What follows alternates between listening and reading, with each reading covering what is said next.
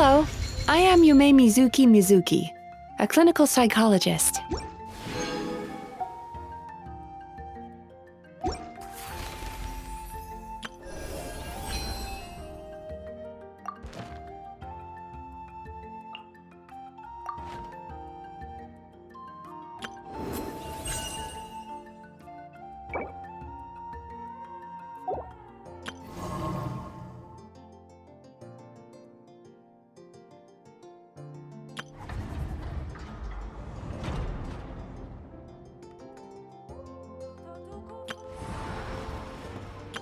I know.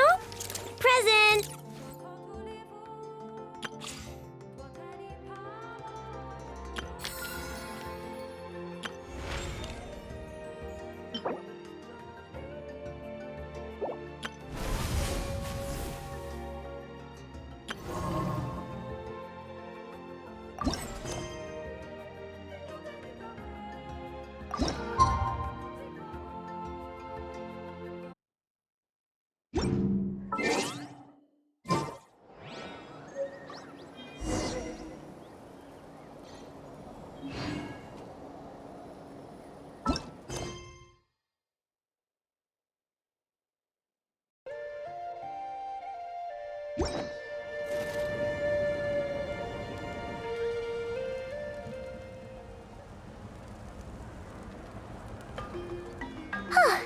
Hey, Anefa. Sorry to keep you waiting. That is perfectly all right. My data indicates clear skies in the coming days. Current conditions for maritime travel, optimal. I'll be ready whenever you are. But are we really gonna set off without telling anyone again? Funny you mention it. You'll never guess who Paimon saw on the way over. Hey! You didn't seriously think we'd let you leave without a farewell party, did you? No chance. Yeah, come on, Traveler. We've already made all the preparations. And most importantly, how dare you try and slip away without first paying your respects to the almighty Dragon Lord! A little bird told us you'd soon be leaving for Nodcry. So, we asked Paimon to give us a heads up before the date of your departure. You sure it's not time to think about changing that little habit of ours? Don't worry, we won't keep you long. Besides, everyone's there already. Chaska, Ian-san, Auroron, even the Pyro Archon herself. You're invited too, Anefa. Shilonen has a special gift for you. Accompaniment request accepted. Shilonen demonstrates excellent massage technique. My impression of her is exceedingly positive. Wait, so robots like massages too? Or is it just that Shilonen really knows how you're wired? Alright, enough with the chit-chat. Let's head to the venue. Woohoo! Party time!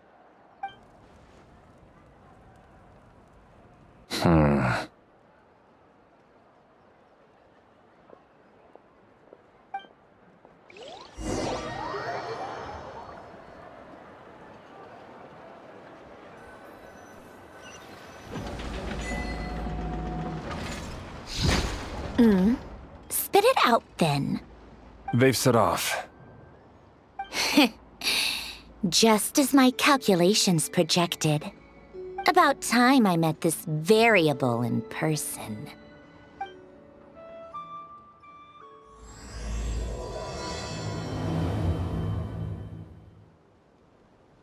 You know, every time we head to a new nation, there's always a point where it suddenly dawns on Paimon. This is it. The next chapter of our adventure has begun. This time, it was the moment she realized she just polished off the very last of her Saurus crackers. Should have stocked up better at the farewell party. In other words, Paimon has marked the geographic coordinates from 2 minutes and 40 seconds ago as the boundary between Natlan and Notcry. This deviates somewhat from the official coordinates stored in my database. Paimon meant more in terms of how it felt on a psychological level. Anyway, what about you, Traveler? When did it really sink in for you? Huh, that actually kind of makes sense. What about you, Anefa? Come to think of it, maybe we should be asking the other way round. So, when you came over to Natlan, what was the moment you felt like you'd left Nodcry? In that case, probably when my sensors could no longer detect the moon's power. The moon? You mean that one we can all see in the sky? Negative. I was referring to... Huh? Here we are. Paimon, Traveler, we have arrived in Nodcry. Oh, wow!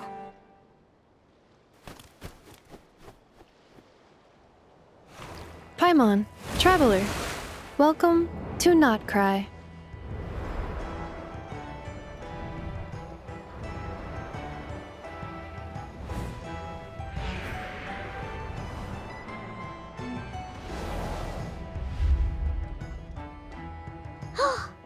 That must be Nasha Town up ahead! That's the place you were telling us about on the way over, right?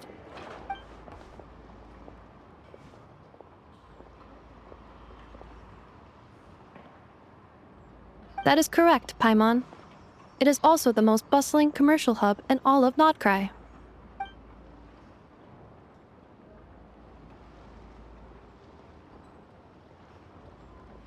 Oh, sounds like the perfect place to start trying out all the local specialties. Huh? Is something up, Traveler? Paimon, this is where our spaceship landed when Ether and I first arrived in Tevat. Huh? Are you sure? But how come you've never mentioned that before? Seems pretty important to Paimon. Well, because those memories are really hazy. All I remember is Ether waking me up and us leaving the ship. But just now, setting foot on this land, I felt something. The kind of power I sensed in those moments. Are you referring to Kuvaki? Kuva, what now? The locals refer to it as Kuvaki. It is a unique elemental force found only in Nodcry, or rather, a pure, primordial form of elemental energy. That is correct. Another similar concept I have found in my database is the primordial sea. Legend has it that long, long ago, the moon that shines in the sky above us once rose from the land of Nodcry. Modern geological surveys and meteorite studies conducted in the region have since supported this claim. So, when you mentioned being able to detect the moon's power earlier, you were referring to Kuvaki?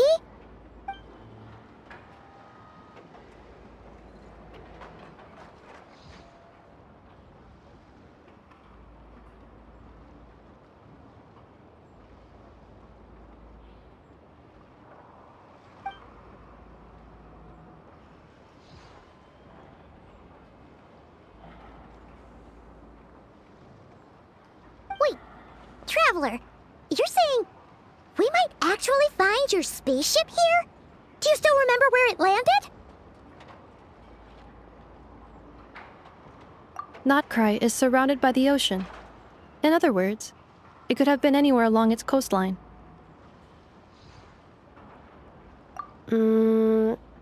Negative. Description still lacks sufficient detail to pinpoint target location. Hey, it's okay if you can't remember everything right away. After all, it's been a really long time. Let's just do what we've always done and keep searching as we explore. Besides, what have you got to fear with your sidekick Paimon still here? I'd be more than happy to help you out as well. Our pleasure. Anyway, just knowing that your spaceship's here in Nodcry surely counts as a big step forward, huh?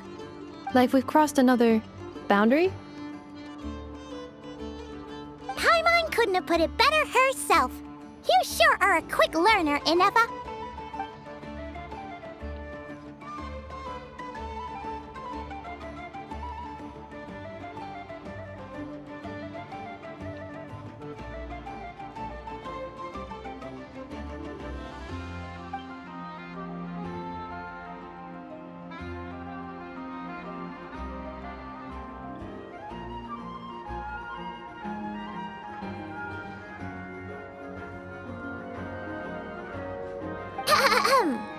Well, as the best guide in the whole of Tivat, Paimon hereby does solemnly declare, Nodcry, here we come!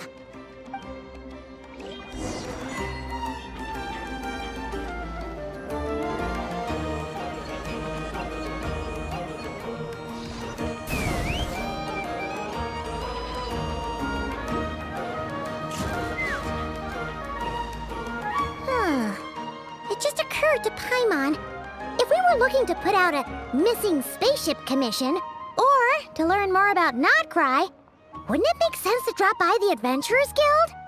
The guild is located in Nasha Town. Simply follow this road and you'll reach it.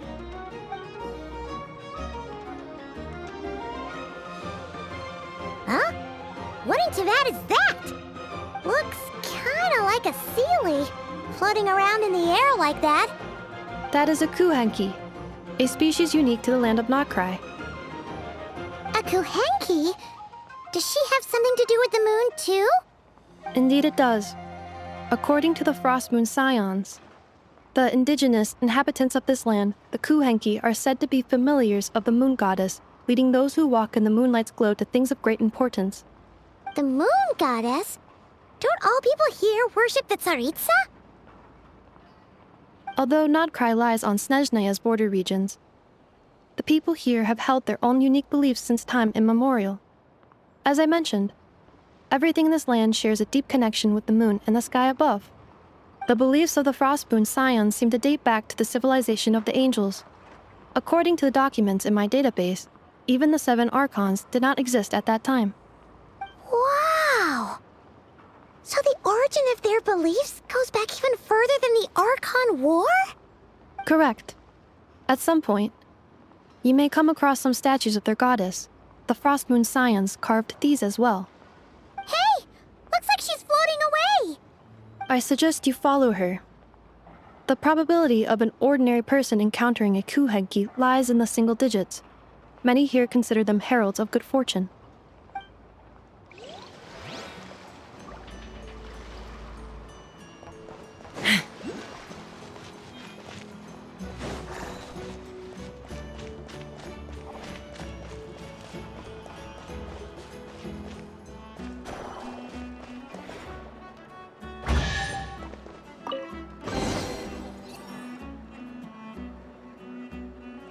Is this a travel guide?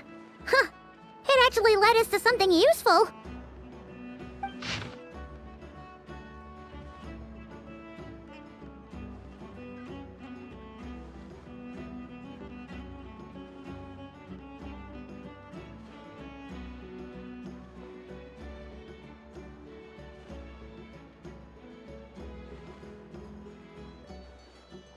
Are there any particular points of interest? Oh, it all looks pretty interesting to Paimon. If we have time, she'd love to see, pretty much everything. Recalibrating route. If we keep following the current path, we will arrive at an area of scenic beauty. From there, we will be able to identify both the Adventurers Guild and several must-visit specialty stores. Yikes! Why is Paimon suddenly getting the feeling that if she doesn't step it up soon, enough is gonna put her out of a job?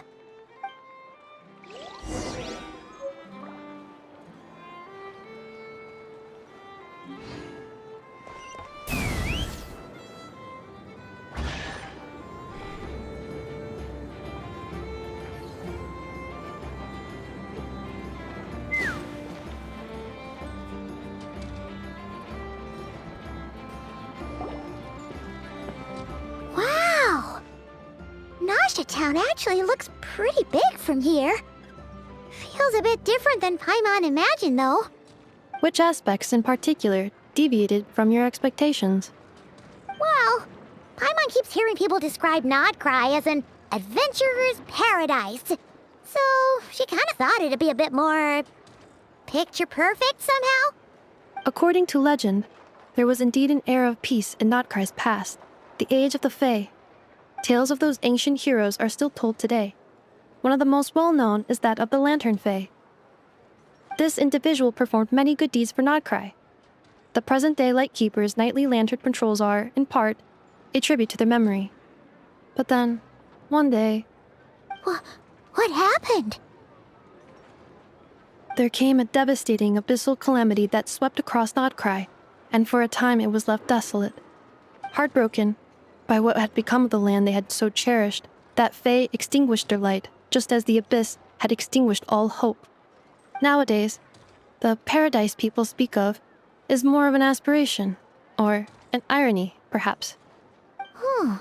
An irony? Today, no official authority governs Nodcry.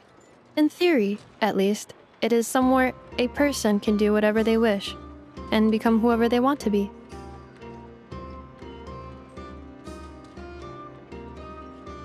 The Adventurers Guild is just over there, in Nasha Town's Central Plaza, and the flagship tavern is over that way.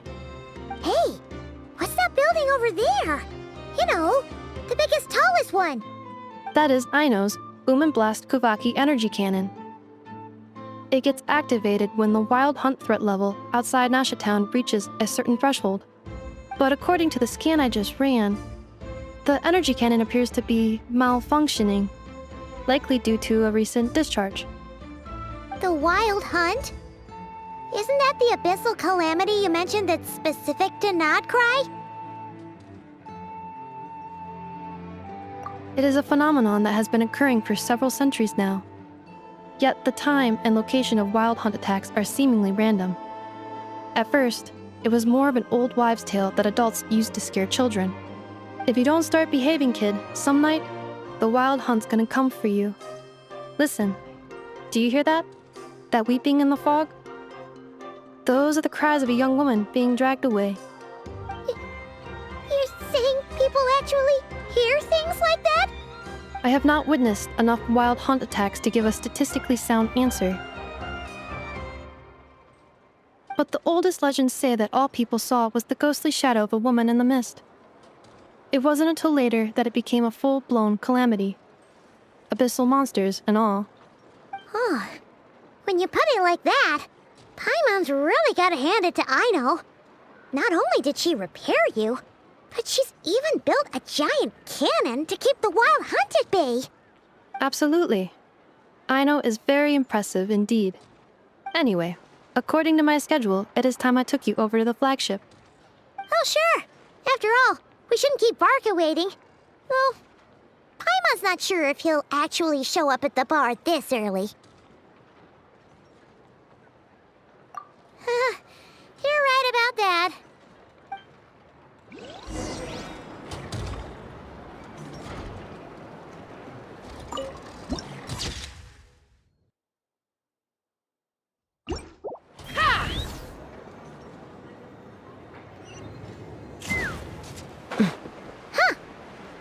Adventurers Guild?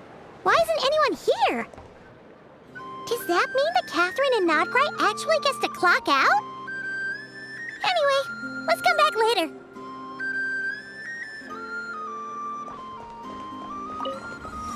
Let's fly! Light it up!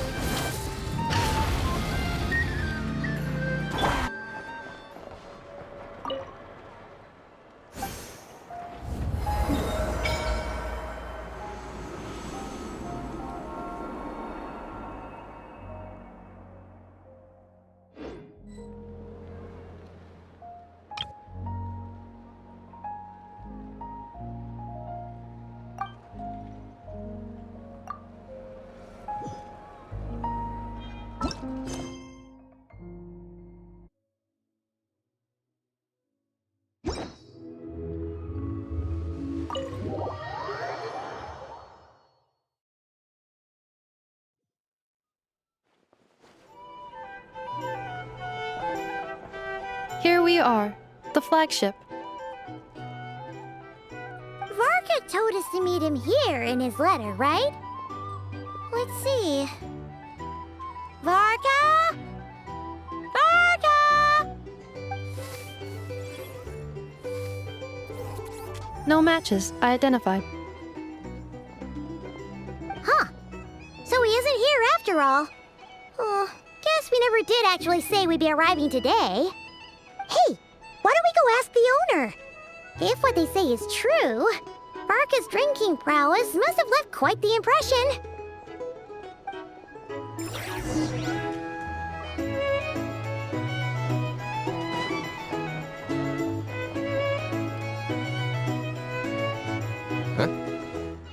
Well, well. If it isn't the ineffable Ineffa. Hello there, Demyon. You know each other? Of course! Ineffa's a regular here at the flagship. So, robots are into booze too? Not at all. The energy conversion efficiency of alcoholic drinks is very low, and most of them are full of impurities. Still, I can affirm that your berries and fried meat deserve a solid 9.12 out of 10. It has Aino's approval too. Funny that you should mention that. While you were away in Natlan, Varka would come in here every day to pick up a serving of berries and fried meat for Aino. Aww. He must have been worried sick that she wasn't eating properly on account of being so hung up about Ineffa being gone. Actually it's 'cause Varka found out that Aino went wild after Ineffa left, gorging herself on snacks she normally couldn't get her hands on. So it was more worry that she wasn't getting a balanced diet. I think I might have just put my foot in it.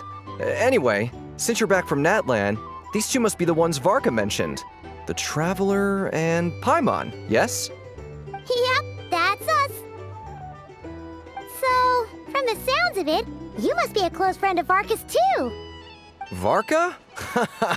Goes without saying. After all, he's the only one around here who's ever managed to stay standing after 10 rounds of the roulette special. Paimon can't believe he's made such a name for himself. Though, guess it's hardly surprising how. Right now? Must be somewhere near Anvantinyarvi. That's quite far from here. Huh? Where's that? It's a lake in the northern part of Nodcry. Word reached him of trouble brewing around those parts, so he took his knights to check it out. Oh. So, we missed him? Varka knew you'd say that. So he specifically told me to make sure you stayed here and enjoyed yourselves. He sends his assurances that everything's under control. Well, if he's that confident, guess our only option is to accept. Anyway, it's not like there's any special cause for concern. He is the Grand Master, after all. Exactly. Plus, not only has he booked you into our finest room, he's paid for it in advance, too. Whoa! That's so generous of him! We might not have met yet, but Paimon's got a feeling that we'll get along with Varka like a house on fire. Oh, and by the way, he also asked me to serve up a portion of berries and fried meat for Ineffa. That was prepaid as well. Thank you. No, thank you. I'm the one who should be grateful for your business. Traveler, Paimon, why don't you go ahead and drop off your luggage? I can use this time to go pick up some components that Aino asked me to bring back. Sure thing. Besides, now that we've got ourselves a map, once we're done unpacking, we might as well go for a stroll ourselves. Why don't we meet up again later? Oh. So you no longer require navigational assistance? No worries, we should be fine. We've got a rough idea of our way around town, so Paimon's reasonably confident we shouldn't get too lost. Thank you. This translates into an approximate time saving of 30%, meaning I will be able to see Aino about 45 minutes earlier than previously projected. Oh, right. You must miss her a lot, too. In that case, we better get a move on.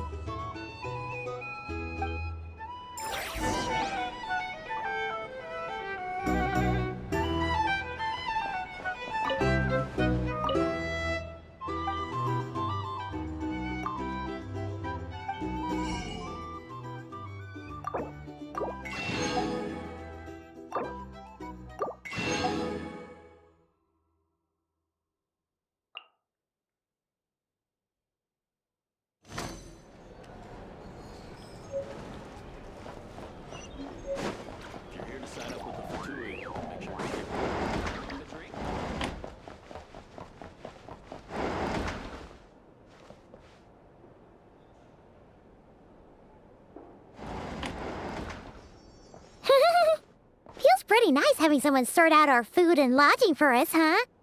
But is this really the flagship's best room? It's pretty big, make no mistake, but it looks a little worn out, right? Though, to be perfectly honest, that feels right at home with everything else we've seen of Nasha Town. You mean it's got something to do with Nodcry's history? Oh, that makes sense. But what exactly was this calamity?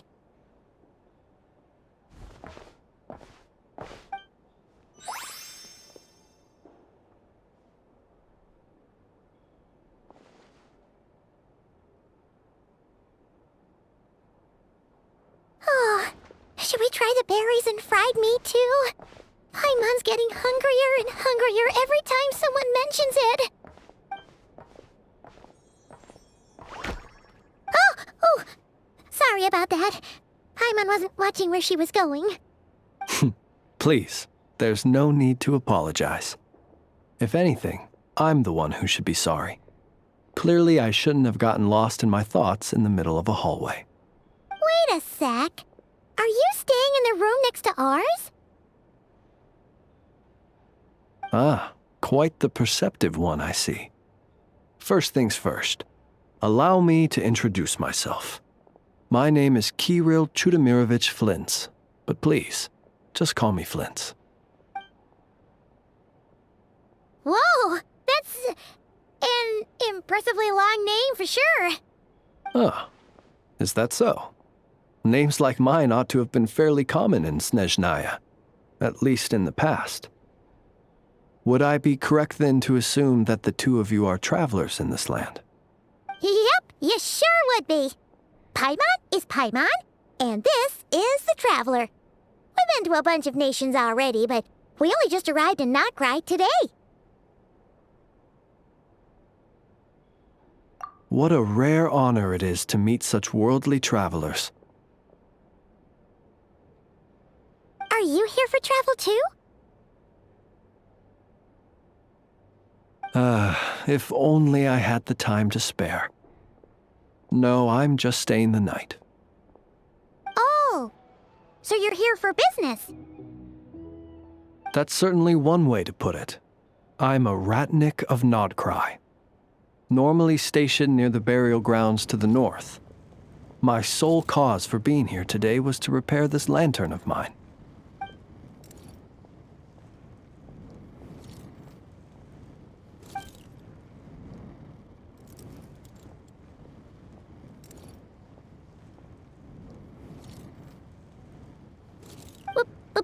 Burial grounds? Your surprise is entirely understandable. Most people cannot even begin to fathom the idea of a life surrounded by tombstones and decay. But if you've heard of the calamitous abomination that is the Wild Hunt, you'll know that in their wake they bring a host of souls tainted by abyssal filth. That then is why we are stationed by the burial grounds, to hold the line where it is most vulnerable. Oh, so it's all about fighting against the abyss. Oh, sounds like a tough job. I thank you for your concern. But in truth, I've long since grown used to it. In fact, I like to think it rather suits me. If anything, I'd say I prefer the peace and quiet of a graveyard to the hustle and bustle of urban life. Paimon sort of gets it now. But even so, she's still pretty sure she could never get used to living in a graveyard herself. For one thing, she'd be too scared to fall asleep at night. Oh, I assure you, there's no need to worry on that account. The kind of ghosts you find in cemeteries aren't too big on talking. But even when they do, they're usually far more discreet than the living. Well, would you look at that? Who'd have thought we'd end up chatting this long? Must have a lot in common, huh? Forgive me, but I must excuse myself, for the time of my appointment draws near. And in terms I'm sure you'll understand, a lanternless Ratnik is like a mapless traveler. A serious conundrum indeed. Oh, sure. In that case, you go right ahead. We won't keep you any longer. Not at all. Should the opportunity present itself, I'd gladly continue our conversation another time. You're always welcome to come visit my grave. The grave I stand watch over. Your visit would bring much-needed light to that place of final rest. Right. Well, if we get the chance. Then allow me to wish you a traditional Ratnik's farewell. See you by the graveside. Ugh. Jeez. What a weirdo. Not to badmouth him at all. In fact, he seemed pretty cultured, but at the same time, kinda spooky? Must be all that time he spent around graveyards. His lantern? No, not really. You mean, 'cause it was broken? Huh. Guess you've always had a nose for stuff like this. If you're worried, you can always ask him the next time we cross paths. Hey, don't you start spouting all that weird stuff too. It's so noisy here. Back in my day. Ha!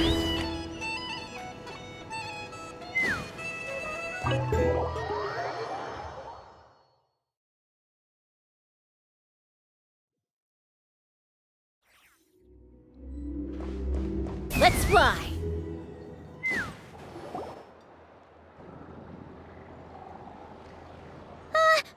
Paimon almost forgot something super important.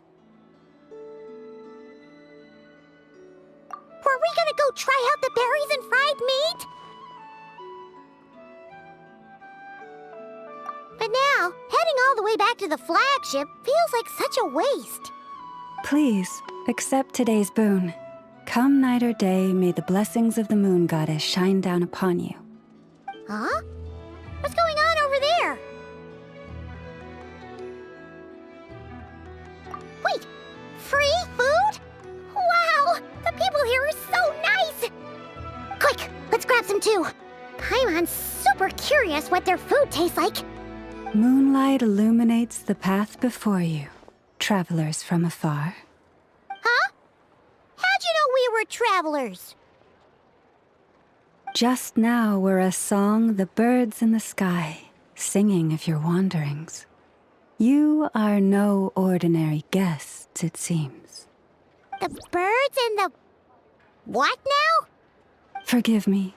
I should not have laid the words of others out as a welcome mat for our very first meeting. You, too, must be wondering who I am. I am Lauma, moon chanter of the Frost Moon's Scions. Please, as do our followers and other passers-by, accept today's boon. Happy to oblige. Paimon's name is Paimon, and this here is the Traveler. Thanks so much for sharing your yummy food with us. We'll take one each. Think nothing of it. These fruits were the finest we found, delicacies gathered in the wake of the morning dew. It is my hope that partaking of them may lift your spirits to heights anew. The finest you found? Wow! That sure is kind of you, but wouldn't you want to keep those for yourselves? The first fruit of the harvest must be placed upon the moonlight altar, not as an offering to the gods, but as a spark for lost hunters. For it is the blade of the starving that darkness most easily corrupts. As perhaps you have already heard, we Frost Moon's Scions revere and worship the moon goddess. We believe that together, virtue and compassion are the shining light that will lead us all out of the long, dark night. And now, with tides of haughty Fatui swarming into Nodcry, driven by greed and greed alone, more than ever before, we must all unite under the banner of virtue. Ha! Look who it is again. Those unsufferably kind-hearted Frost Moon Scions. Got enough for us too? That's right! 2 servings each! We're starving over here! The Fatui!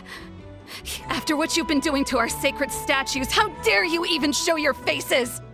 Wilhelmina, bestow today's boon upon our guests. You hear that? No slacking now. We'll have the very best you got. But, my lady, they... Please, you two, accept this meal. But remember this. Kindness is the first lantern left to guide those who stumble in ignorance. Come again? Let me finish. But should they still refuse to follow the moonlit path, then by our frosted blades shall we show them its shadow. You! Hey, look who it is. Whatever. Just you wait. We'll be coming for you next. Huh? Where's the meat? Who wants to eat this garbage? Those stooges really are the worst. Ever since they came to Nodcry with all their weird equipment and built that so-called experimental design bureau, our lives have been turned completely upside down. Judging from how they reacted just now, it seems the Fatui already know who you are. Well, we have gotten in their way in pretty much every nation we visited, so we're probably at the top of their blacklist by now. I see. Then, on behalf of the Frostmoon Scions, I thank you for the goodwill you have shown us.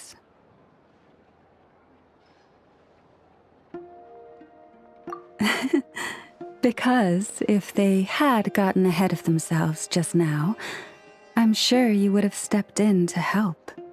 Just as the birds and beasts put it, your arrival heralds joy to us all. Besides, for a weary traveler far from home, what better respite than to bathe in the moonlight? You will always be welcome at the Frostmoon Enclave, the place we call our home. May we meet again in the moon's gentle glow. These are delicious! So refreshingly fresh! Those two Fatui wouldn't know a good thing if it came up and bit them on the shoulder. Looks like Anefa isn't done with her shopping yet, and the Adventurers Guild is still empty. Where should we head next? Good idea!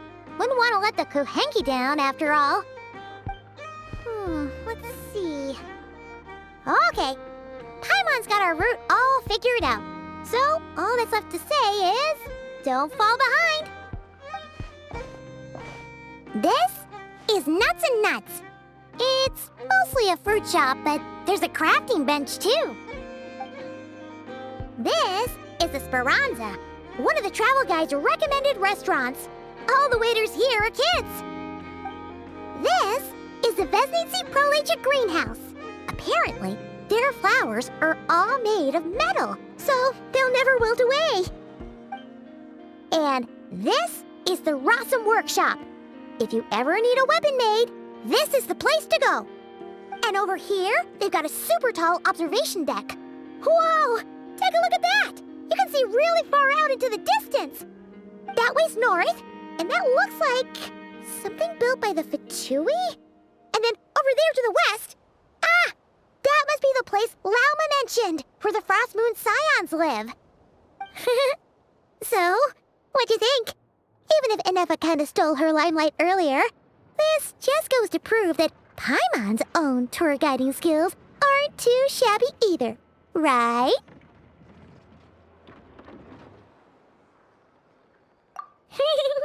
She sure is! It'd take hundreds of years of practice to beat the best tour guide in all of Tibet. Huh? Look! There must be someone at the Adventurers Guild now. There's already a line forming outside. Looks like we'll finally be able to ask about your spaceship. Oh, or was there anywhere else you wanted to stop by first?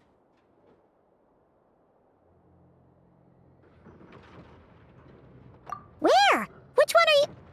Oh. Now you mention it, Paimon's noticed it too. Ugh. Better not be who she thinks it is. Anyway, where we go first is completely up to you. Either the Adventurers Guild, or that suspicious-looking shop. A word of warning, though. If we step into that shop, be sure to keep a very close eye on your Mora.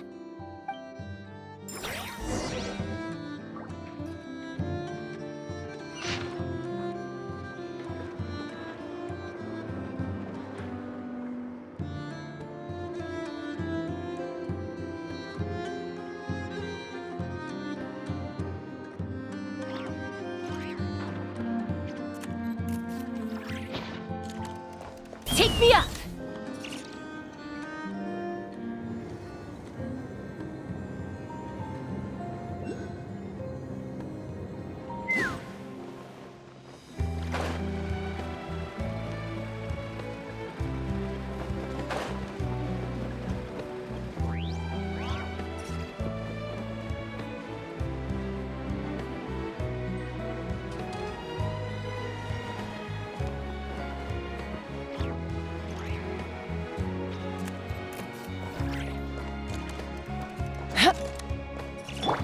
Try and stop me!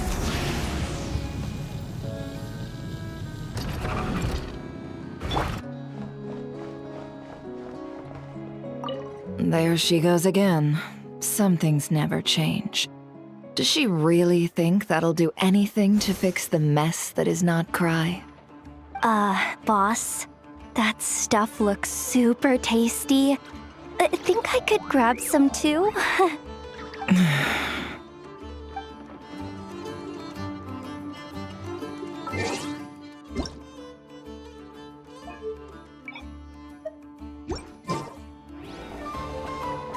又来搞这套，那女人还是和以前一样，真以为这能改变罗德卡莱的现状吗？老板，那看起来很好吃哎，我能请领一份吗？唉，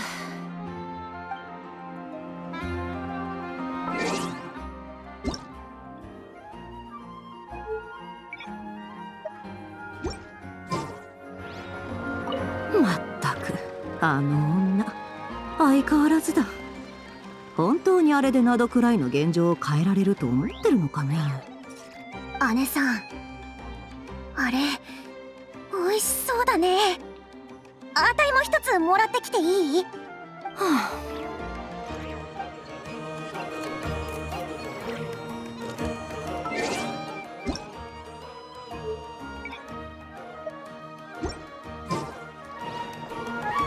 로저러네. 여전하다니까. 이걸로 정말 노드크라이의 현실을 바꿀 수 있다고 생각하는 건가? 와, 보스! 저거 엄청 맛있어 보이는데 나도 하나 받아와도 돼?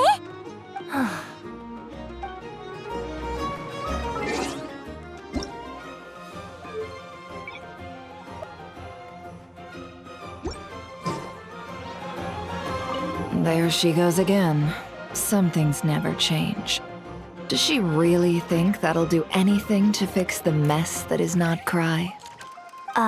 Boss, that stuff looks super tasty. I think I could grab some too.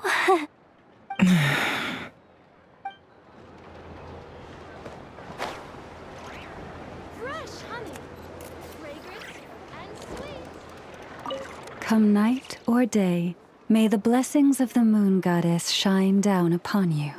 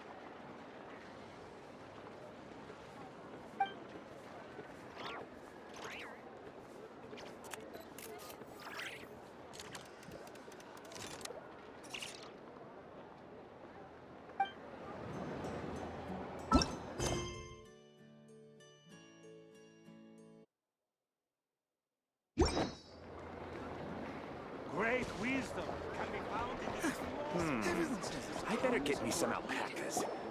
Lucky us! The line seems to be gone now. Come on, let's go say hi to Catherine. Hey, Catherine, we meet again.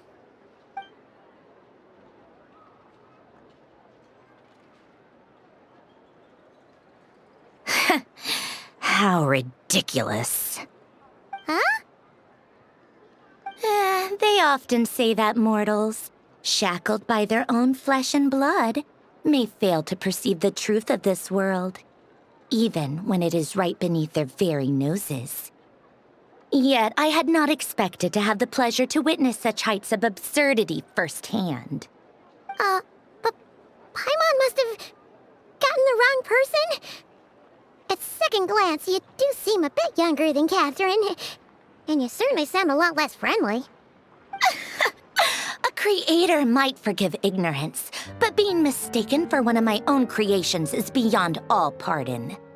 Look very closely, for standing before you is none other than Marionette, 7th of the Fatui Harbingers. A Harbinger? I told you already, I'm not Catherine. Just how obsessed are you with my machines?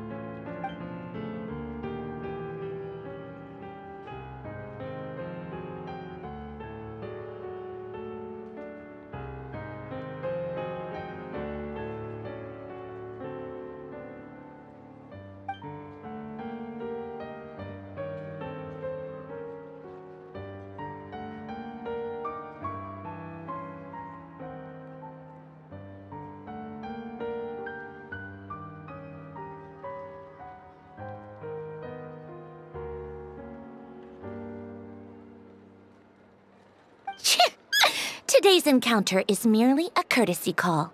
A friendly warning, if you will. You interfered with my work once before, with that little robot. I let it slide. After all, it was nothing more than a distraction, a side project at best. But we are in Nod Cry now, and as such, I strongly advise you not to stand in the Fatui's way.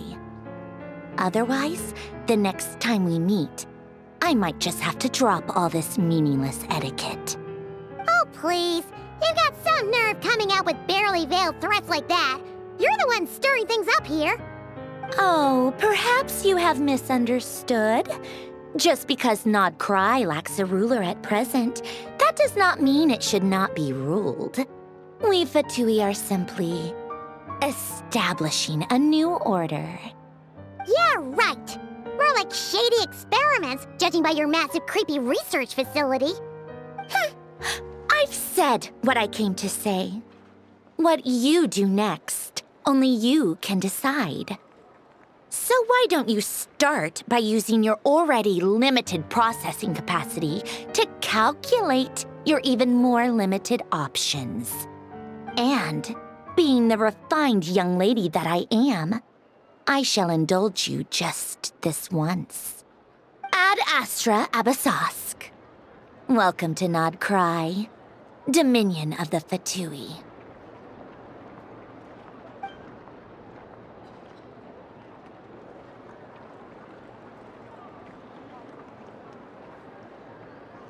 Ugh! Paimon's so mad right now! How can anyone so obviously evil be so annoyingly self-righteous? But if a Fatui Harbinger is here to greet us in person, that can only mean one thing.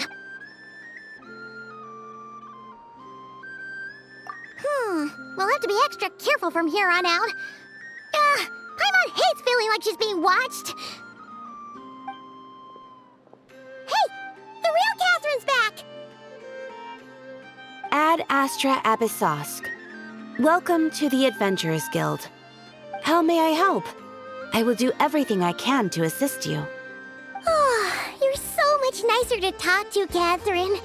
Please don't leave us again, okay?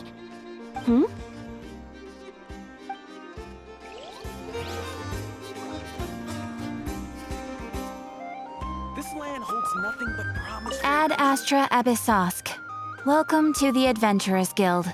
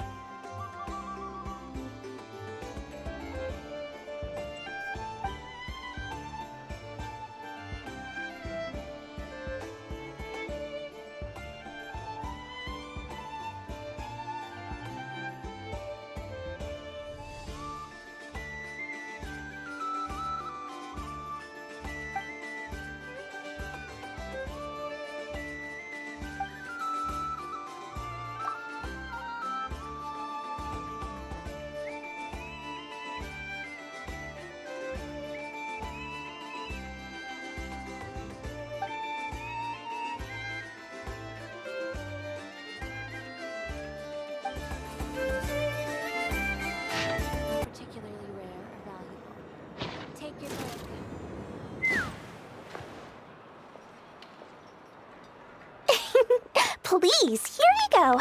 And if you ever need anything else, don't forget to make the great Lord Sangama Bay your first port of call. Oh dear. So it is the real deal. Of course it's the real deal. Everything you'll find here is 110% real, meaning every one of my deals is as real as a deal can... Wait a minute. Well, if it isn't my two most valued clients! And with no small thanks to your munificent patronage. Come, how could you just sneak into Not Cry like this without telling your dear Lord Sangama Bay? If I'd known earlier, I would have made an absolute pulled out all the stops to ensure that your boat ride over was as comfortable as humanly possible. Thank the Archons we didn't tell you. Oh, come now! You know as well as anyone how impeccably and conscientiously above board I am when it comes to doing business. Well, regardless of whether that's true or not, the main issue here is that we had no idea you had a branch in Not Cry. A clever merchant always has a backup plan, or two, or three up their sleeves. As the saying goes, a rabbit with many burrows fears not the hunter's arrows. A merchant with stores galore hears no debtors at the door. Since you're both here in Not Cry, would you care for some of my finest local souvenirs? Whatever you're looking for, I have it. Or if it's Sumeru you're missing, I've got that covered too. We literally just arrived. Do we look like we're on the hunt for tourist trinkets to take back for our friends? My, your high-minded tastes never cease to impress. In that case, I know just the thing. You must be on the hunt for something like this? What's that? Your hat? Information, of course. Information about Not Cry, locked securely in the otherwise impenetrable vaults of the Lord Sangama Bay's brilliant mind. I knew it! I just knew you'd appreciate the value of my wares. On the back of all our pleasant dealings in the past, I'll even take a hit by throwing in some insider info for free. Wow. You sure are feeling uncharacteristically generous today. What do you mean by uncharacteristically? I am the most generous person forget it. Anyway, the long and the short of it is this. The moment I set up shop in Not Cry, it struck me how many different factions there were, all competing against each other for power and influence. Well, as they say, there's no time for business like a crisis. Things got even more turbulent after the Fatui pulled down 2 ancient moon's remnants. People began to catch a whiff of the coming chaos. And the more troubled the waters, the greater the potential profit. Not at all sorry to interrupt, but we're not here for Mora. Oh, really? But surely it was the tales of an adventurer's paradise that brought you here. The chance to take your very own slice of all the latest and greatest business opportunities? In that case, what would you like to know about?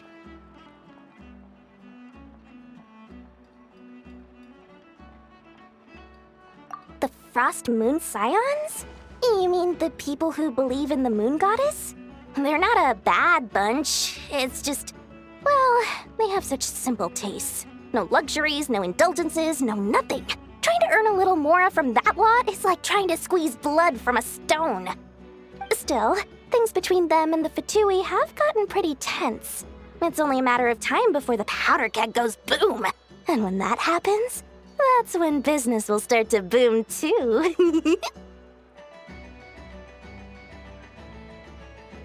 Oh, they're an organization set up to keep the locals safe. Apparently, they have a long and glorious history, and they're made up entirely of volunteers.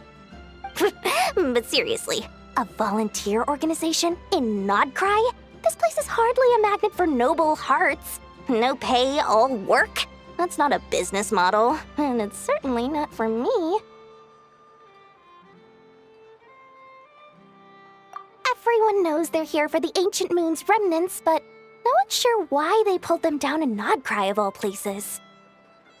Anyway, they've been acting mysterious enough, but if you ask me, that Kuvaki Experimental Design Bureau of theirs up north hide secrets wilder still.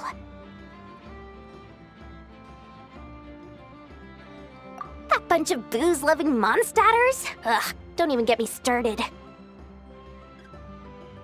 As fellow Outlanders, I thought they'd be easy pickings, but somehow, every single one of our business negotiations wound up at the flagship. I've done plenty of deals with heavy drinkers before, but those guys? I never once made it to the contract signing before blacking out. I'm getting flashbacks of the hangovers just thinking about it.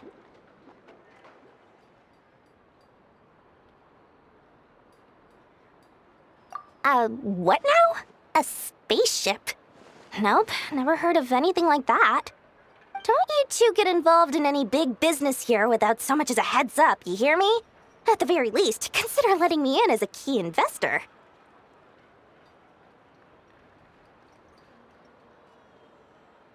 Oh, I almost forgot to mention. Sooner or later, you'll no doubt end up doing business with some other merchants in Nodcry. And someone's bound to mention a place called the Curatorium of Secrets. Listen to my advice. Do not, under any circumstances, go there, no matter how much trouble you're in. The Curatorium of Secrets? What do they get up to there? Just a place that handles all kinds of disputes. But the owner will charge you an absolute fortune, and she has a temper to match. Nothing like your friendly neighborhood Lord Sangama Bay. You're not just saying that to stop your competition from undercutting you, right? When did that little pipsqueak get so sharp? And after I gave them all that info for free just to win them over.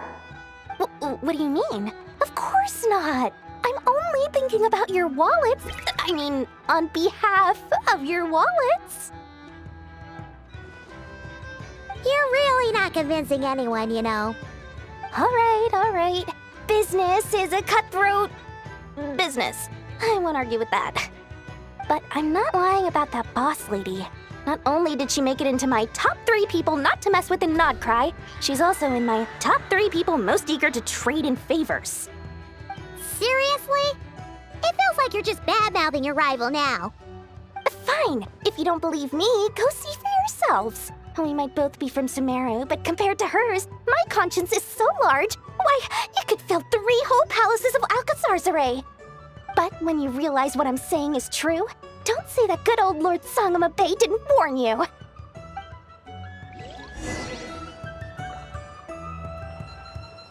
Anyway, don't be a stranger now. We might be a Nodcry, but don't forget, Dory's doors are always open for you.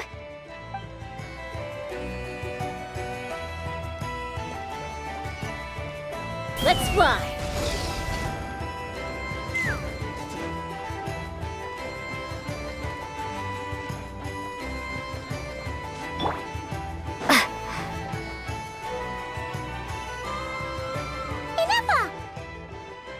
Hello.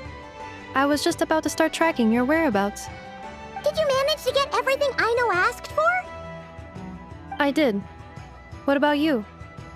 Do you need me to navigate or introduce any more places around town? Not for now. We've seen most of it already.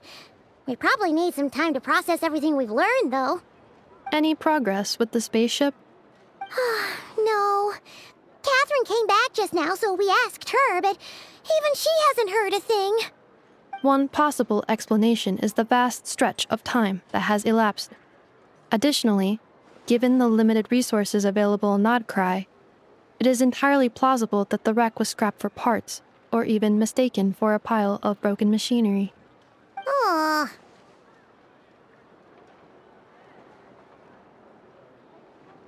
Understood.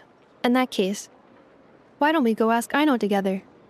After all, she was the one who salvaged me, ancient dragon technology and all. If there really are any unusual parts floating around Nodcry, there's a high chance they've passed through her hands at some point or another. Good point.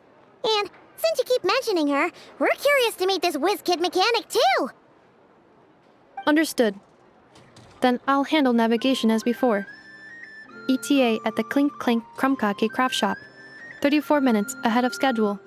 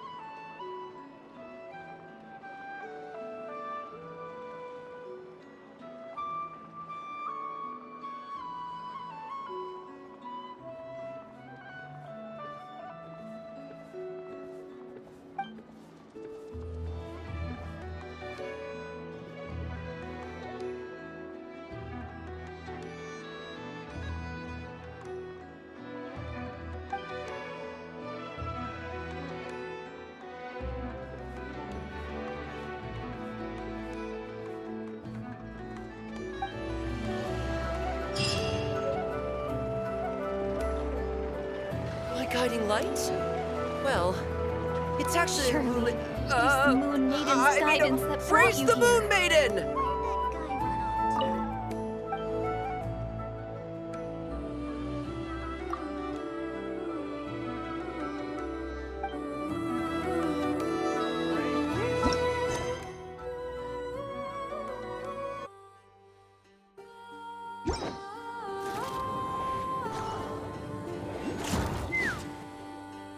Oh no! There's a little animal trapped over there! Let's go help it out! Huh? That's weird. Why isn't it responding? The tides of Kuvaki affect everything in Nodcry. So much so that many creatures have evolved a kind of dependency upon it, growing stronger or weaker as it waxes and wanes. This little animal must have been caught here unprepared. So you're saying we need to use Kuvaki? Paimon will leave it to you guys then. Don't be scared! We'll get you out of there soon!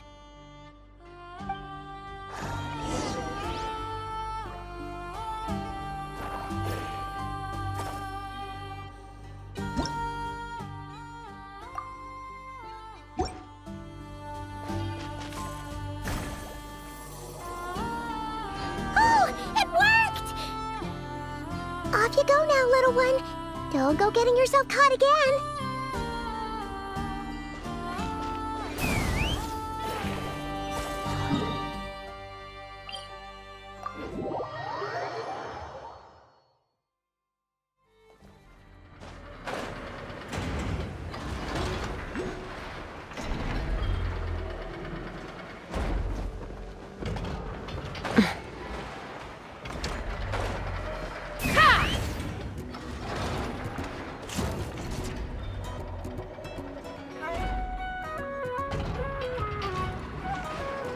Here we are.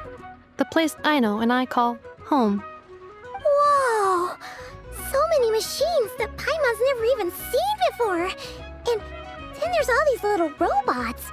Did Aino build them all? That is correct. It looks like Aino has created 3 more little bots since I've been gone. Aww. Well, you were gone for quite a bit. She must have missed you. I missed her too. I want her to see what I've become. Let's not keep her waiting any longer then. Come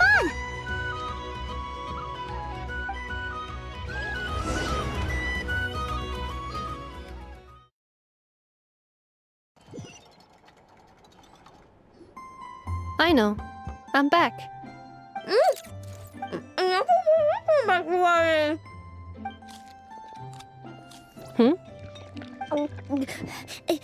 Ineffa? You're back significantly earlier than I expected. Like a whole 30 minutes at least. Everything went very smoothly, which saved me quite a bit of time, so I...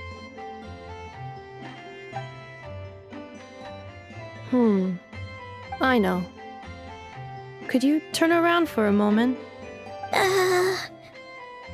Aino. I've been on my best behavior the whole time you've been gone. She's got chocolate all over her mouth. Aino. While I was away, did you strictly abide by my tailor-made snack intake schedule? Oh, of course I did. 1 whole cake, 1 crumb cake, and 1 pack of chocolates a day, right? It was either a cake or a crumb cake or a pack of chocolates per day. Oh, shoot. When did you finish the snack stash I left for you? Literally just earlier today. Let me just go run a scan on that. I meant today, a week ago. And then you restocked an entire week's worth on your own initiative? 2 weeks worth.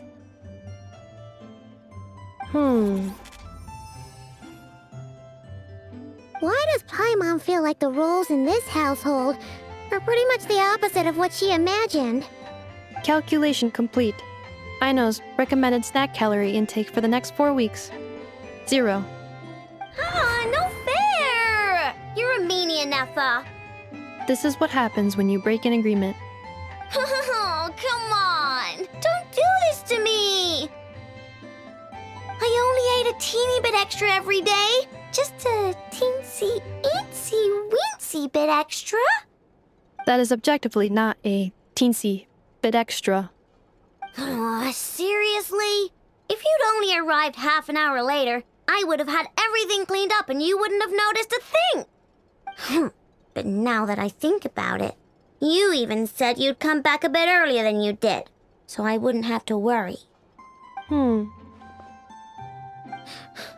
But then, you were away so long, and I was so worried about you. And that's the only reason I even... Oh. I know.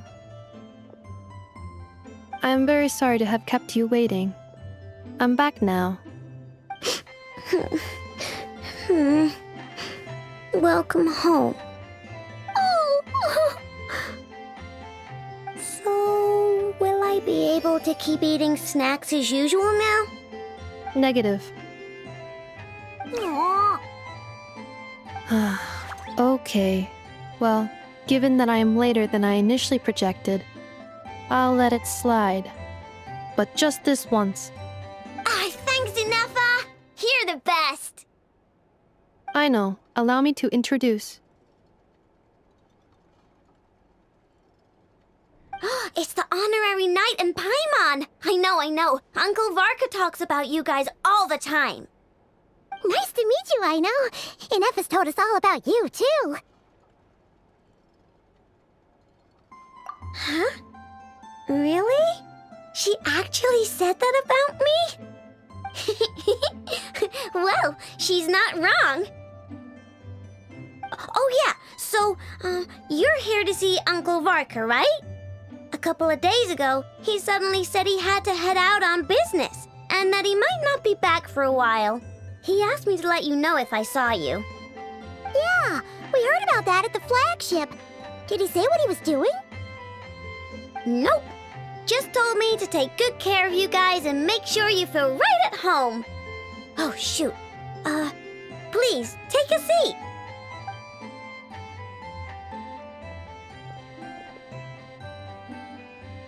Do either of you need my help with anything? Anything at all?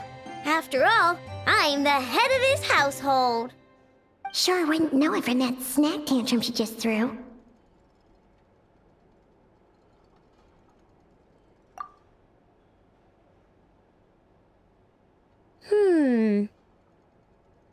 A spaceship, huh? From outside to that? Exactly. So, ring any bells? No. Oh, you sure? Nope means nope. Never seen the slightest trace of it. More specifically, by nope, I mean, I've never seen a single piece of tech in all of Notcry that might have come from out of this world. Not in any new machines or in any old ones either. Huh. What I know means is that your spaceship almost certainly has not been disassembled nor repurposed as parts for other machines. Oh, so that's what she was getting at. Yep. I've taken apart pretty much all the fun stuff in this city at one point or another, but I don't recall ever seeing any components that were anywhere near that special. So, either your spaceship crashed somewhere it's never been found, or someone did find it and then hid it really, really well. But who would even do something like that?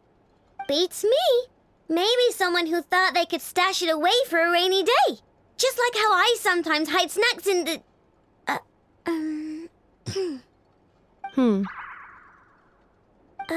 Anyway, long story short, I definitely haven't seen anything like that. Besides, sounds like it would practically be ancient history by now. If anyone still has any leads on what really happened, it'd be the Frost Moon Scions. The Frost Moon Scions? Huh? Haven't heard of them yet? Didn't Inefa tell you about their rituals? There wasn't enough time to delve deeper into their history and traditions. What kind of rituals are we talking about? I've never actually seen them myself, just heard bits and pieces here and there. They say that each of their moon chanters has had access to an ancient relic that lets them see the true past. Not sure exactly how it's meant to work. I can't get my head around anything that can't be explained by either machines or science. And to tell you the truth, I don't like it much either. Looks like we'll have to try our luck with the Frost Moon Scions. Aw, leaving so soon? Sure you don't want to hang out a little longer? It's getting late, I know, and these two still need to head over to Hisi Island. It would not be convenient for them to linger much longer. Aww. All right then. Don't worry, we'll be sure to drop in on you as often as we can. Really? You promise?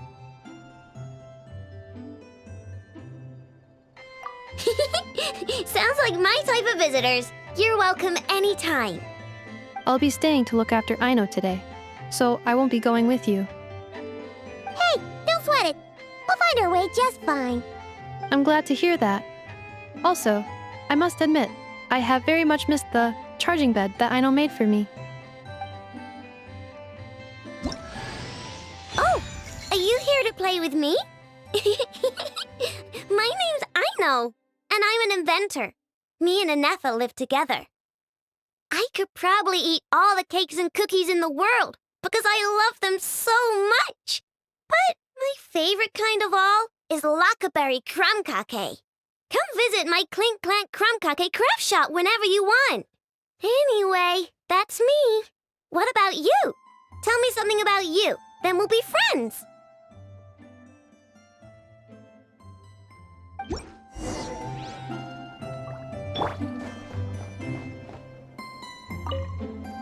Anefa, Yes? feeling comfortable? I am indeed. No bed in the world is as comfortable as this one. Anefa, Yes? want me to increase the charging rate?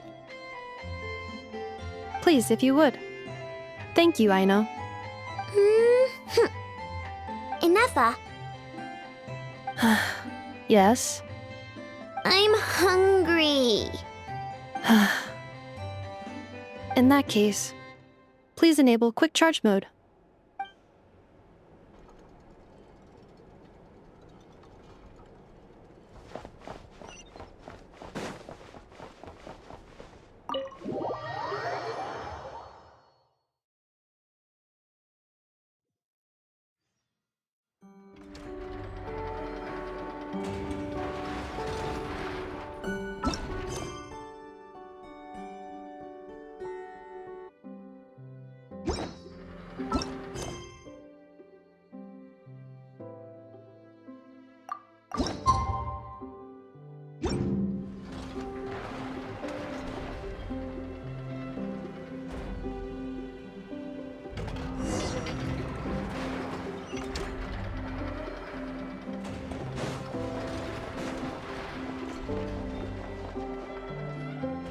Nothing's going right lately.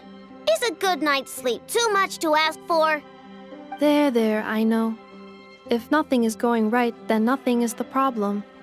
And if nothing is the problem, everything is going to be alright. You really think so?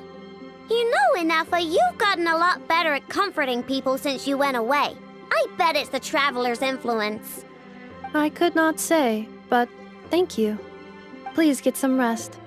I will inspect these sorting robots for you. I'm gonna give each one a hit on the head with my wrench. I gotta see for myself which one is going haywire. Oh, Traveler! Paimon! It's you! Hi, Aino. Hi, Anefa. It feels like it's been ages since I last saw you two. Or, wait, maybe not. I don't know. It's all a blur. Sorry. I didn't sleep too good last night. My head's a mess. But anyway, seeing you makes me feel a bit better. I know. It appears my analysis was correct. Huh? You were getting upset over nothing, but now that the Traveler and Paimon are here, your mood has improved. Conclusion. Everything is going to be alright. Huh! Well, I can't fault that logic. Oh, what's the matter, Aino? You can tell us. Whatever's going on, we'll help you out. Oh, it's nothing major. People keep getting into fights around here, and last night they crashed right into my workshop. All the clinking and clanking makes it hard to sleep. Oh, sounds like the Clink Clank from Kage Craft Shop is living up to its name. Oh, sorry, not the point. So, who are these people? They sound dangerous. Do not be alarmed. It's a group of treasure hoarders on the run after stealing from the Fatui. Treasure hoarders? Dipping into the Vatui's pockets? Wow, the Not Cry faction's pretty bold. Sorry, again, not the point. What matters is, disturbing people in the middle of the night is unacceptable. Yeah, before Inefa came back, all I could do was hide in the workshop and curse them under my breath. But now, I can teach them a lesson. I already cleared them out last night. You will not be bothered again, I know. You're the best, Inefa. Wow, so problem solved, right? Well, the sleeping problem is solved, but now there's an issue with my prospector bots. They're supposed to sort out the useful treasure from the junk. Nice! Sounds impressive. No, not impressive. There's a traitor among them. Correct. The sorting bots delivered several items of no utility this morning. The ratio of useful to non-useful items suggests that one of the bots has malfunctioned. My bots don't just break down for no reason. You know what I think? It was sabotage. And it must have been one of those people from last night. Then we'll find them and make them pay. Yeah! But first, I need to figure out which bot they messed with. How are you going to do that? By staring him down. You gotta put a little pressure on him and see which one starts to sweat. Okay, so psychological warfare? That works on robots? I don't know. If it doesn't work, I'll just drag them into a small room and interrogate them one by one.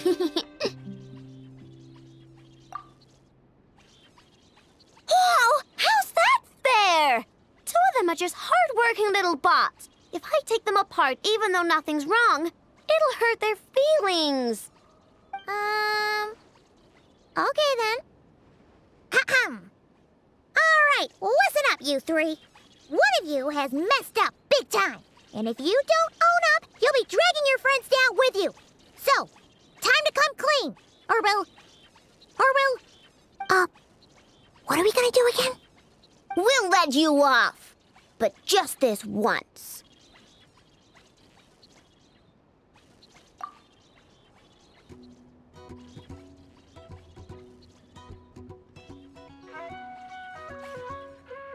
You stared them down all right, Traveler.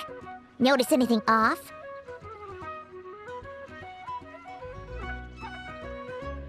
Come on! It's clearly the one on the right! Yep, that's it! What did I say? A little psychological pressure does the trick. Come on, help me catch him.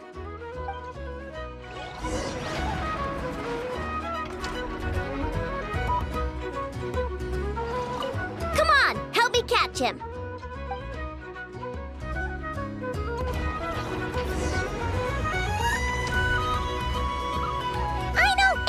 We caught him! Do you need to check him over? Analyzing exterior. No anomalies detected. The probability of malfunction due to an external injury is low. Huh. Must be the processor then. Let me open him up and have a look. Uh-oh! He's on the run again! Catch him!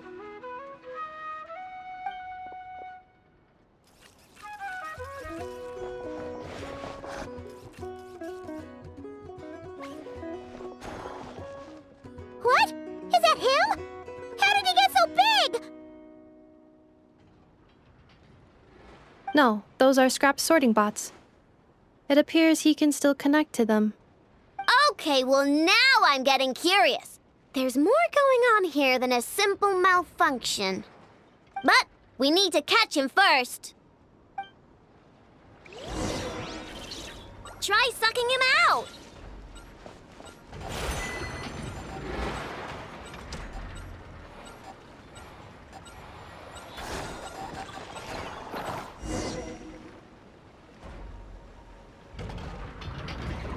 Oh, finally! We caught him! Man, what is going on with this bot? Wouldn't you like to know? Huh? You can talk? I know. Is he supposed to do that? No, it's not possible. I mean, my prospector bots do have a voice function, but it's all preset phrases. There's no way they have awareness like a Nepha. Their cores aren't even a fraction as advanced as hers. But it seems like he can communicate. Could his core have been upgraded or something? Can you mind your own business? Jeez, why is this bot so aggressive? It's like we're the ones being interrogated. Oh, just you wait. If you don't get out of my sight, I'll round you all up and send you straight to the Fortress of Marrowseed. The Fortress of Marrowseed? What kind of place is that?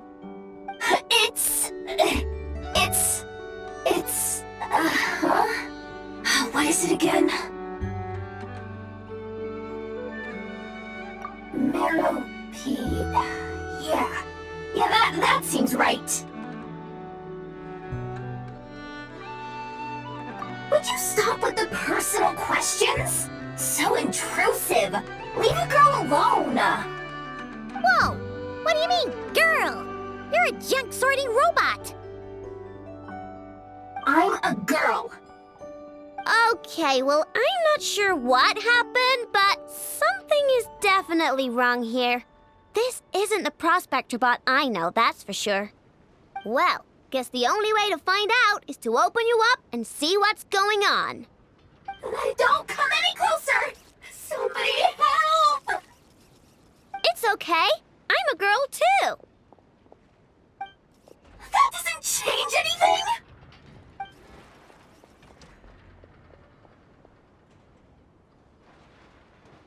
Apologies, Traveler in Paimon. Aino prefers to devote her full focus to solving problems. I believe she needs some time to get to the bottom of this issue. Perhaps it would be best to follow up tomorrow.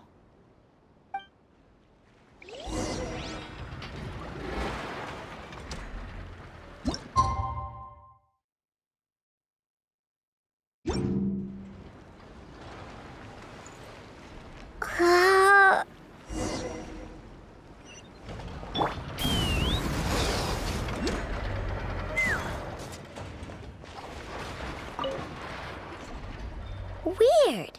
I know I only installed an average Nogcry machine core. Aino and Eppa, we're here! Greetings. I mean, I found the source of the malfunction, but now I have way more questions than answers. What? Why? The bot has the wrong core.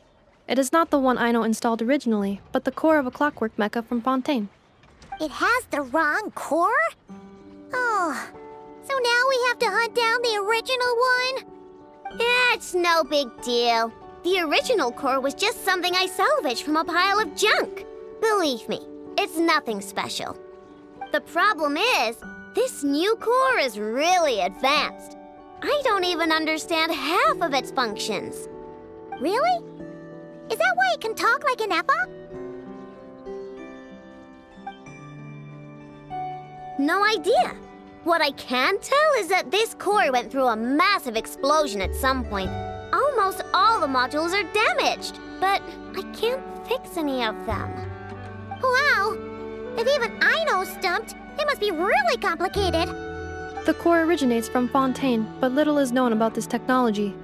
Without relevant knowledge, a breakthrough will take time. Yeah, but it's not all bad news. I managed to extract a useful bit of information from the data I could salvage. One word. Charred. Charred? Is that its name?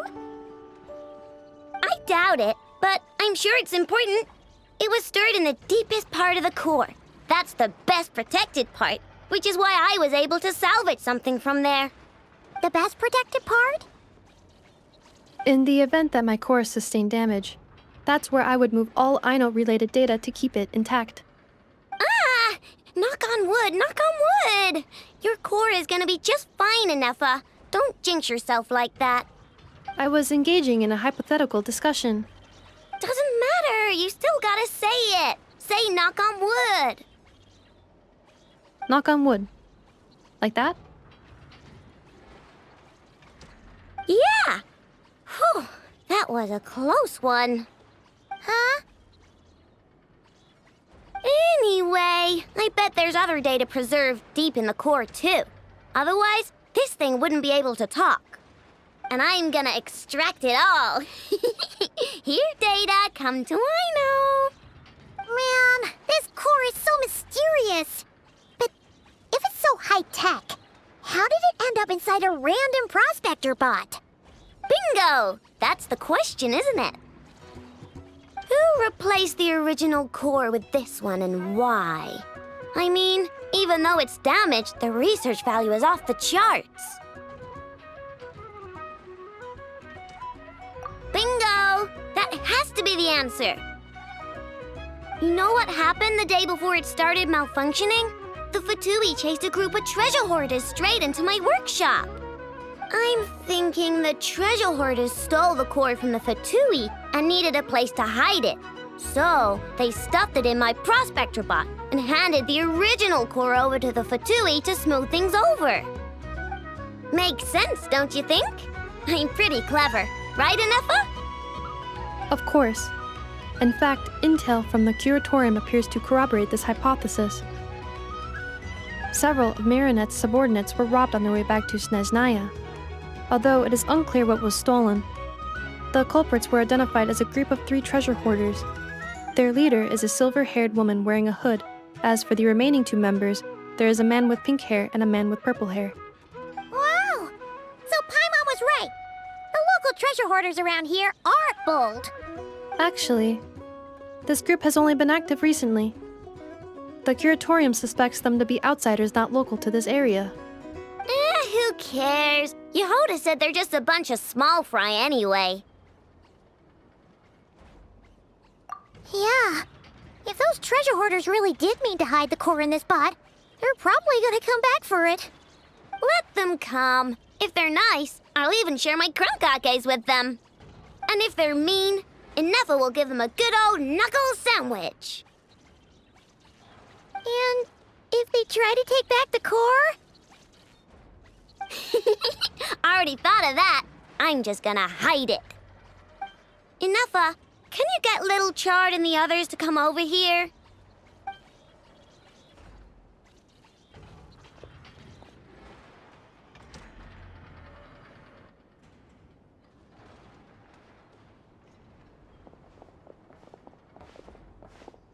Okay, hold on to your hats. I'm gonna hide Little Chard in a scrap prospector bot. What did you just call me? Come on, we have to call you something. What? Do you already have a name? Lombro. What kind of name is that? Did you get it from somewhere in your data bank? It doesn't sound like a little girl's name to me.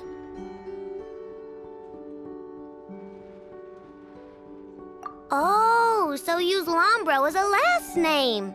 Huh, I kinda like it. Then it's decided.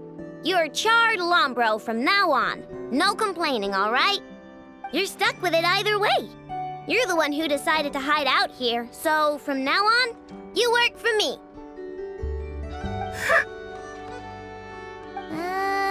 Don't think it likes the sound of that. Correction. This bot has no capacity to like or dislike something in its current state. Huh? Why? Because its core was destroyed 6 ways to Sunday. So, Right now, its tone and mannerisms are all just a simulation of whatever data has been preserved. Like, remember how I found the word charred in the data? Well, if that refers to a person, then basically, little Chard is just imitating their way of speaking.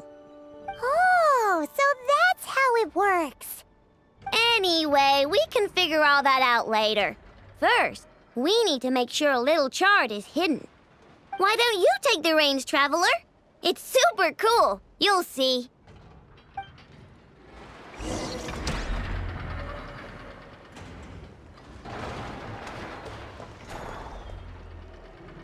Why don't you take the reins, Traveler? It's super cool. You'll see.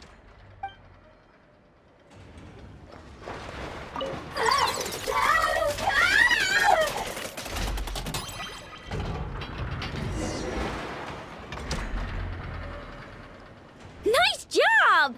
You've got some engineering chops, that's for sure. And thanks to you, I'm now the proud owner of the most advanced prospector bot in town. I expect good work out of you, little Chard. But don't worry, you'll be compensated. Like I care! We gotta do something about that temper of yours. Maybe a little flour on your head will soften you up a bit.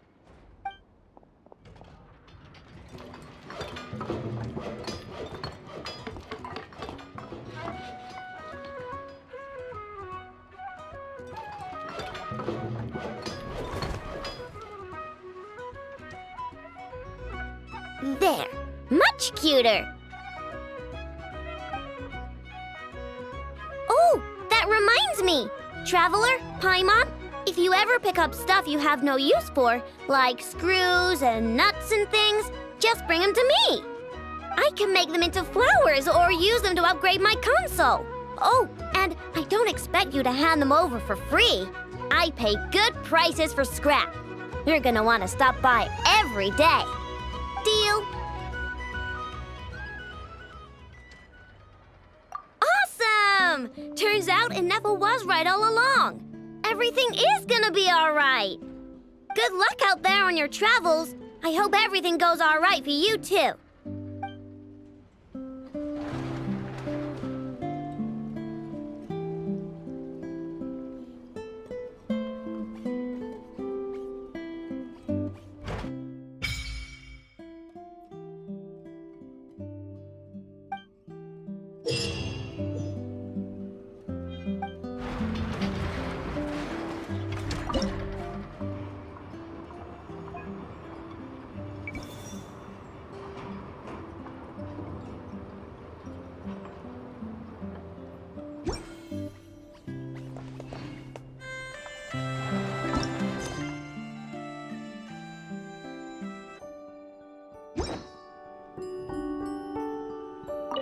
Inefa, quiz time! What's the difference between a domestic duck and a wild duck? One is domestic and one is wild. Bingo! You got it! Okay, here's another one. What's the difference between those two and Knuckle Duckle? Knuckle Duckle is a duck with knuckles? Wrong. Wild ducks and domestic ducks are ducks, but Knuckle Duckle isn't. I see. Then, are robots people? Of course not. Oh, so I'm not a person. You're Inefa, the one and only Inefa, my Inefa. Just like I'm the one and only Aino, your Aino. Understood.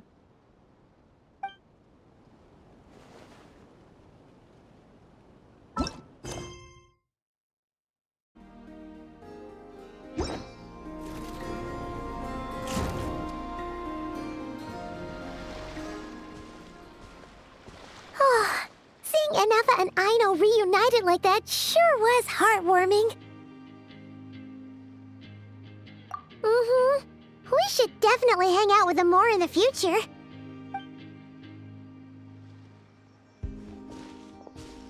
Speaking of homes, we must already be close to where the Frost Moon Scions live. The vibe here feels different, just like the scenery.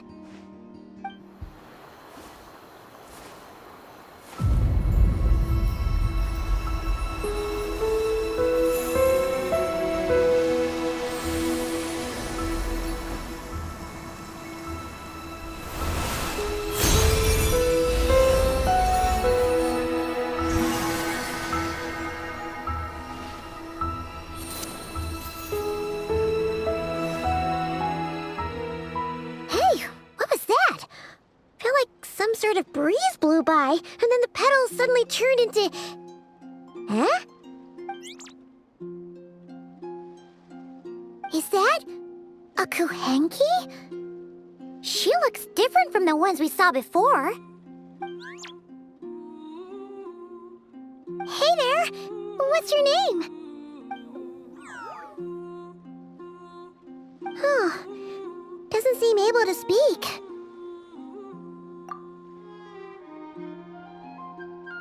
No idea what she wants. Unless you want to stop, maybe we should just keep moving?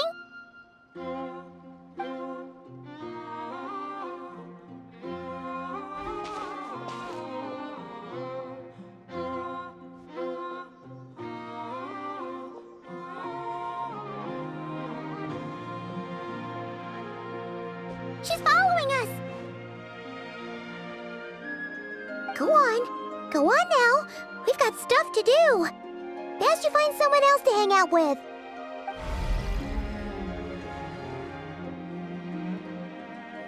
Hey! Don't make it sound like Paimon's some kind of meanie. Paimon had no idea what she wanted, okay? Ugh. Anyway, next time Paimon sees her, Paimon promises she'll be nicer. Seeing as we're on our way over to meet Lauma anyway, we can ask her about it while we're there.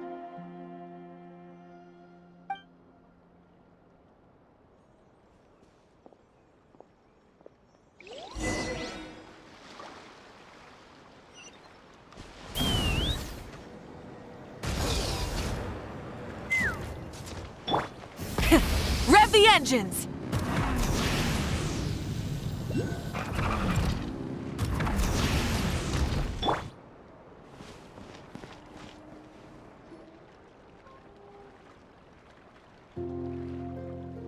Huh? Hey, look! Isn't that Lauma? The moon chanter? Let me take a look at your wound. You must be more careful. Doesn't matter how much of a rush you're in, your safety always comes first. Oh, you're back too. How was your day? You what? Those two Fatui? The ones who were causing trouble in Nasha Town? You went to teach them a lesson? And you put that in their food? You naughty little thing! How could you do that? They didn't notice. That's not the point. You mustn't do that again, okay? Next time, at the very least, bring a few of your friends along too. You'll be an easy target if it's just you on your own. Hey, Lauma! Still remember us? Oh, it's the Traveler and Paimon, isn't it? Welcome to Hisi Island. Not at all. Those who come with kindness in their hearts are always welcome with the Frost Moon Scions. Were you just talking to those animals? I was indeed. The Frost Moon Scions bloodline is unique, for throughout our history, there have been many among us who could communicate with all living things. What was that? Oh, is that so?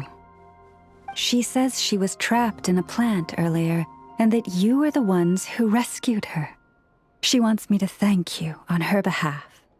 Oh, it was nothing. Barely lifted a finger.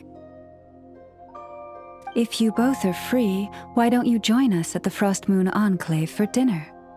Consider it a small token of thanks for your kindness. We'd love to! And actually, we had something we wanted to ask you anyway.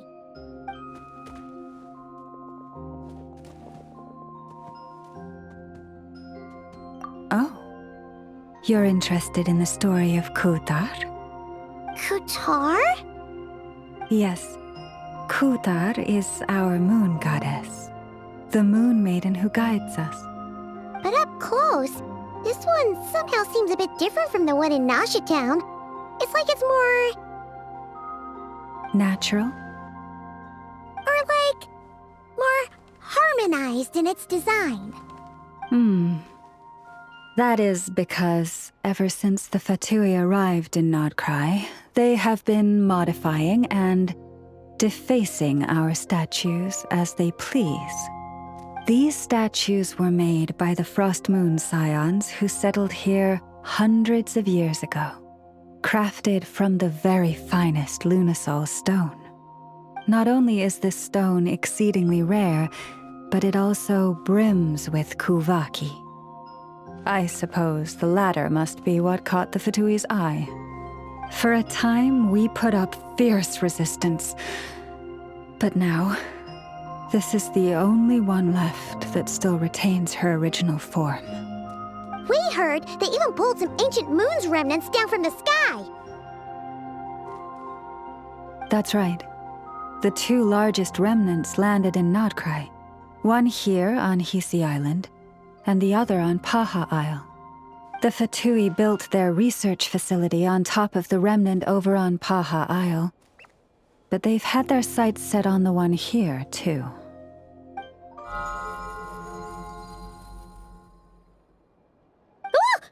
Oh! It's that little Kuhenki again! Surely that can't be. Hey! We've been wondering what was up with it, too. It just appeared out of some petals and hasn't stopped following us since. No, that is no ordinary Kuhenki. These we name Luonnotar, beings born from the moon goddess's blessing. Can you understand what it's saying? We honestly haven't got the slightest idea why it's been following us. I'm afraid not. I cannot fathom its thinking any better than you can. Sometimes a long time must elapse before the moon goddess's blessings turn into Luonnotar.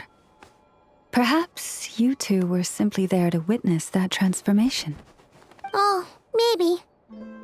Legend has it that the Luonnotar bring good fortune. Given that it seems to have taken a liking to you both, why don't you let it come along with you? Really? Then you can start by helping us find some more treasure chests along the way. Capiche?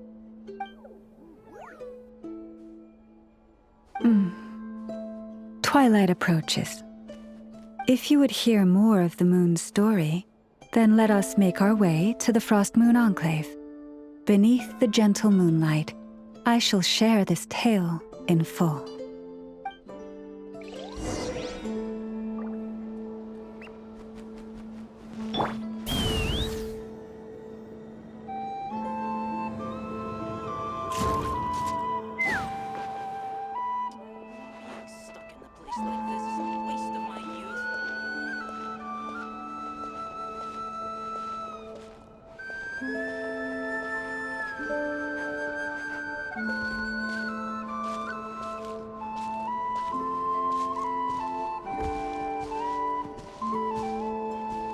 Take me up!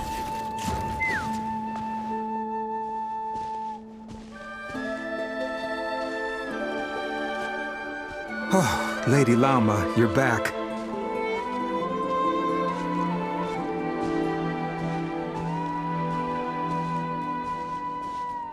Come day or night, may the blessings of the moon goddess shine down upon you.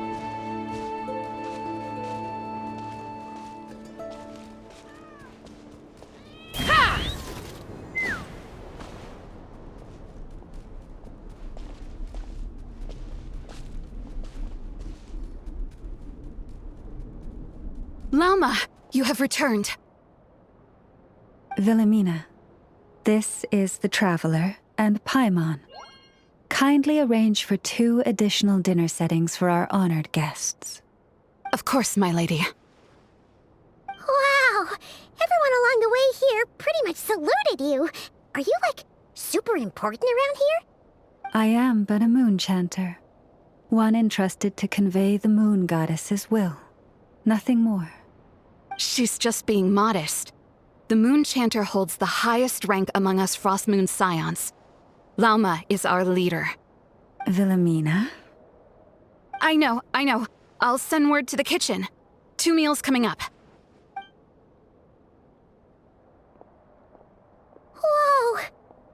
had no idea you were such a big shot.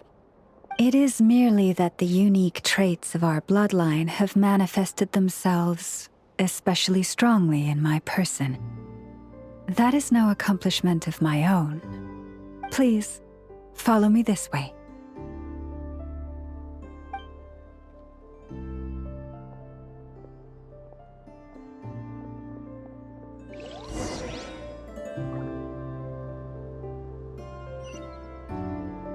Let's fly!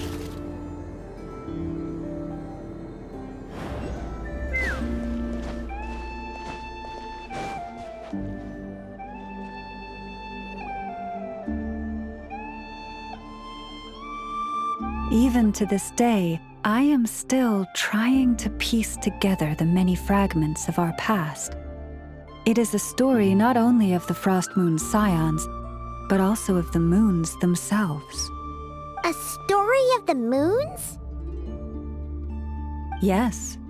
We Frost Moon Scions are the last descendants of the ancient golden realm of Hyperborea. Its former glory may have faded, but what remains is a memory uniquely ours. In the distant past, Tevat had not just one moon, but 3.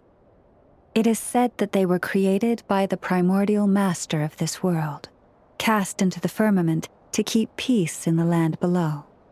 Firstborn was the eternal moon, largest of the 3. Legend has it that it was her immense kuvaki that gave rise to the ocean tides. Next was the frost moon. Smaller than her big sister, yet brightest in radiance. Her glow became the cold, undying lantern of the night. Finally came the iridescent moon, smallest of the sisters. Most of the time, her light was barely visible to the naked eye. Yet when she shone, her fleeting halos were all the more mysterious for it. Wow! Sounds like it all happened so long ago. So, what happened to them afterwards? Afterwards, well, as you have seen, the 3 moon goddesses perished. This happened in a war triggered by the Descenders, and of the 3 lunar husks, only the frost moon survived unbroken, while the others were shattered to pieces. Oh, so that's why there were ancient moon's remnants in the sky. Yes.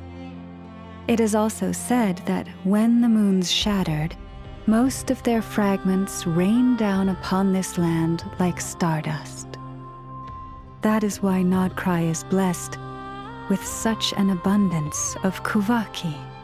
As for the remnant that the Fatui recently pulled down, that belonged to the eternal moon. Wait a sec. But you just said that 2 of the moons were shattered, so where are the remnants of the iridescent moon? The iridescent moon's remnants were never found. What happened to her after the war remains a mystery. Some say she vanished in an instant, while others believe that her remnants are simply too delicate to leave a trace.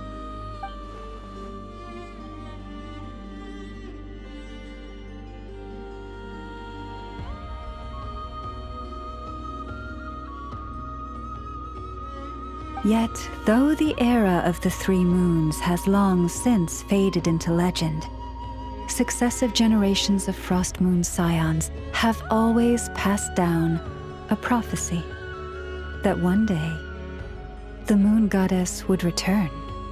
And in the end, that prophecy did indeed come to pass, though not quite. Lady Llama! Lady Llama, are you there? Cappy, what is the matter? Lady Llama, it's my daughter, Karina. Her illness. Take me to her, right away.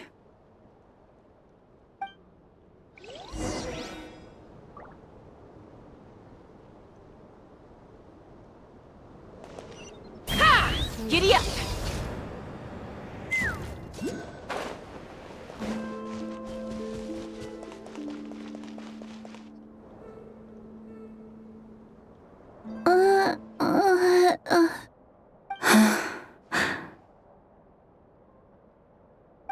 her sensitivity to Kuvaki is flaring up again.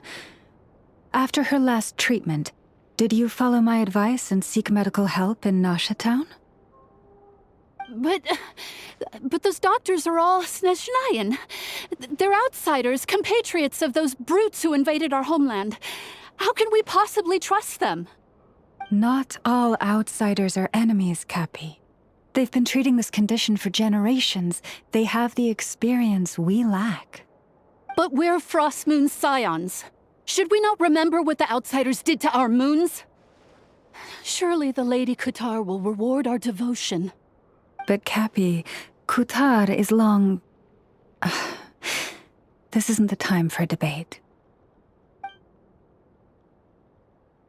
O lost child, snow-swept and buffeted by the howling winds of the frigid night, let not the silver flame within you fade. By the frost moon's grace, I shall warm you, curled up as a fledgling in frozen soil. Praise be to the moon goddess, my Karina.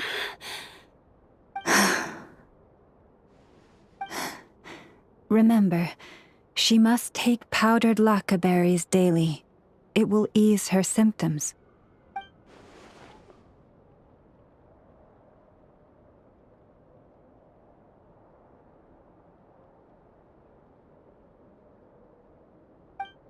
Llama? Philomena, what is it? Dinner is ready. I see. Cappy, let her rest here for the night. I'll have someone bring her a blanket. All right. Thank you so much, Lady Llama.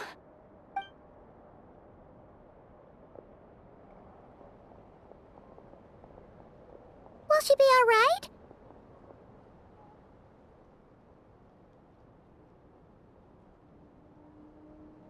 Yeah. If there's anything at all we can do, please don't hesitate to ask. Thank you for your kindness. For now, though, Karina should be fine. She'll be feeling a lot better tomorrow.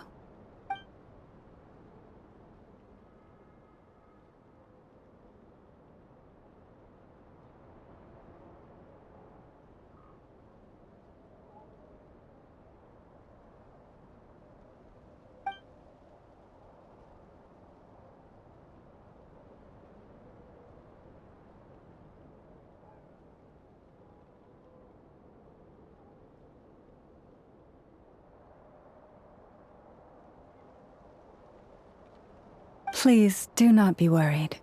Come, let us head to dinner. I believe you still have some questions for me.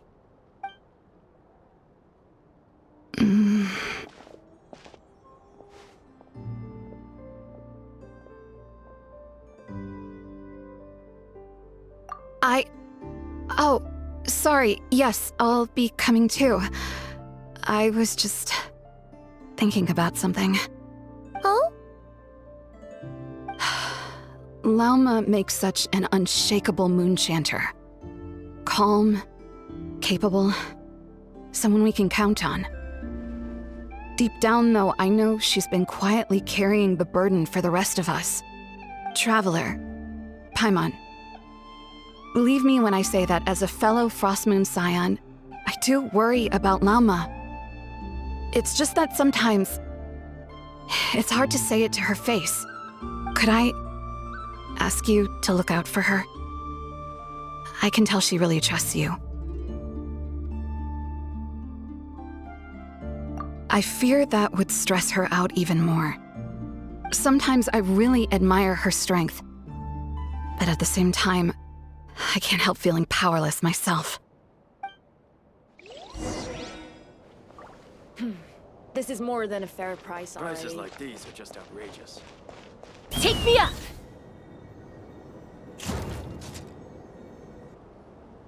Phew. Paimon's so full. That was even better than the stuff you gave us before. I'm glad to hear it. Thank you for accepting such simple hospitality. Hey, We should be the ones thanking you. Seriously, that was seriously scrumptious. How did you even manage to finish it? This slop's barely edible. Then again, I guess that's what you'd expect from savages. It's you! Those rude old Fatui we just met back in Nasha Town! My sincerest apologies. If you found the food we gave you earlier difficult to swallow, may I suggest taking a deep breath and joining us? These delicacies might change your mind. After all, I suspect that your previous meal may have been tainted with something most unpalatable. Huh? What do you mean? Tainted with what exactly? With the bitter snobbery of those who call themselves civilized. Why, you...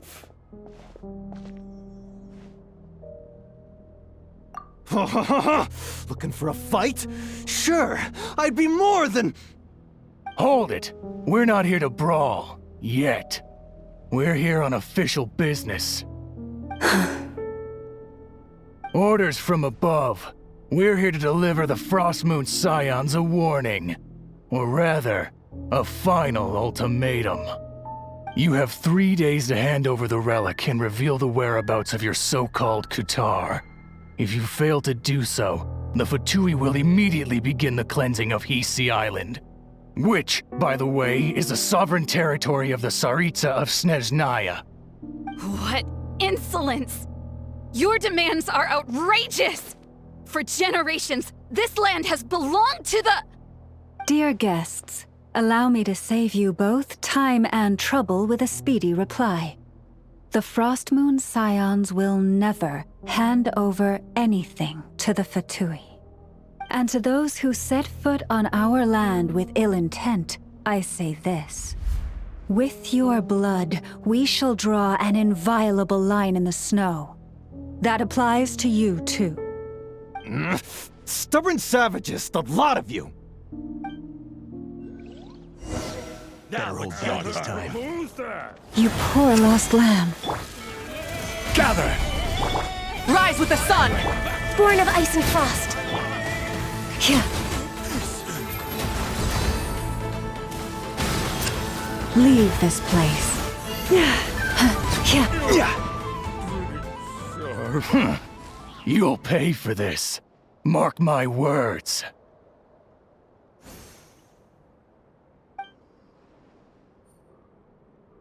Hey, if you're so tough, get back here and put him up! Huh. Guess all they're good for is running away. I'm so sorry. You've had to put up with far too much unpleasantness today. Come on, it's not your fault. We don't like bullies like them either. But still, they mentioned a relic and Kutar. What exactly could they be after?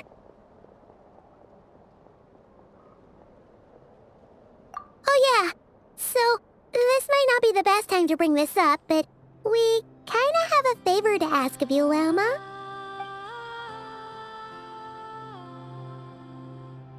I see. So your questions concern the sacred relic too. Please, do not hesitate to speak your mind. Unlike those insolent intruders, you walk in the moonlight with open hearts. You stood by us when we needed your help, so it's only right that I return the favor. But let us continue this conversation somewhere more fitting. As it happens, there's something I'd like to show you, too.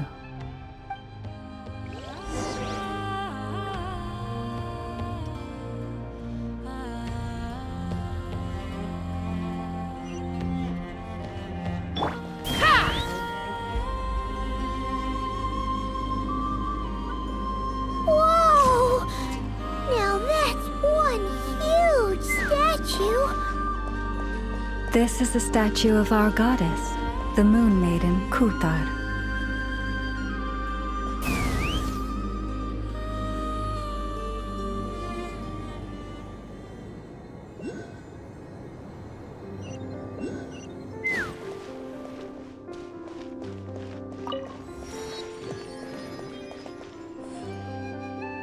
Let's fly!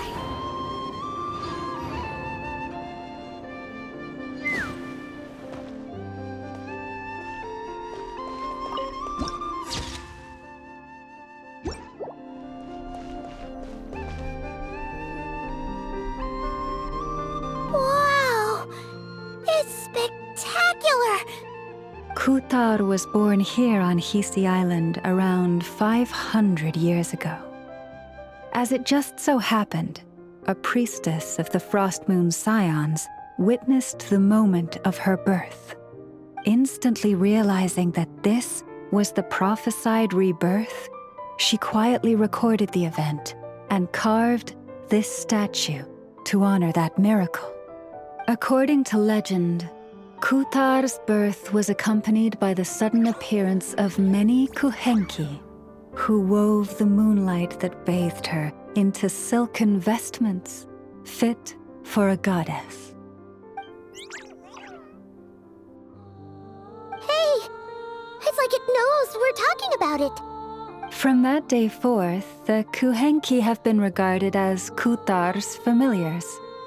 Some believe that their habit of guiding travelers to hidden treasure stems from an instinct. The same one that not only drives them to protect the moon goddess, but also to make her smile. After all, according to the records, Kutar always looked lonely as she gazed up at the distant moon.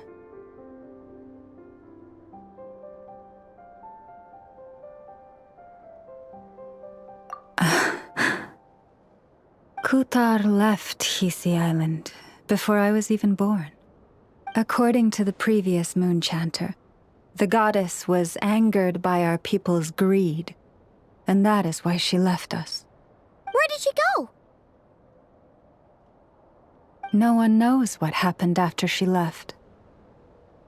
But just a few months ago, after those 2 ancient moon's remnants fell from the sky, she was spotted on Hisi Island once more. And the Fatui have been harassing and threatening us ever since. Judging from what they've said, our moon goddess is actually their missing harbinger, Columbina, the damselette. The damselette? But isn't she number 3 amongst the Fatui harbingers? So she's actually the moon goddess. Why would she join the Fatui then? That too is a question I've struggled with. But even at the best of times, understanding other people's choices is difficult, let alone those of a goddess. Plus,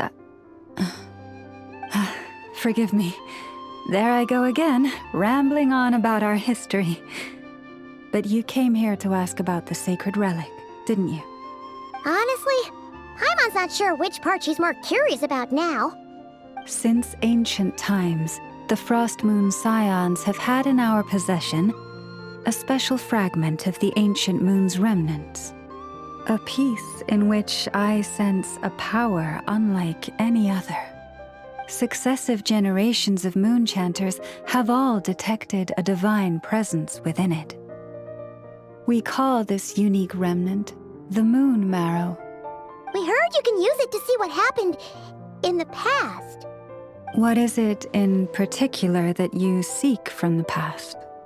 Well, basically, to cut a long story short, the traveler here is actually from outside of Tibet. Oh.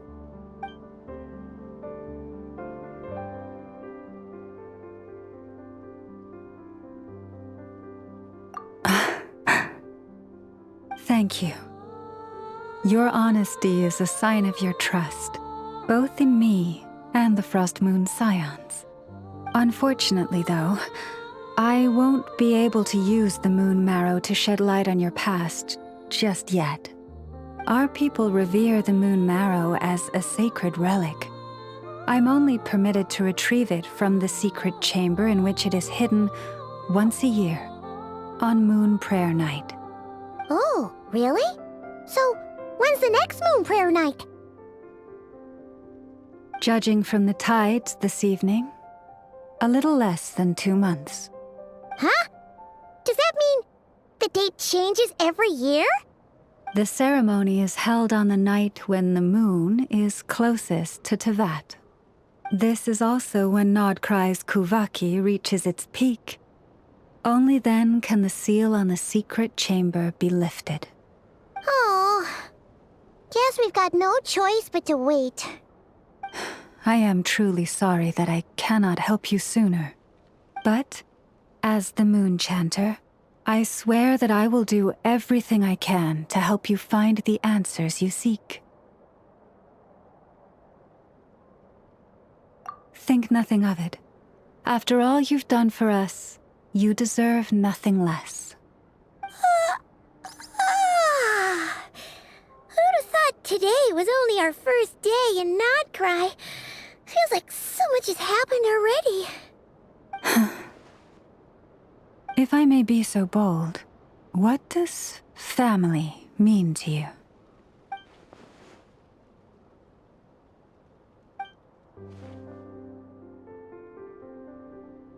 If you are aware of something, a secret that could hurt your family, would you be honest with them, or try to hide it?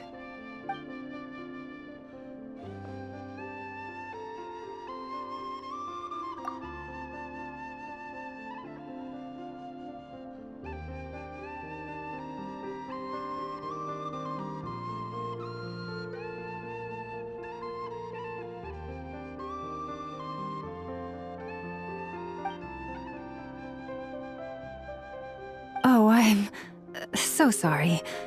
That was a strange question. I didn't mean to put you on the spot. I guess I've just never met anyone with a story quite like yours before. I just suddenly had the urge to ask. It's getting late, and you two must be rather tired too. Would you like to stay the night here on Hisi Island? I can have someone prepare some lodgings. Oh, that's all right. We've already got a room back at the flagship as it happens. Speaking of which, if you ever need us, feel free to come knocking. Do you need me to show you the way back? No worries. It's quite a way, and you should get some rest too, Lauma. We'll make sure to be careful. Understood. Then I won't keep you. May your first night in Nodcry pass in stillness and peace.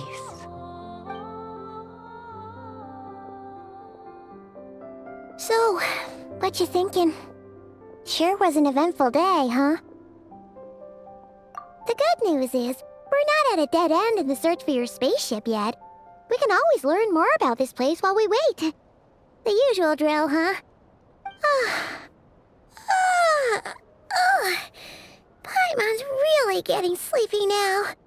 If she gets too tired to fly back, you carry her, okay?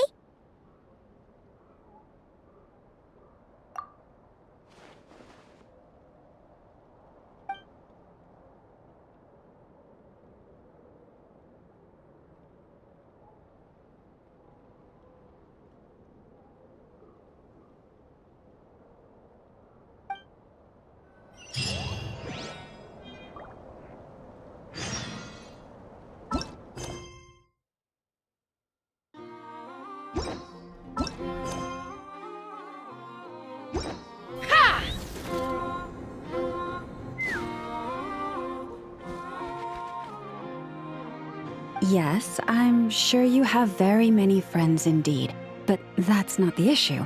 Even if you summoned every ibis on Hisi Island, I still don't think you'd be able to move the moon mirror. And even if you managed it, the lunar semblance within would still... dig it out?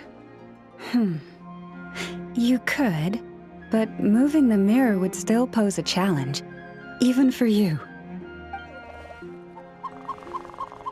Huh? You really can summon every ibis on the island if that's what it takes? And you, on the other hand, think this plan is a joke, even if the ibis gets its entire family involved?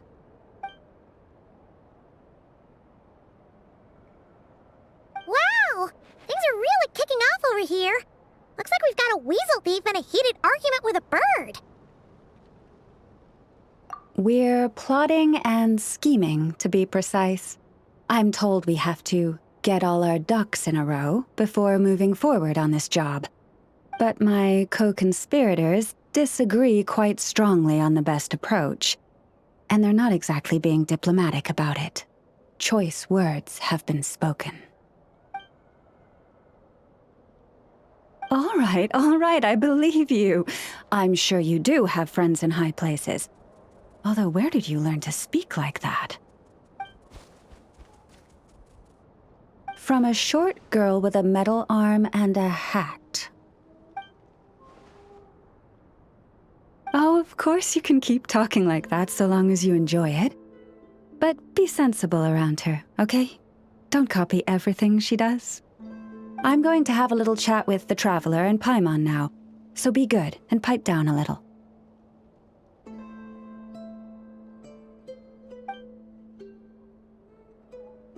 Huh, it really did quiet down. Being able to understand animal speak is so cool.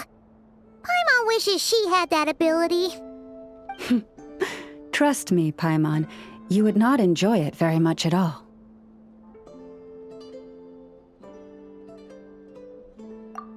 Don't misunderstand. Nothing terrible would happen, and it doesn't drive you insane or anything like that. Although, that being said, I do sometimes find it quite overwhelming. I was overjoyed when I first discovered that I could understand animal speech, but I quickly realized that it came with a downside. This ability is always active, and I cannot control it. Oh. Yeah, that would be a problem. And if you can't control it, that means... Exactly. People say that listening to the bird song deep in the woods gives them a profound sense of peace and quiet that lifts their spirits. But no matter where I go, I can never find peace and quiet. When I stand in the forest, I hear the chatter of the wildcats, the rabbits, the rhyme-horned deer, the chic badgers, and the long-plume ibis. They argue loudly about who's to blame for damaging whose roost, or which part of the woods the best twigs come from. Alright. Guess talking to animals isn't all it's cracked up to be. Waking up to the sound of birds chirping is pretty nice, but replace that chirping with bickering, and suddenly it doesn't seem so appealing.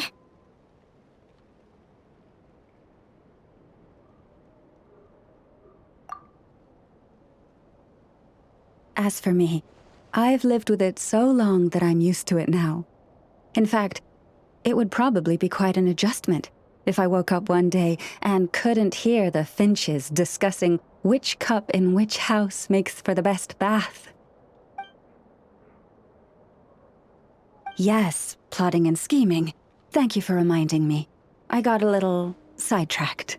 Although, now that the Traveler's here, we might just have the solution to our problem.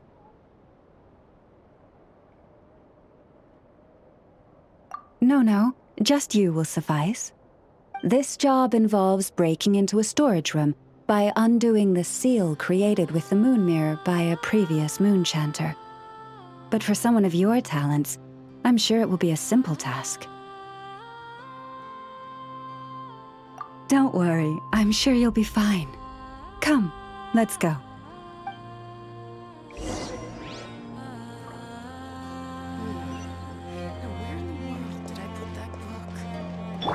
Try and stop me!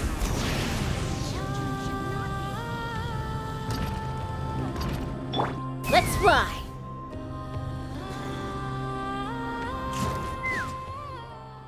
Here we are.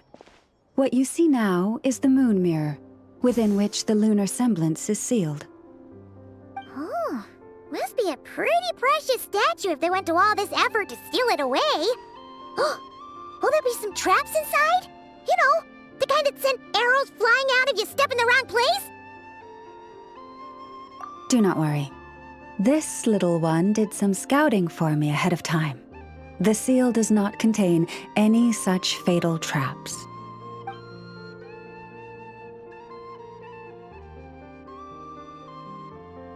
Oh, nice. That's good to know. And yeah, that sounds like a job for a weasel thief.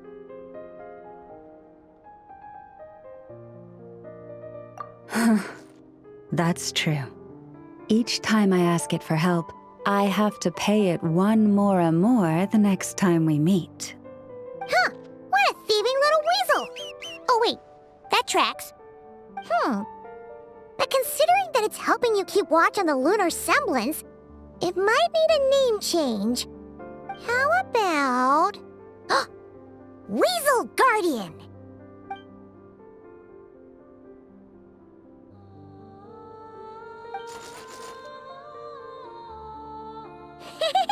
Can't catch Paimon! Paimon can fly! Nee!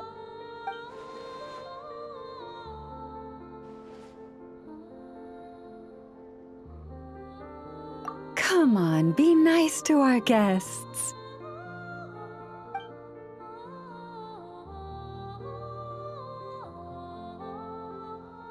To retrieve the lunar semblance, we need to activate pairs of mechanisms in 2 different locations. So it's a 2-person job.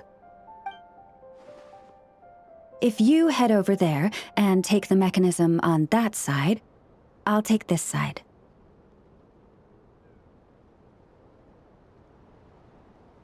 That won't be a problem. I have eyes in the sky. It will keep me updated on where you are and which mechanism is in front of you. Don't worry. All you have to do is follow my instructions.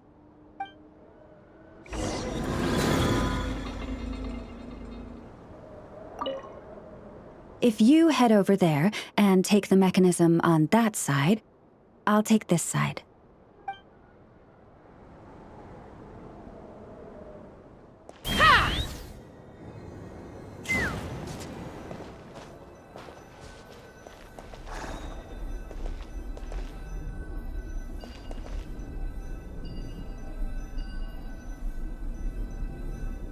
Understood.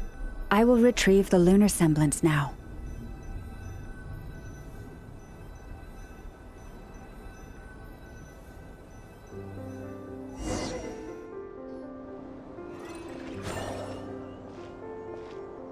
Wow! What a huge statue! Yeah, no amount of birds or weasels is shifting that.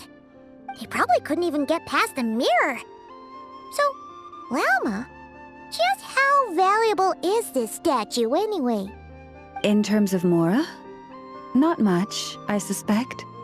It's crudely fashioned, and the kind of stone it's carved from is found everywhere around these parts. But to the moon chanter of that era, and to the frost moon scions of today, it is a priceless treasure. If nothing else, I now have concrete proof of its existence. That's enough to confirm the reliability of several documents on the topic. To me, that makes this a very successful trip. Thank you for your help. I knew I had judged you correctly. The moon mirror posed no obstacle to you. And our little friend here was very impressed with your mechanism operating skills. What is it saying, Lauma? It says that the Traveler is the best treasure hunter it's ever seen. It wishes it could join her on a quest to unlock all the treasure chests in the world.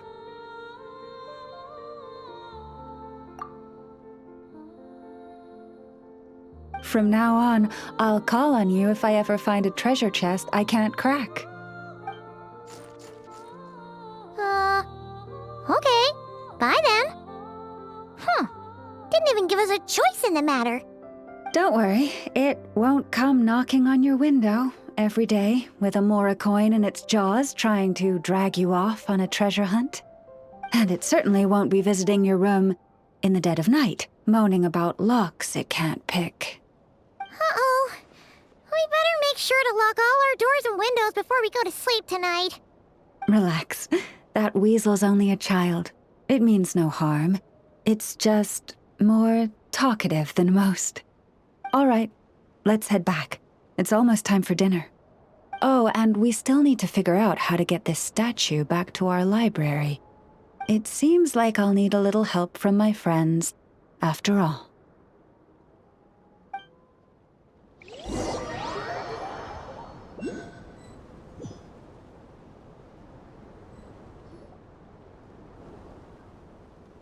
Just here will do. Oh, that all went down without much fanfare. Paimon was expecting something exciting to happen once we put it down. Well, it's just a plain old statue. A historical relic. It doesn't hold any kind of mystical power. The real value lies in the stories behind it. My job is to dig those stories up, wherever they might be hiding, verify them, and then share them with the people. Cool. Well, it's a good thing we got it back here in one piece. Indeed. And you two have my thanks for that. Please, take these fruits and quench your thirst. I had the animals gather them in the woods. And after that, forgive me, but I have another request to make of you. I apologize if this is presumptuous of me, but I've seen how well connected you are, and I've heard of your many travels into secret and forgotten places. On your future travels, if you ever come across any texts about the Frost Moon Scions, could I borrow them and make a copy with which to enrich our library?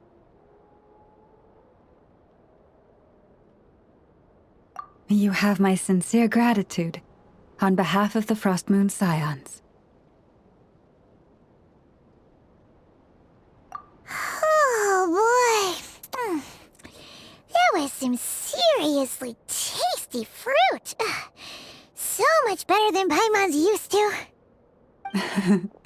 These animals have lived their whole lives in this forest. Naturally, they're the ones who know where to find the best fruit.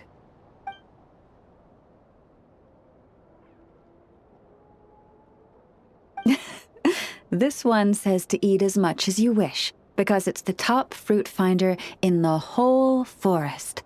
It'll fetch some more right away. Awesome! Thanks so much!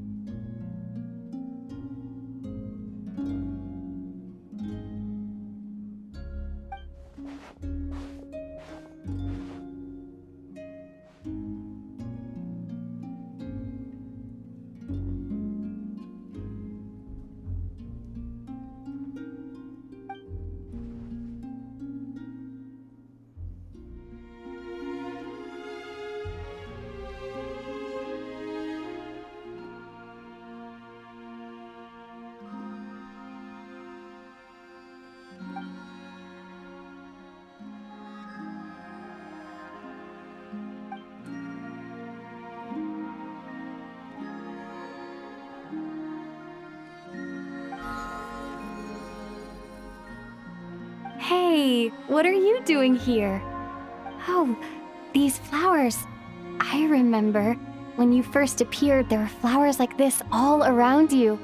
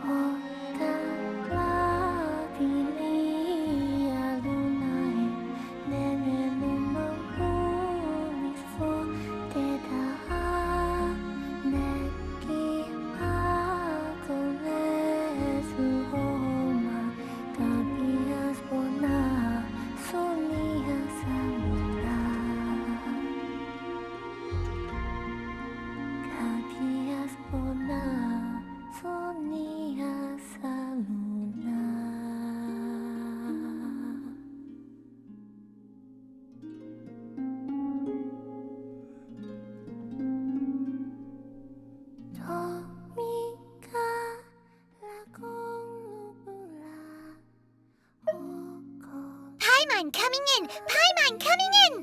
Is this level okay? You hear Paimon?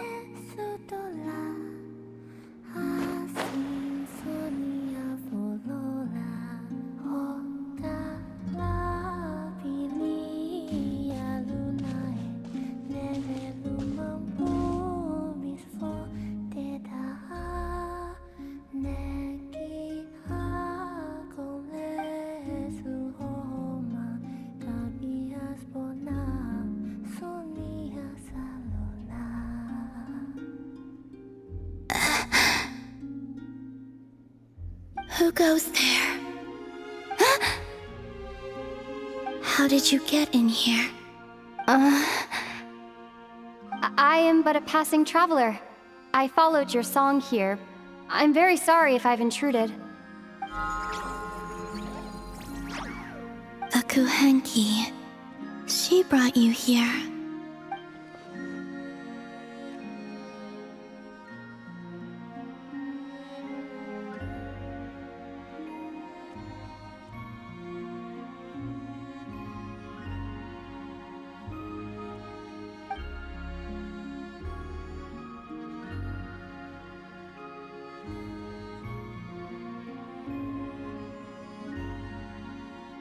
May I ask, are you the one they call Kutar? And the harbinger that the Fatui referred to as the Damselette? The Fatui? Are you here at their behest?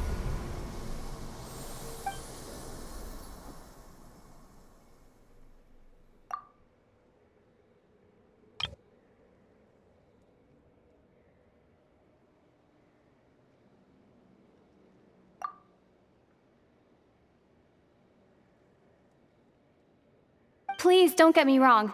I have no intention of doing anything for the Fatui. I just wanted to ask you about Nodcry. And the moons. The moons? Do not believe in what you can see. What truly matters is what you cannot.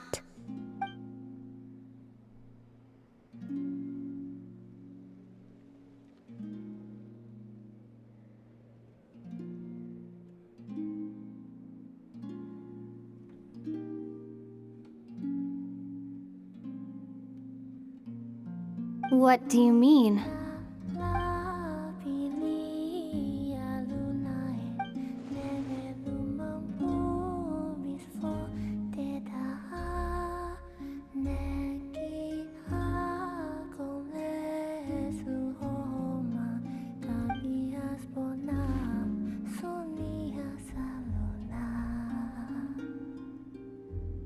Listen, I'm the Traveler. I'm on a journey through the nations of Teyvat. Hello.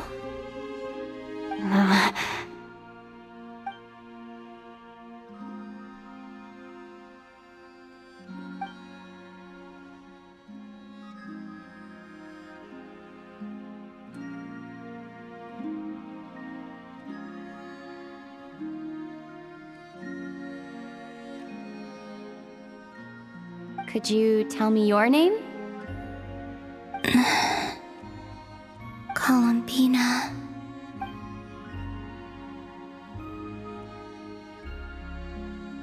Kutar, the Damselette, the Moon Goddess. Pick whichever takes your fancy.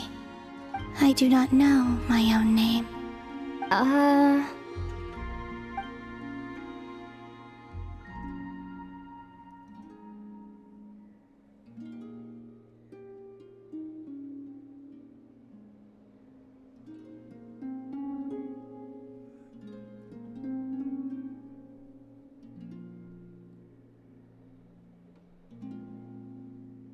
Then... Columbina. Hmm?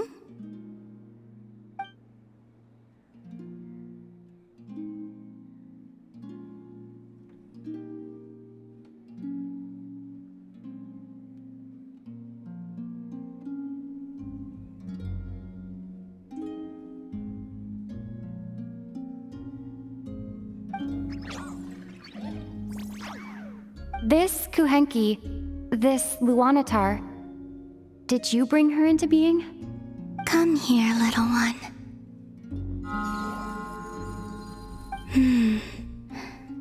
The trace of a blessing, but not one of mine.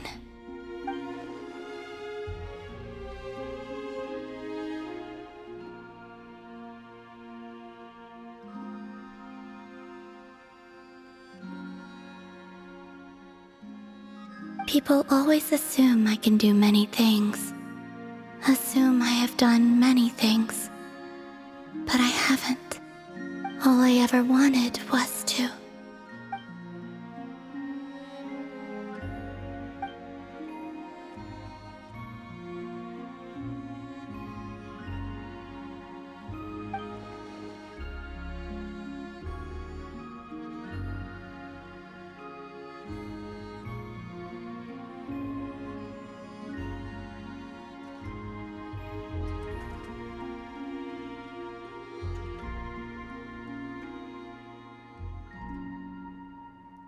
It's about time I got going. I'm very sorry for disturbing you today.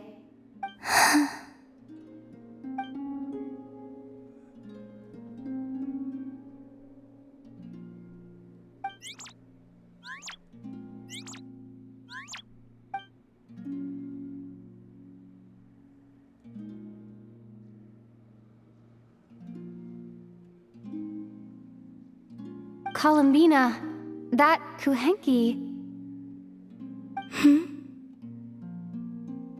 Oh, you're leaving?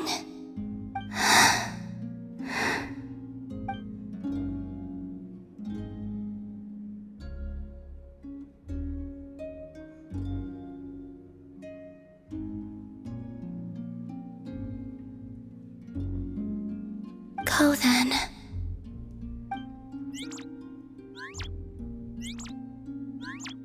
Goodbye. Take care. The moon can be treacherous.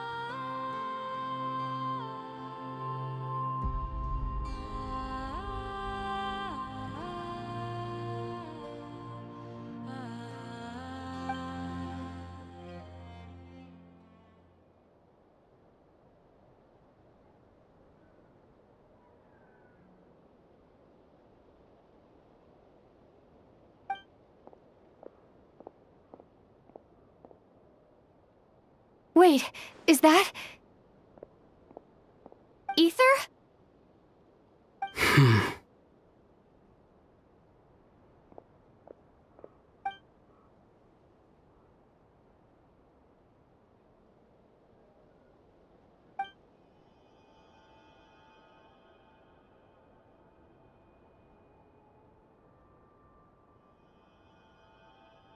Ether!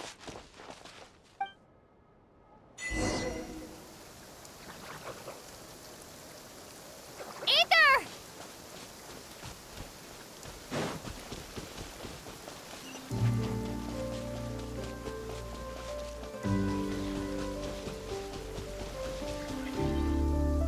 Ether! Lumine, it's you.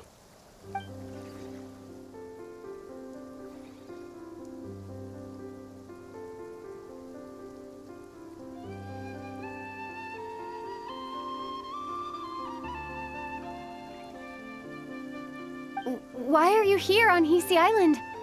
If I told you I was here in search of the Frost Moon Scion's sacred relic, what would you think?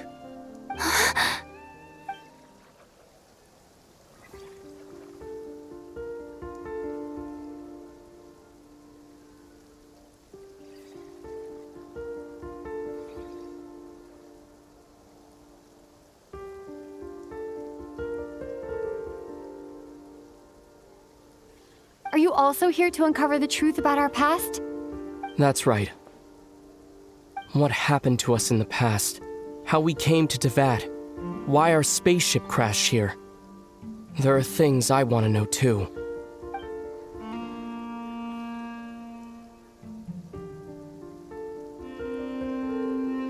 But I'm not about to sit around waiting for another 2 months to find out. Wait! Wait? But I still have unfinished business.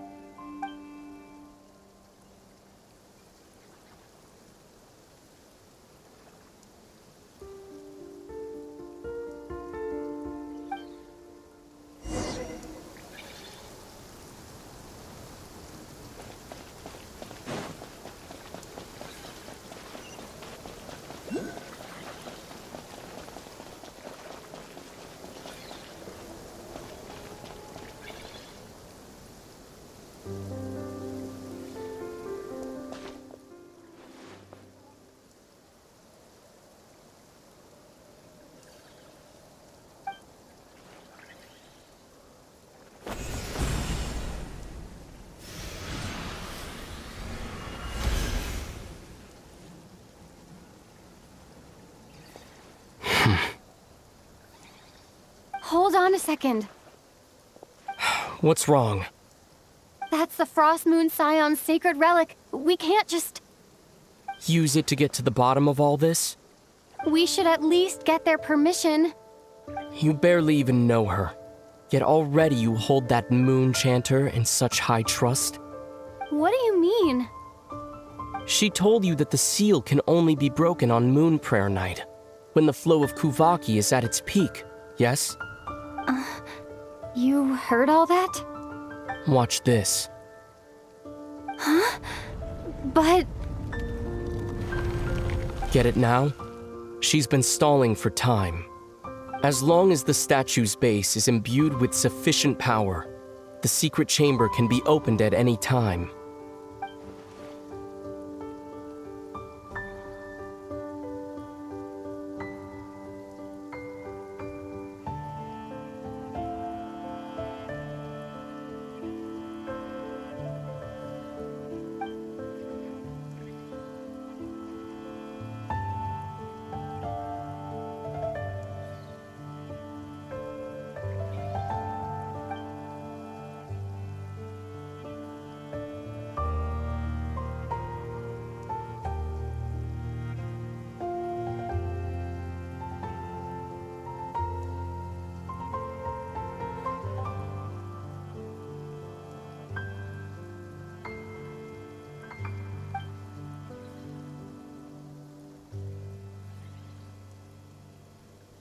Is it such a sin when I don't put all my cards on the table for you, but not when someone else is doing it?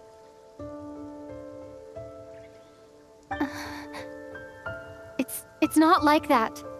Is it? Ether, you've got it all wrong. This whole time I've wanted to ask you, what happened to make you like this? I admit, I've been having trouble accepting it. But after all this time apart, I've finally come to terms with who you are. Willful side and all. I trust you. I still do. Through all the worlds we've traveled, you've always been there by my side. If there are things you can't explain yet, I can wait while the journey goes on. I'll wait as long as it takes, until the day you're ready to talk. Lumine.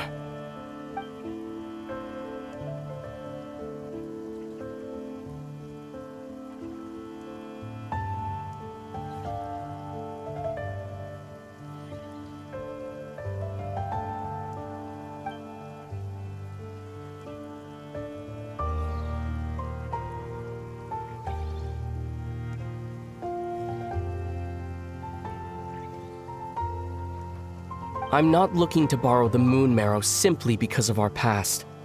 It holds answers about the very origins of Tevat. I've always believed that if you want the truth, you have to see the whole story for yourself. I'm not asking you to trust me, Lumine. Just don't try and stop me. If this choice weighs on your heart, Then let me go in alone. Forget this meeting ever took place. A bit late for that now.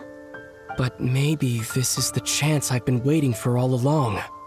Even if it fades with the morning light.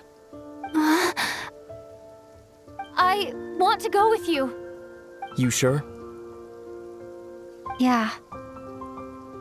Then let's go. Ether.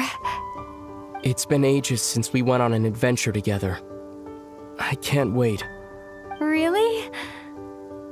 You think I'd lie to my little sis?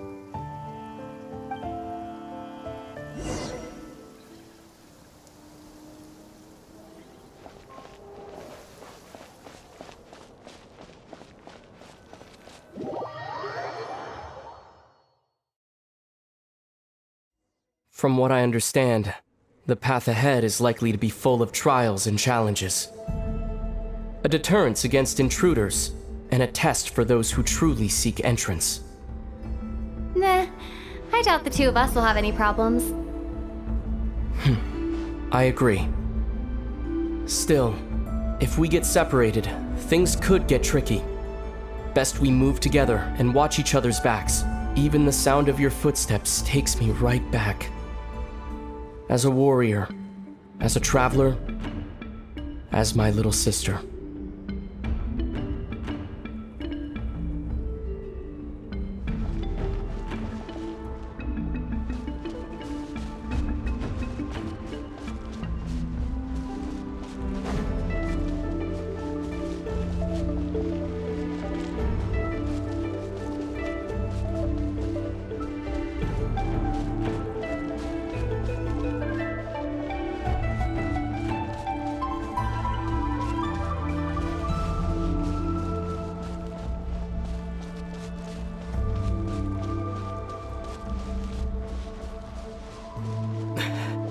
Looks like this is the first trial.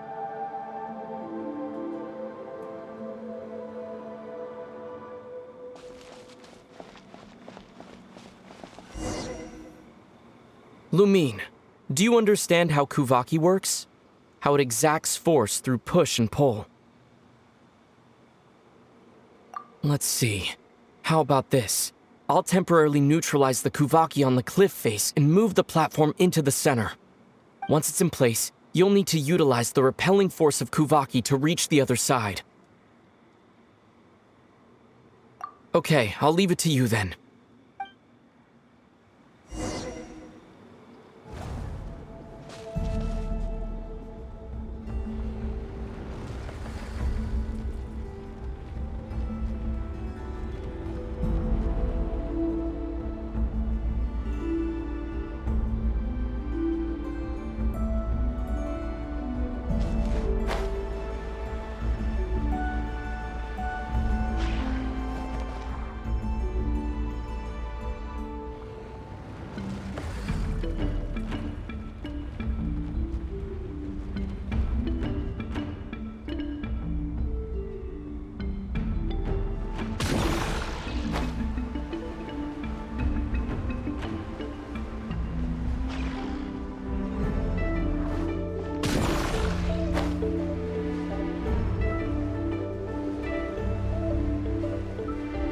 This should help Ether get across. Ether!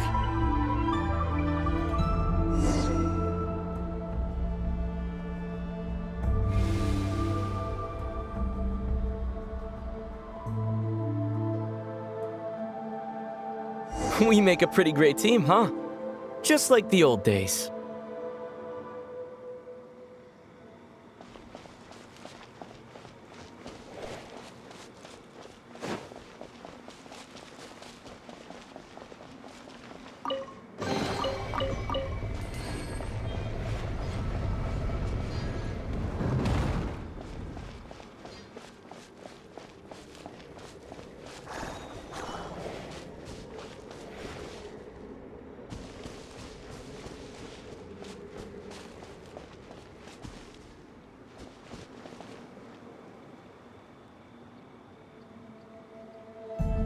A wide open space. Must be in for a fight.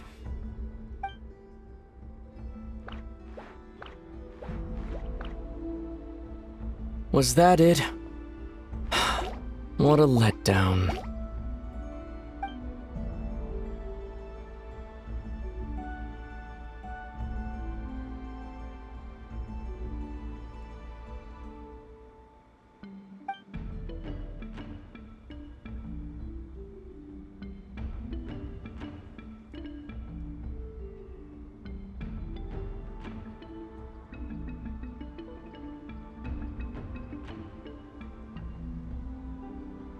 Lumine.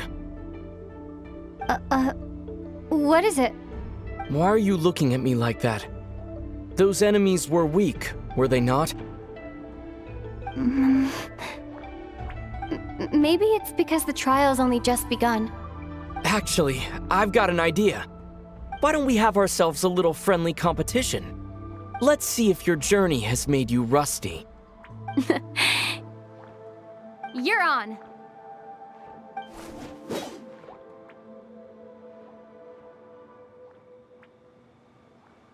I won't lose to you, Ether.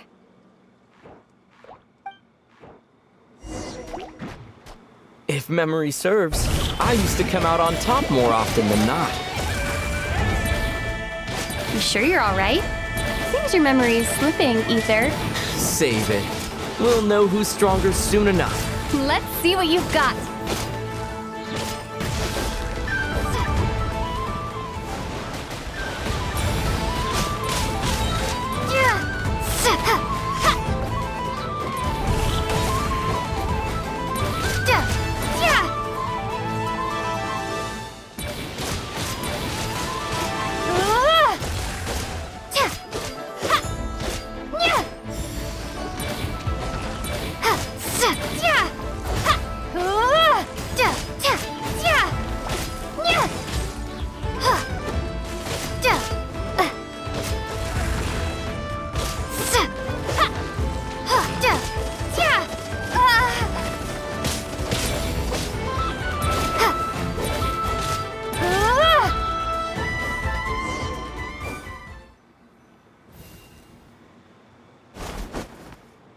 Fine, you win.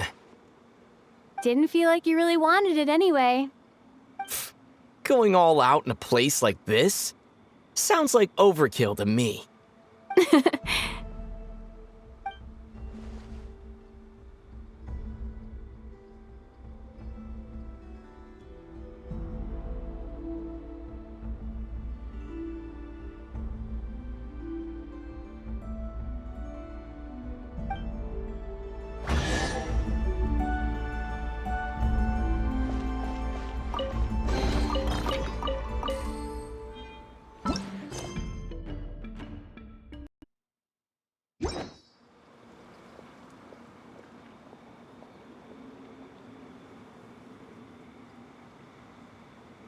A wide open space. Must be in for a fight.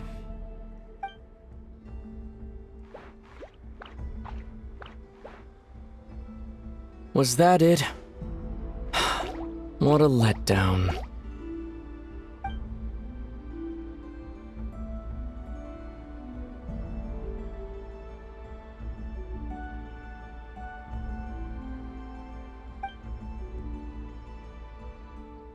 Lumine.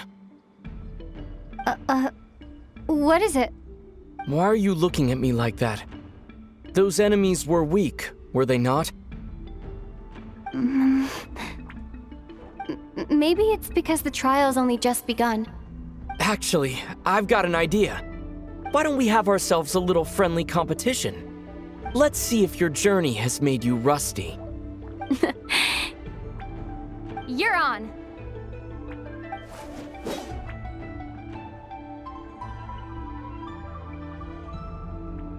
I won't lose to you, Ether.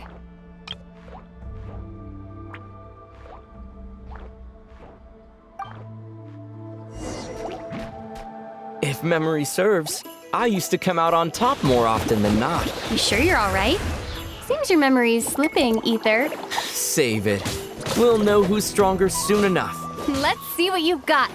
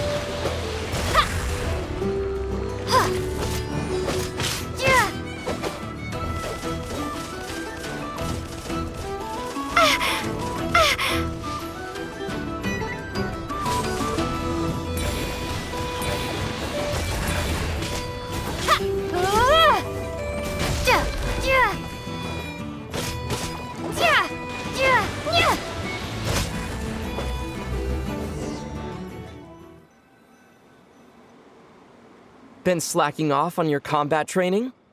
Or has no one been around to keep you in shape? No, I just wanted to let you win. Been too busy practicing your excuses instead, huh?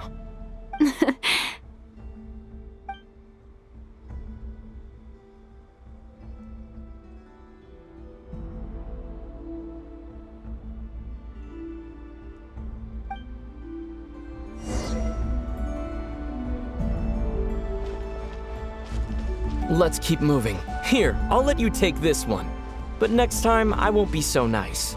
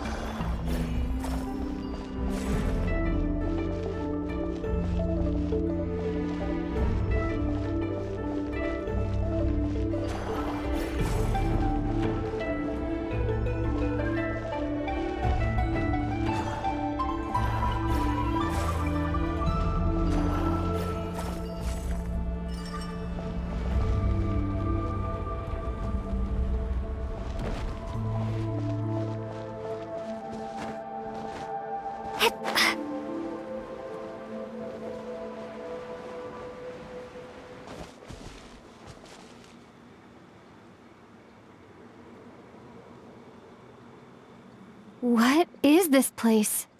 No sign of any monsters. Feels like a ritual site, but something's missing. It's ahead, inside that thing that looks like a mirror. I can feel it. But maybe it's sealed within? Can you open it using Kuvaki? Apparently not.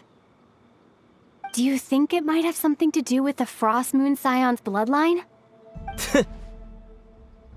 Ether? If this is about strength of blood, what could possibly stop us? Let me give it a try. Why don't you check around for other clues? Sure.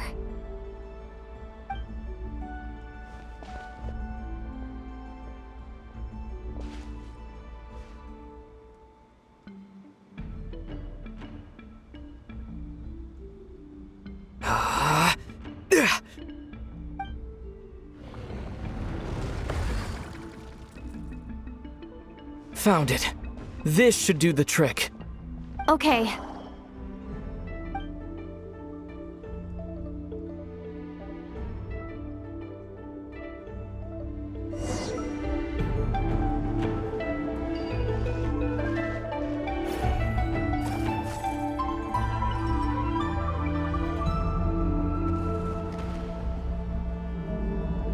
Yep, that got a reaction. That's one down.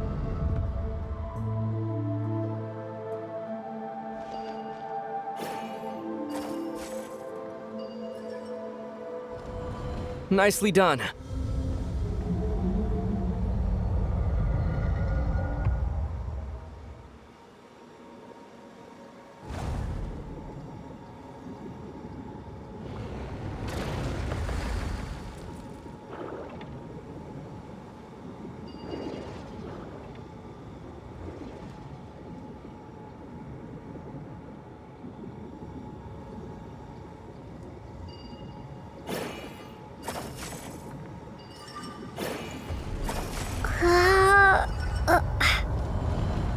Good work, Lumine. You've got this. One more to go.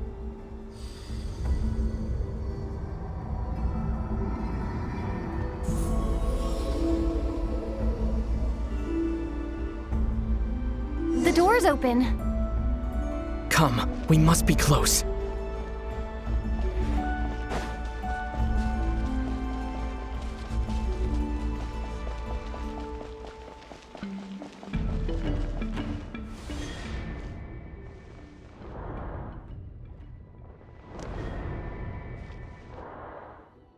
Stay on your toes now. Have you considered that I might be the more experienced between us? Is that so?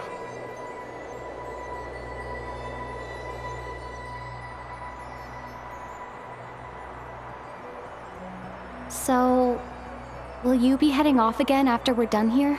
Maybe. Maybe not. Another cryptic response. Don't worry about things that haven't happened yet.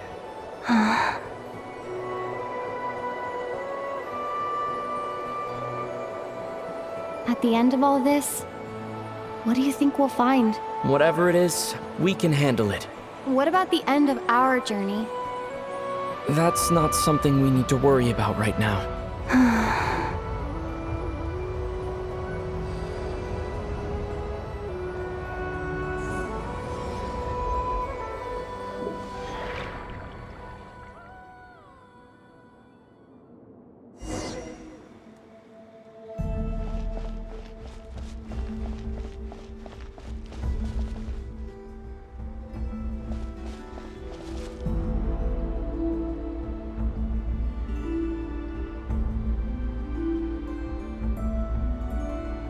Looks like the final trial is just up ahead. Ready for battle? When have I ever not been? What's wrong? Going on an adventure with you side by side, it's been so exciting. But at the same time, it just feels surreal, I guess. Maybe because it's been so long. You know, this is only the second time we fought together since the day we both woke up in Teyvat.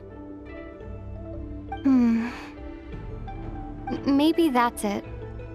Lumine, let the light of our blades come together once more, just like they did in the past. Ether. This is a night of miracles, an adventure that belongs to us. Let's not weigh it down with worries and regrets. This is our adventure.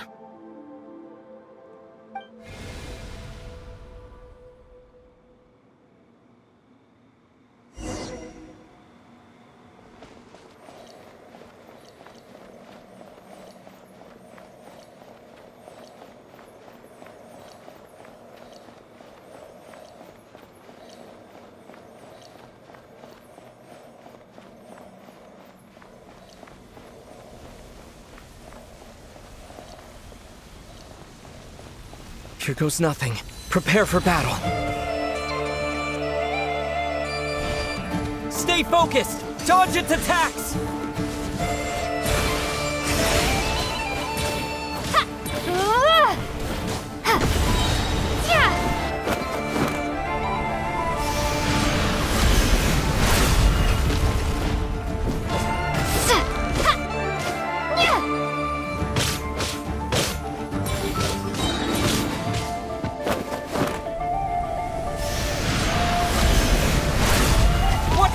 Now's our chance! Don't forget to heal yourself!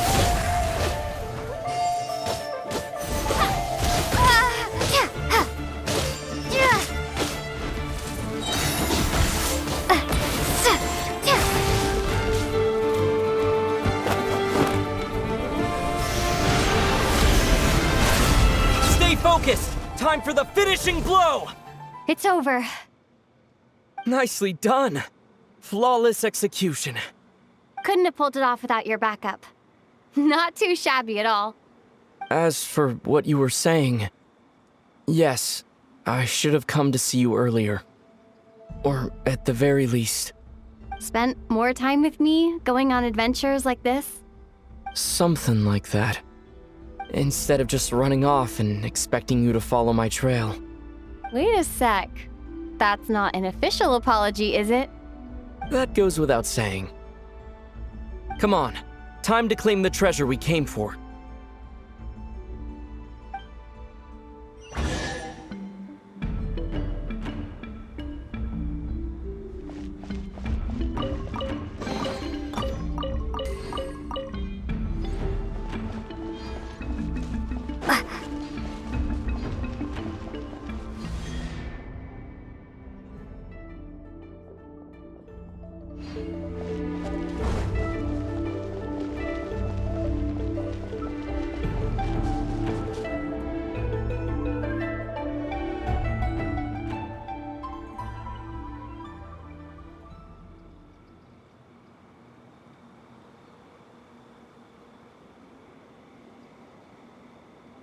So this is the moon marrow, the treasure we've been after. All right. Go get it for me, Lumine. It belongs to me.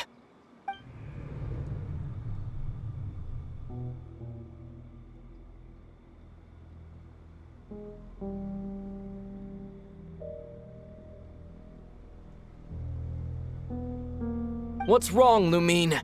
After everything we've just been through, you still don't trust me? Don't you want to know the truth too? Just like I do? Rest assured, I'll share the truth with you afterwards. Now go, bring it to me.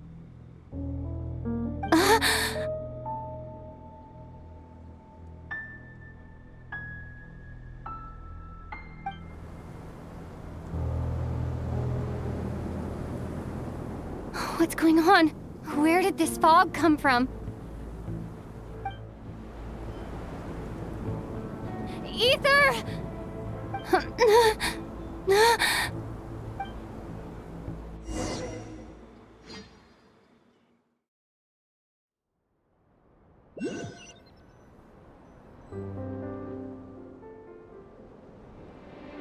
Ether!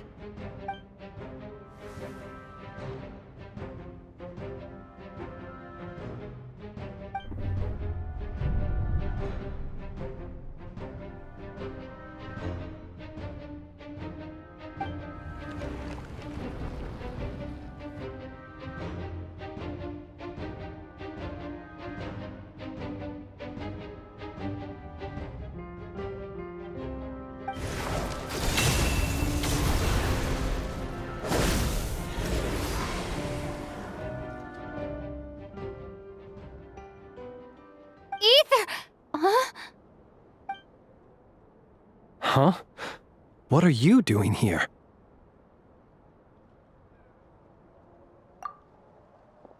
Yes, we ran into each other at the flagship this afternoon.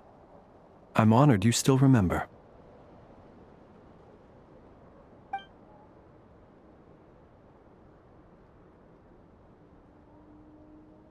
Are you looking for something here?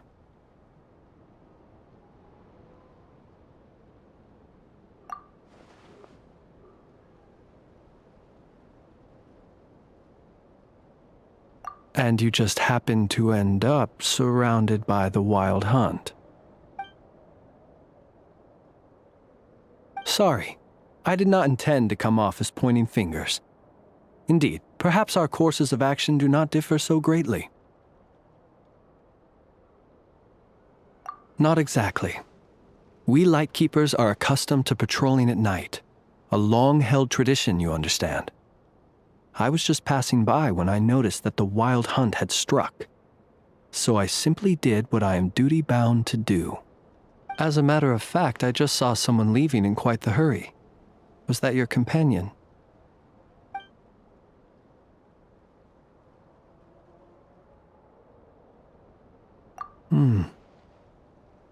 Perhaps I should take my leave now. After all, my patrol isn't over yet. Nodcry is a dangerous place to be at night. I'd advise that you head back soon as well.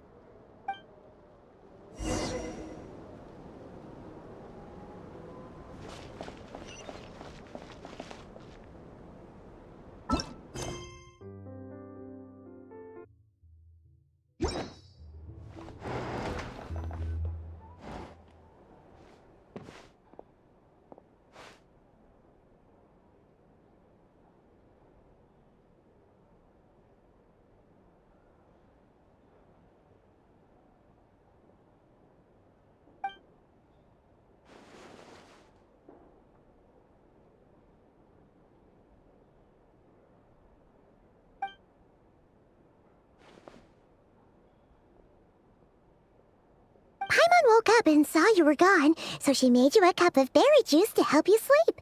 Her own secret recipe. When you get back, drink it up and go get yourself some rest.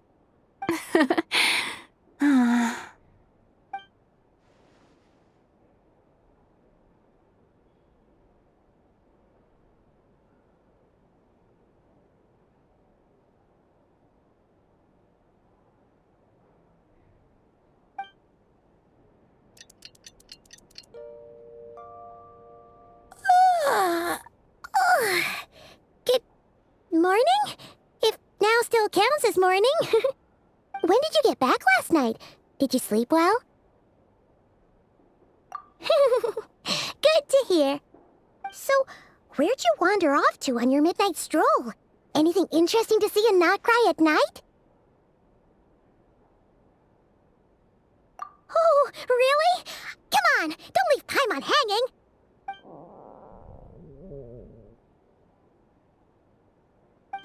All right. Guess we'll have to feed your stomach before we feed Paimon's curiosity. Let's go grab something to eat while we talk.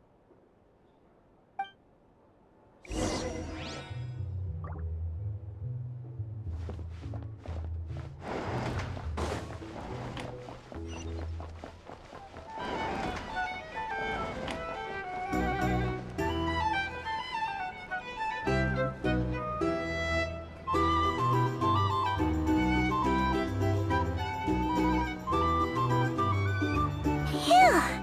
This is just the best, huh? Free food, free lodgings. This park is friend for life material, that's for sure. Hey, did you hear what happened? Hear about what? You know, all that commotion over at the Frost Moon Scions. Crazy, huh?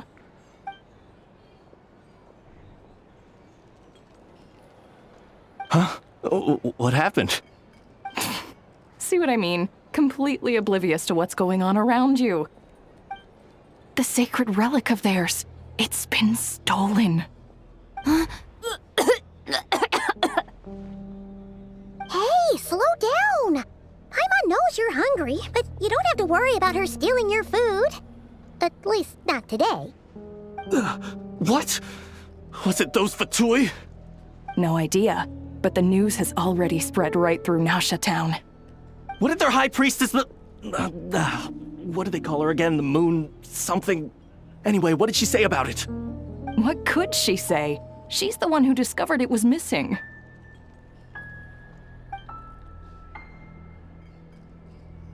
She was in Nasha Town first thing this morning, hoping to launch a joint investigation with the Voynich Guild. Whoa! Did you hear that? Lauma and the others, their sacred relic's been stolen! Who in Tivat would even have the nerve? Paimon bets it was that bunch of good-for-nothing, rule-breaking, troublemaking Fatui!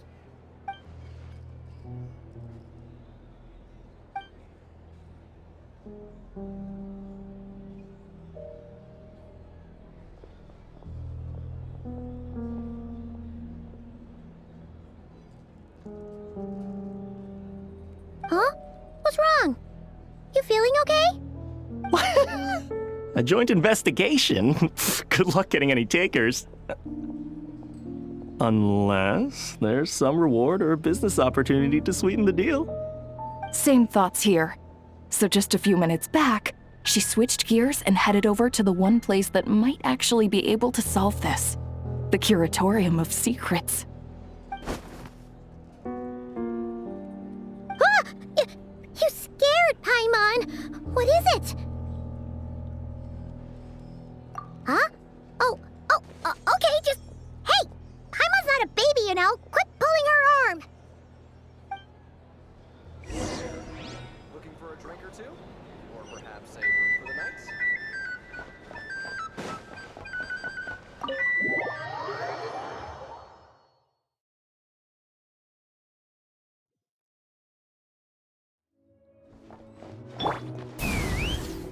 Giddy up!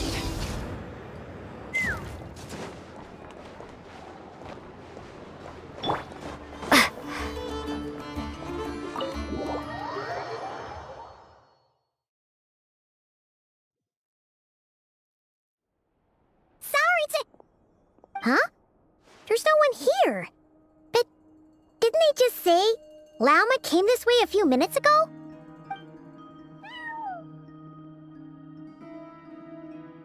No one except for a cat watching over the front desk. Excuse... meow? Are we supposed to check in here?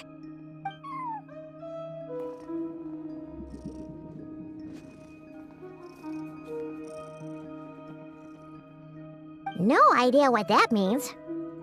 Is this Lauma's personal receptionist or something? Pretty sure she'd be the only person who could actually understand it.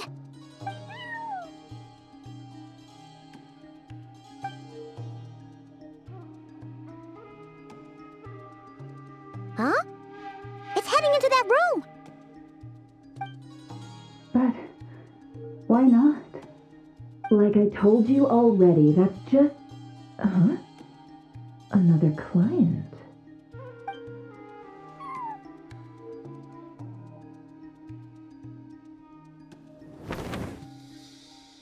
Ah! So, you were in this room the whole time?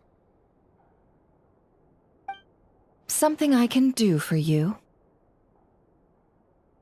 Traveler. Paimon. Oh, you're acquainted then? Yes, they visited Hisi Island yesterday. We had dinner together. Allow me to introduce you. Traveler, Paimon. This is Nefer, boss of the Curatorium of Secrets. Pleasure to meet you. They are travelers who arrived in Nodcry just yesterday. Greeted by the birds and beasts of this land, they are kind-hearted souls who walk in the moonlight's glow.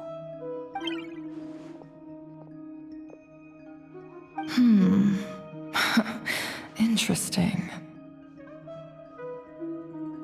Thank you, Lauma, but you need not have introduced them. They are great heroes, renowned throughout the nations beyond our borders. Oh, really? Do not forget, I deal in information. Just because most people in Nodcry pay scant attention to foreign affairs, that does not mean the same goes for the Curatorium of Secrets. They're the heroes everyone was talking about before. The ones who saved Natlan during the Abyss Crisis.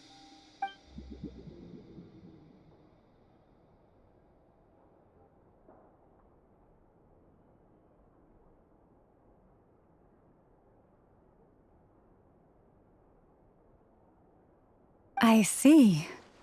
We Frostmoon Scions seldom leave our domain, so I had not heard of your heroic deeds. Please, forgive my ignorance. It's no big deal. We were hoping to keep a low profile anyway. If we had to list all of our titles and good deeds, we'd be talking till sundown, and then some. Huh? What's wrong? Still not feeling great? So, what brings you both to the Curatorium today? Oh, so basically, we were just eating when we overheard people talking about how the Frostmoon Scion's relic had been stolen, and then she dragged Paimon over here. I see.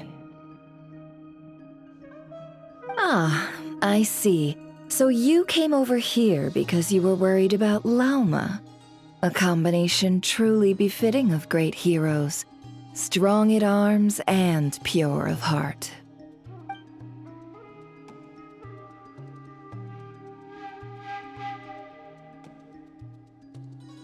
In that case, Lauma, I've got a suggestion. Why not ask these battle-hardened heroes to take the commission for you? Honestly, it's a little beyond the means of such a modest establishment as ours. Your modest establishment? Unable to handle a commission? You just don't want to take it, do you? You're right. I do not. What kind of commission is this? Surely it's not to recover your stolen relic? Yes, that is it. Recovering the relic is both my duty as a moon chanter and a step toward fulfilling the promise I made the traveler, to help uncover the truth of the past. But Nefer has already declined our commission multiple times.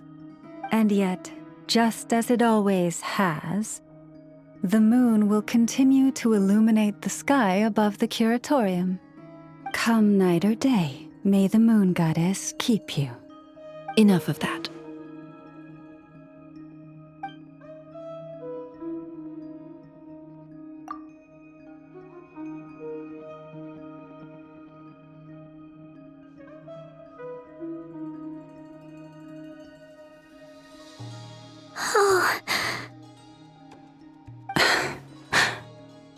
So, according to her, she never came into contact with the relic.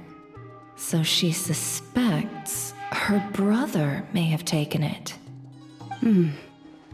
I understand.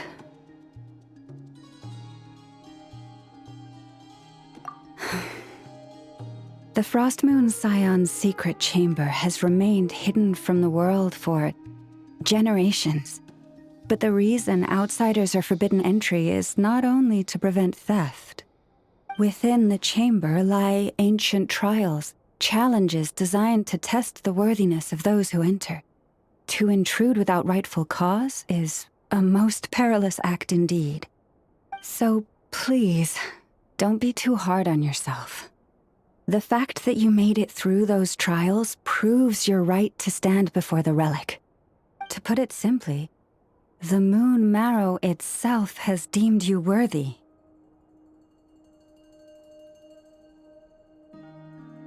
No. Your honesty tells me everything. You never sought to take the Moon Marrow for yourself. As for what happened at the end, I suspect the chamber's protection mechanism may have been activated. Among those who entered the final chamber, there was either someone with impure intent, or else an abyssal presence. The Abyss?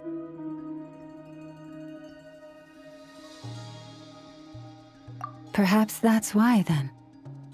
Either way, the Moon Marrow was taken. And I believe you. So the problem remains the same. I need to recover our relic. See? Didn't I tell you it would all work out in the end? But before everyone starts celebrating, forgive me for asking just one more thing. Are you absolutely sure your brother took the relic? What do you mean? Weren't they the only ones inside at the time? Who knows? Think about it. After your brother broke the seal with abyssal power, what was to stop someone else from following you in there? In theory, nothing. And as it just so happens, I received a tip-off from one of my sources earlier this morning. Word is, today of all days, the Fatui suddenly called off their search for the relic. What? Huh? Why? Well, either they woke up this morning and suddenly decided they'd lost all interest, or...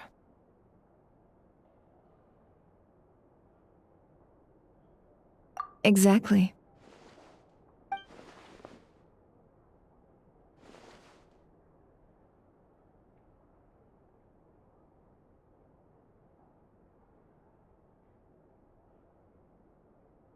Are you wondering if your brother might be in cahoots with the Fatui? Which is why I asked, are you absolutely sure your brother took the relic? Or to put it another way, do you really know your brother?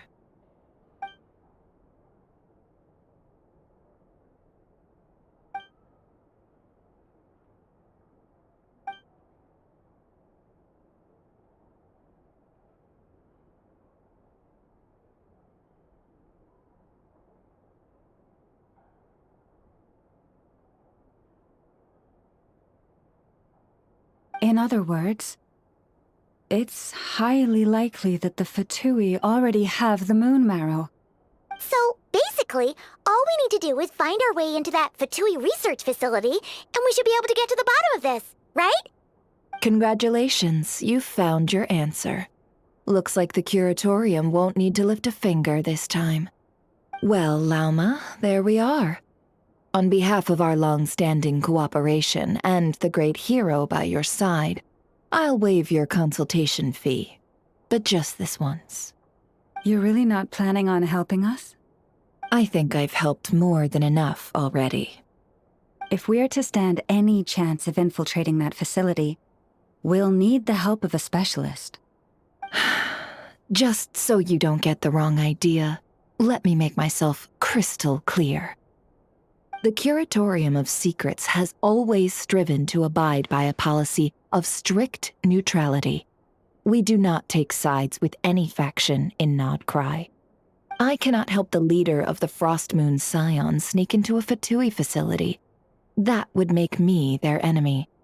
When one of their harbingers asked me to help them infiltrate your territory, I gave them the same answer. No. All right, I understand. But I do have one final request. I promise it's my last. It had better be. No matter who it is, I want you to help us persuade the next person who walks through that door to join us. What is she up to? You're that desperate for help? What if it's a member of the Fatui? It doesn't matter. You're welcome to tell them everything, even about our plans to infiltrate the Experimental Design Bureau. All I'm asking is for you to say one thing, just one thing to help persuade them. If you do that, I promise I won't ask you for anything else. Made up your mind? Fine. Fine, I'll play along with your little game. Besides, as long as I'm not personally involved, no one can accuse us of taking sides. Boss, I'm back!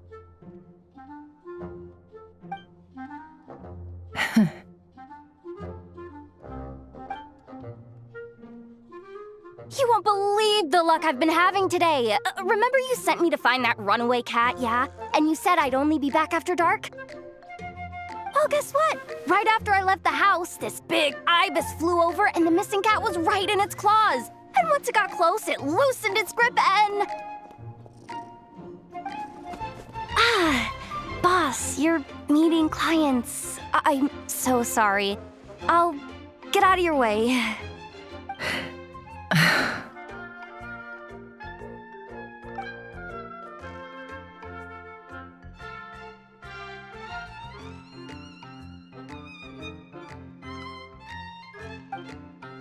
Yehoda, dear, come here. Huh? Me? Is something the matter? Oh, hi there. My dear Yehoda, I have a request. Yikes! Why does the boss sound so scary? Did I do something wrong? Would you be so kind as to accompany these 3 delightful clients of ours and help them infiltrate the Fatui's Kuvaki Experimental Design Bureau? What is going on here? Boss usually just says things like, hey, go do this, or you, go take care of that. Why is she being so scarily polite? And wait a sec, the Fatui's research facility? That's basically a death sentence. Made your mind up yet, my dear?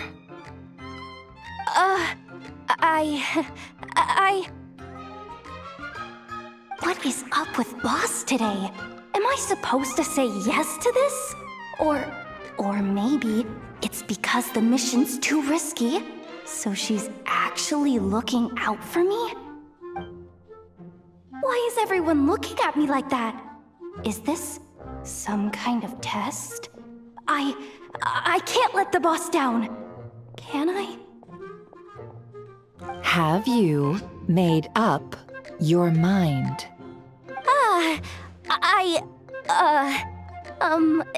That's... Sure, why not? Really? You really don't mind helping us? Huh? Oh, yes. I mean, no. Of course, I I guess I do? Oh, thanks so much! We owe you big time! On behalf of the Frost Moon Scions, too, thank you, Yehoda, for your help. What the? Seriously, what just happened? Why does the boss look so fed up? Oh no, was I supposed to turn them down?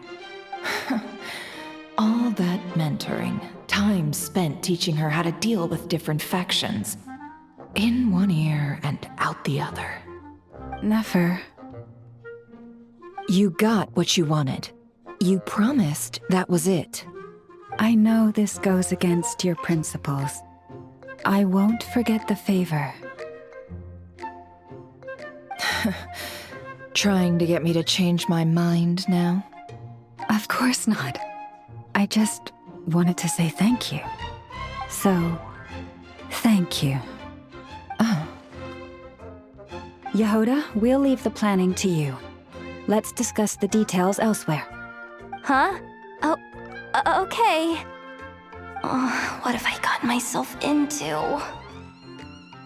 Oh, by the way, Yehoda, before you go... What is it, boss? You're fired. Huh? Effective immediately. As in, this exact moment. The curatorium will take you back, of course, but only once you've completed this commission for our 3 clients. What? Is there some issue? Well, here's the upside. Without me taking a cut from your commission, you'll earn more. Seriously? Can someone explain what's going on here?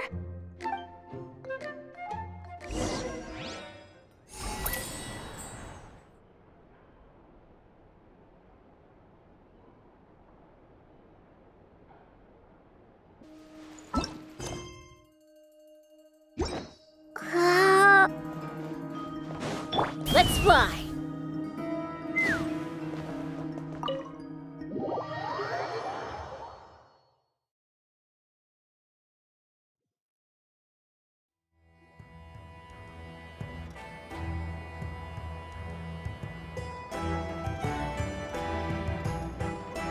Are we sure Yehoda's alright? She looked totally crushed just now. She'll be fine. She's just in shock. But one thing's for sure. The curatorium's professional standards are beyond question.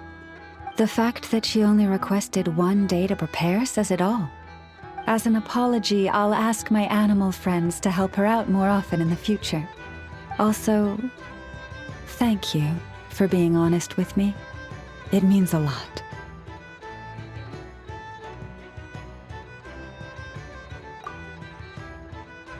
Was it really, though? As far as I see it, trusting your family is never wrong. In this case, let's call it a misjudgment. But the truth is, we all make mistakes every now and then. What matters is how we deal with the consequences. So, in return for your sincerity, there's something I'd like to share with the 2 of you as well. Oh? What is it? Perhaps it is something best said under the moon's gentle light. Would the 2 of you meet me on Hisi Island tonight?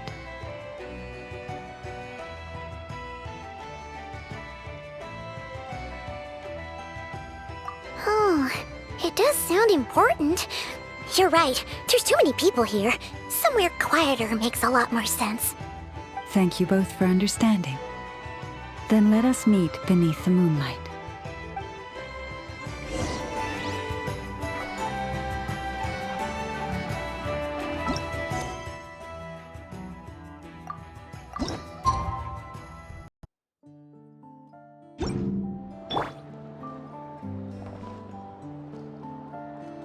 It's about time, and the moon's already up. Let's head over to the place we agreed to meet Lauma.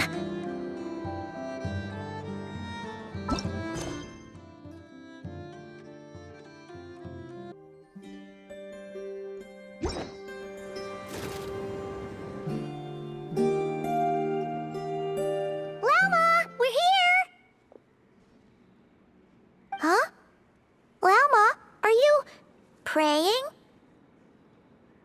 am indeed.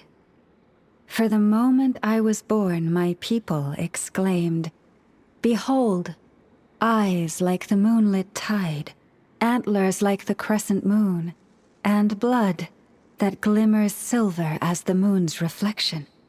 From as far back as I can remember, I was revered as the Frost Moon's emissary and the Moontide Maiden. The first words I ever learned were prayers to the Frost Moon. The first gestures, those of our sacred rites. Wow, that must have been tough. Back then, I didn't know any better. It all just seemed so natural. The Frost Moon Scion's bloodline has long since begun to run thin. Nowadays, even those of us with antlers are few and far between, let alone those attuned to the power of Kuvaki. But I...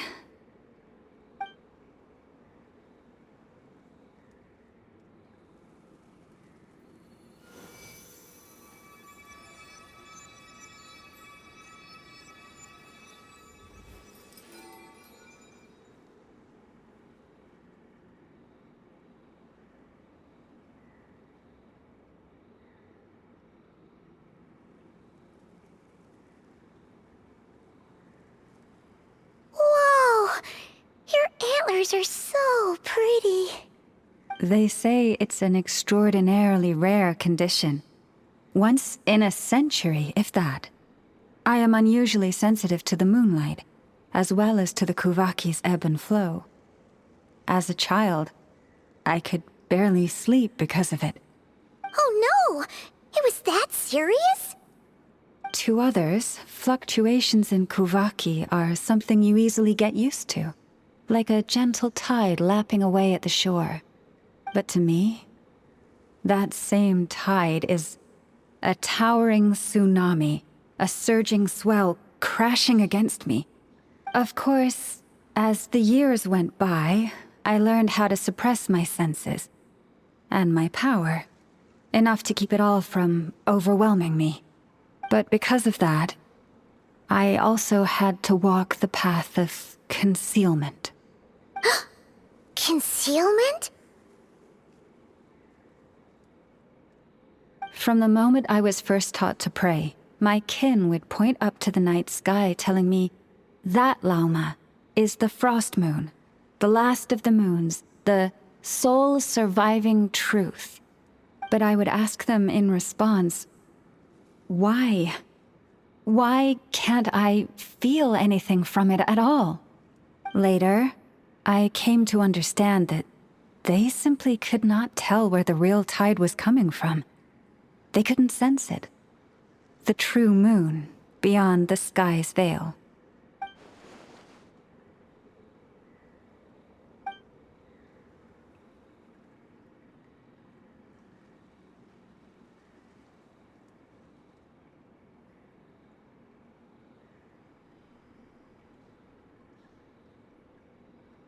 The moon is false. I reached that conclusion long ago. But there was no one I could tell. Not a single soul. At least, not until now. Am I the one who's wrong? Is it the moon that is false, or my own senses? I asked myself such questions time and time again.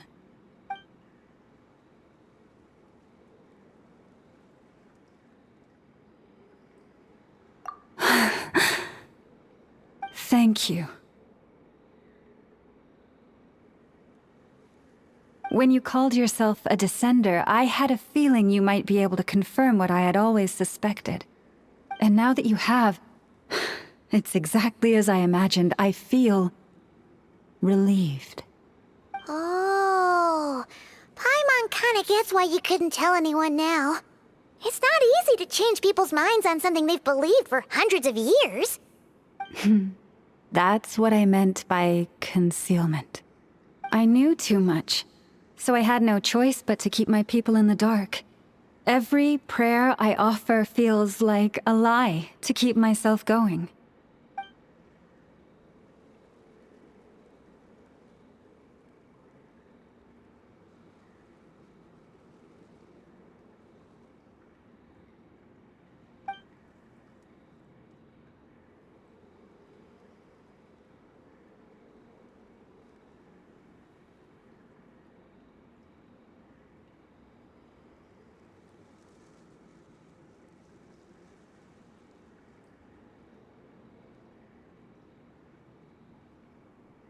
You've already met our Kutar, haven't you? Huh? When was that? And more importantly, when were you planning on telling Paimon? Ah, no wonder. What did you think of her? What exactly do you mean by up in the clouds? I understand what you mean. She is quite indifferent to the world outside herself. But I find it hard to hold that against her. Yes, it was shortly after the fall of the ancient moon's remnants.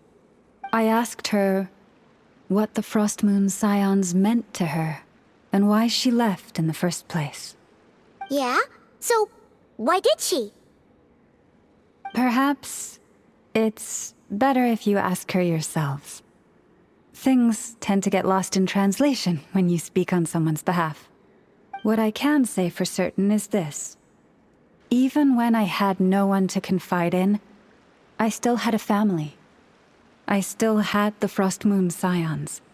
But that girl, born beneath the moonlight, perhaps she's never felt she had either.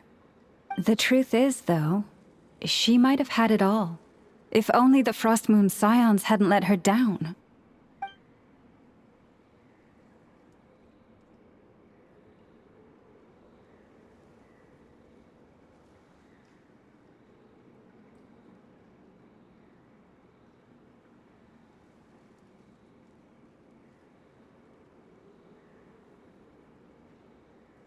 The Frost Moon Scions now walk a path of error.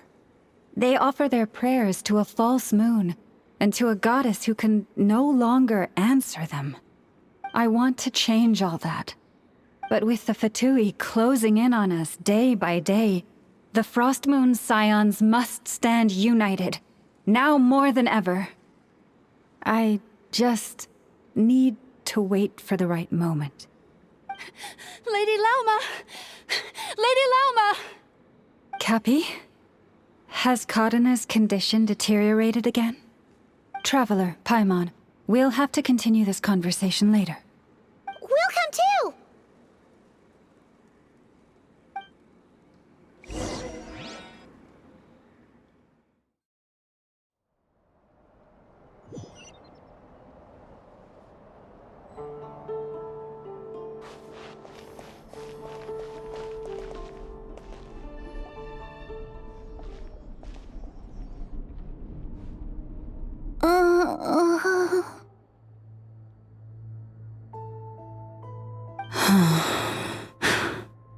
Why?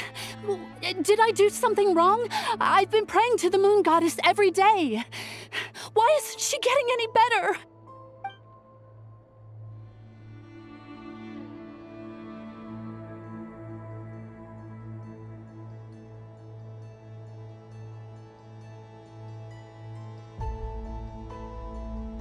Cappy, I need you to wait outside. I'm about to start her treatment.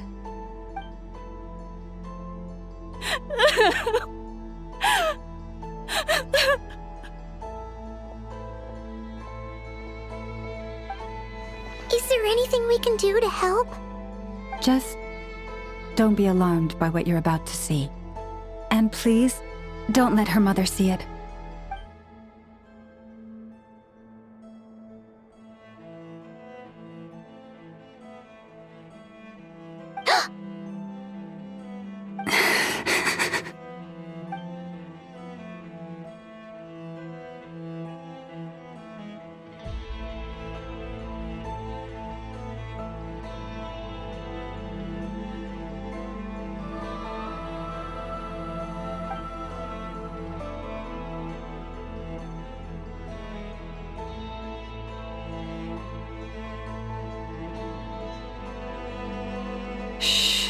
Please, help me keep this a secret.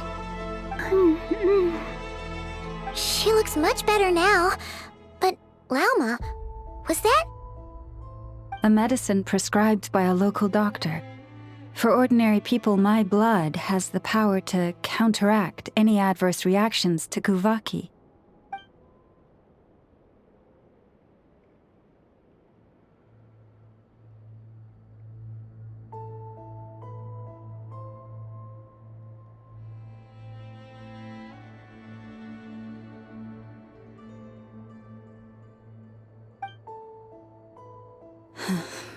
So, now you know another of my little secrets. I had hoped to guide the Scions out of error before Karina's illness reached this stage, but clearly, I was too late.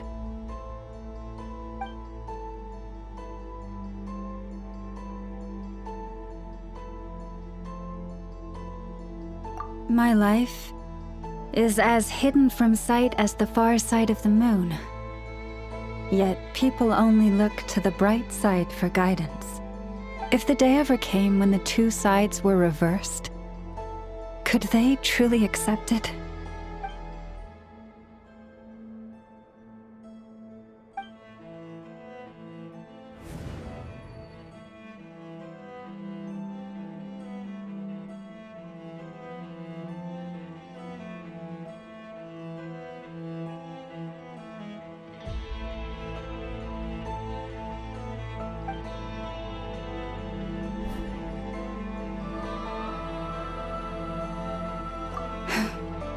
Hearing you say that puts my heart at ease. Mm-hmm. And if there's anything we can do to help the Frost Moon Scions, just let us know. Our priority, right now, is reclaiming our relic from the Fatui. But I now understand that the day I will tell everyone the truth is no longer far off.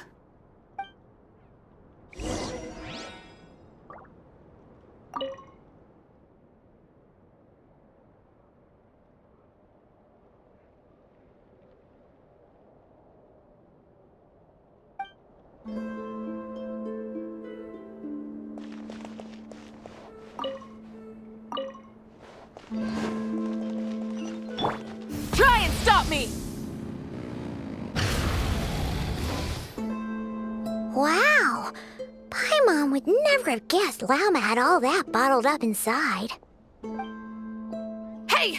Watch your step! Ah! What's wrong? Oh, you scared Paimon. You scared me there too. Almost stepped right into one of my traps. A trap? Why would you leave a trap somewhere like this? Well, it's not like this is a main path. And besides, we Frost Moon Scions would recognize it instantly.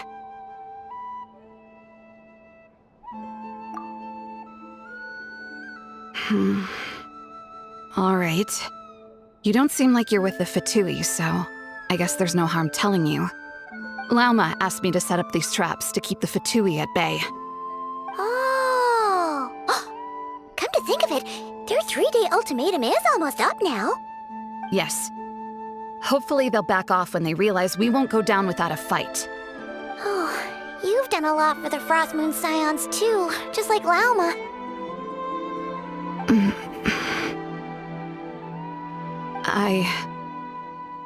Philomena?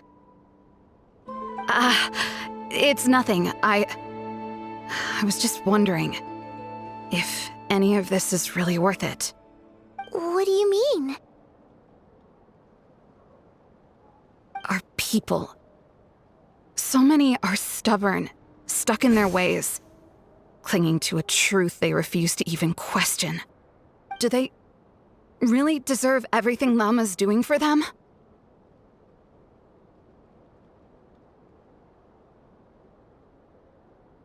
Afraid. Huh. I suppose. Maybe you're right. No. I shouldn't be saying this. Just forget it, okay? Bye. Huh? Why did I say all that? Or really, why am I still doing any of this? Either way, this will be my final night with the Frost Moon Scions. Wow, She sure took off fast. So, are we heading back to the flagship for a break, or what?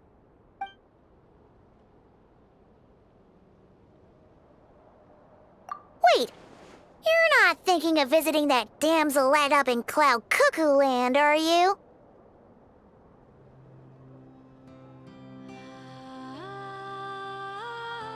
Huh. Given who she is, pushing her won't get us anywhere. Hey! Why don't we... Let's bring her something tasty!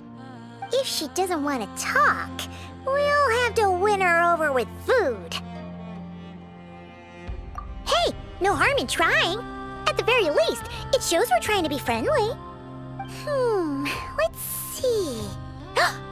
How about an F is 9.12 out of 10 berries and fried meat, the Frost Moon Scion's boon of the day, and one of your signature dishes. Your choice. Should be a good mix of meat and veggies. There's bound to be something she likes.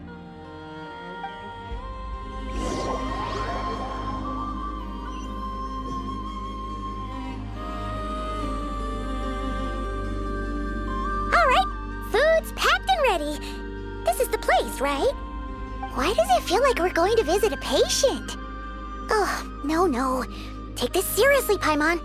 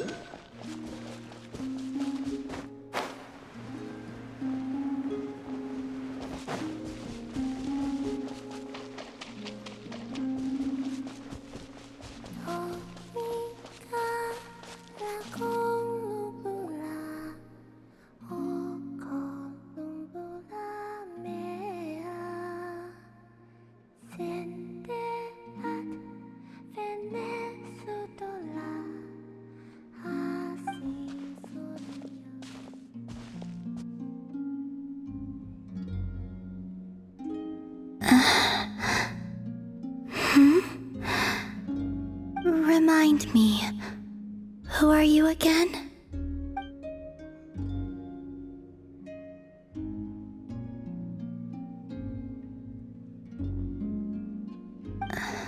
A different one floats by your side today. A different one? What's that even supposed to mean? Ugh, there goes Paimon's perfect conversation starter. Hi there! Paimon is Paimon, and this is the Traveler.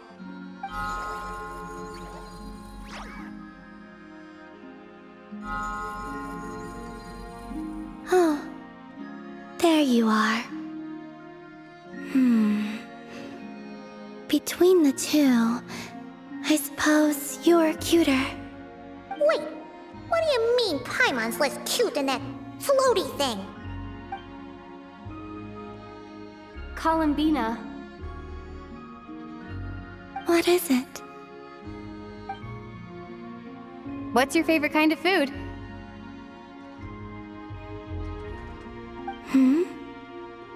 Is this a treat? Or an offering? Let's go with treat. Anyway, this is all the Traveler's cooking, so please, help yourself.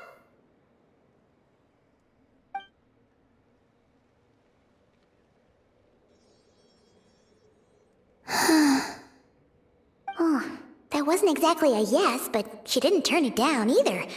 What could she be thinking?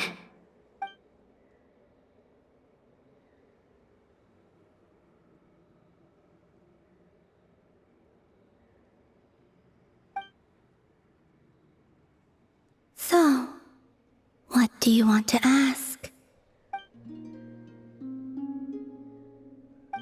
She's actually playing along! Quick, now's our shot!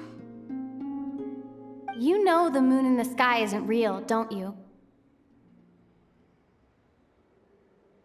I know there is only one moon in the sky. It is simply that some can see it, and some cannot. What does it mean to you?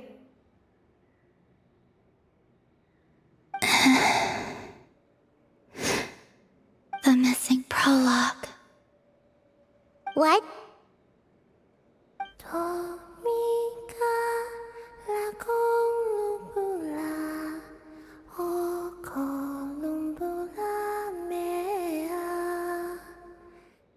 Huh? What does that mean? Isn't she going to explain herself? Can you tell me more about that melody? You were humming it last time too. It must be important to you.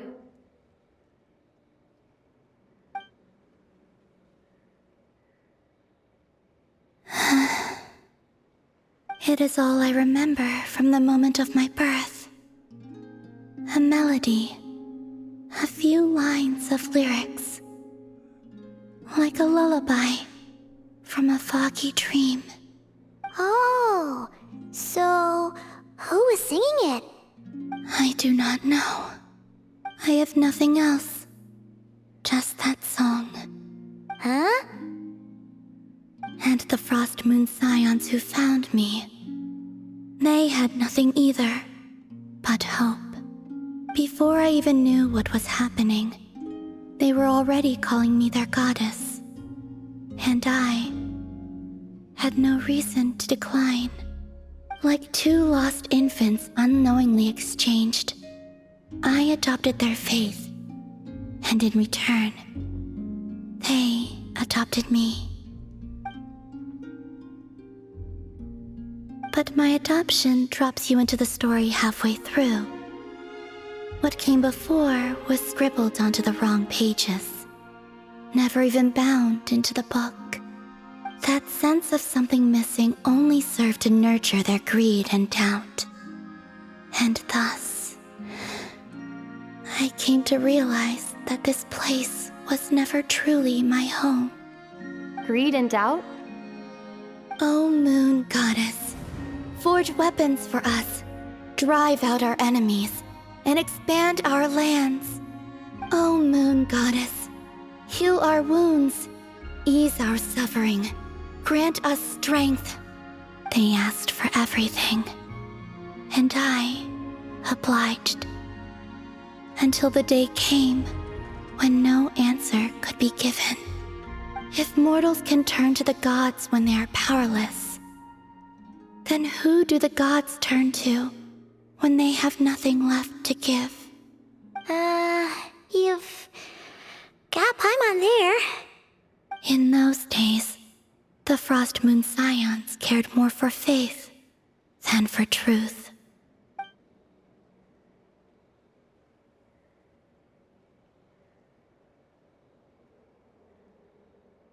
Reality rewrote the sky in words I could not understand.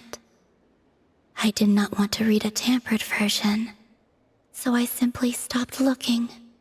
The real beginning of my story lies up there, on the moon, forever beyond my reach. Like a message carved for blind hands, sealed away where no fingers can find it. Huh. So that's how it is.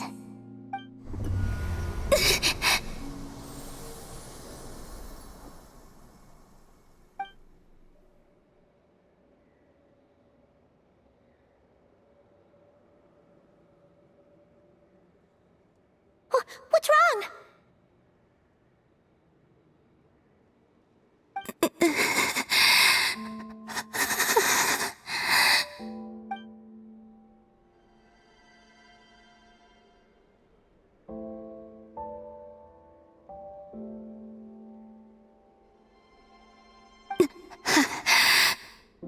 You should go.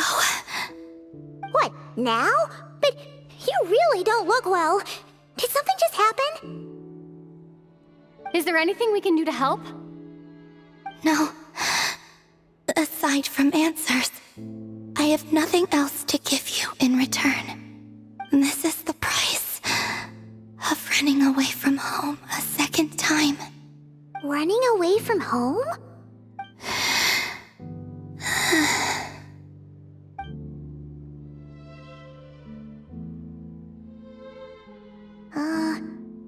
Is she heading towards the food? Did all of Paimon's questions make her hungry? Do you still have many questions? I know I should offer more in return for your kindness, but I'm feeling a little worn out. Oh, we're so sorry about that. But Tsaritsa was right. Freedom always comes with a price. She said I could treat the Fatui as a second family, a second home. But in the end, they were no different. All they wanted in truth was my power as the moon goddess. I'd rather not dwell on such unhappy memories.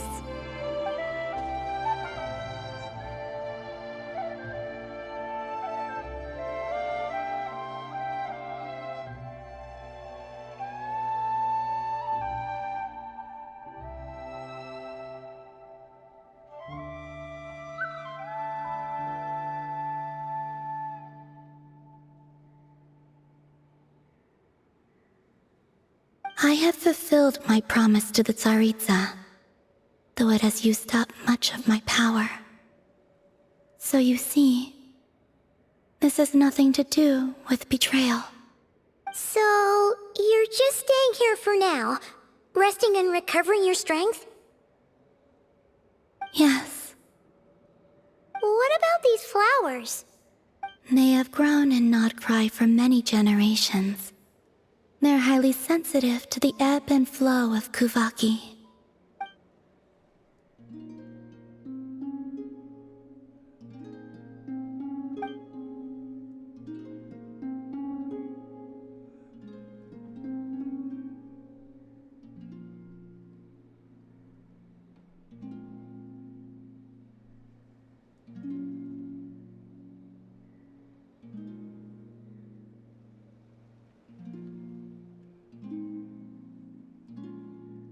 At times, I thought about using that relic the Frost Moon Scions had hidden away. I could sense the power within it. But going out is such a hassle.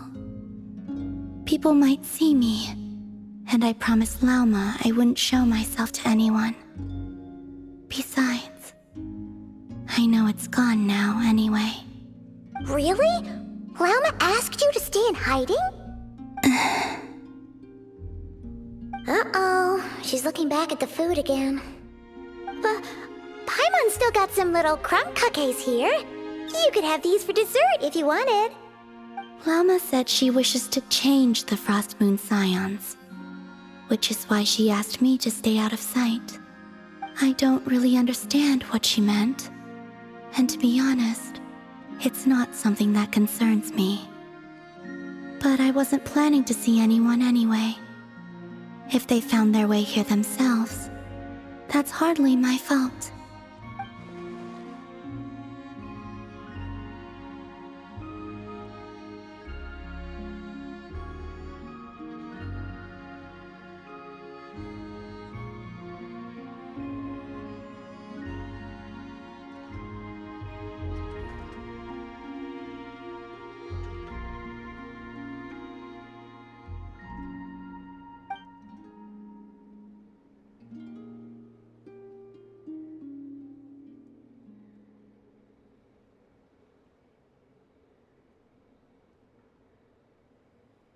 Lauma, the Maiden of the Grove.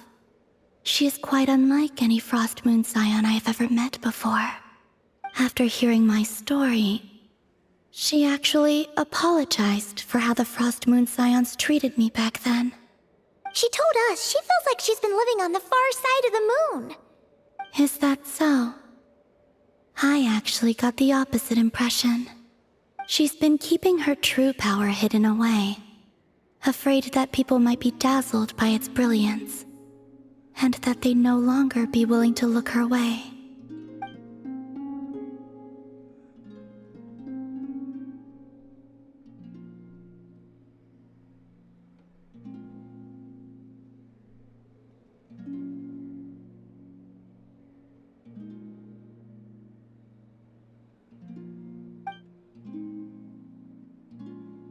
So, what do you wish for now?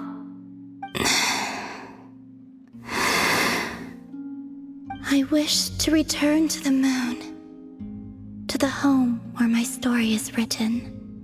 Right now, that is all I wish for.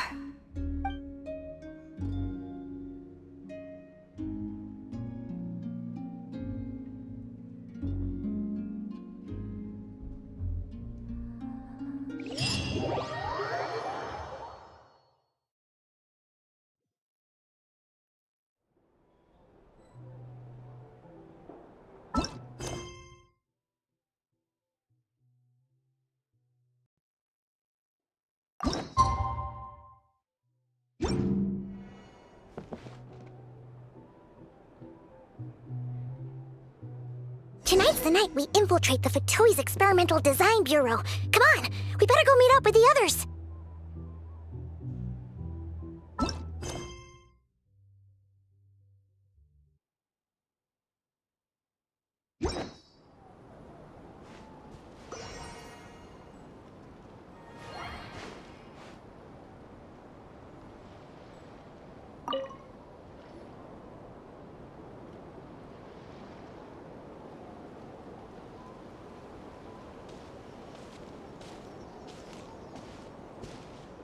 Huh?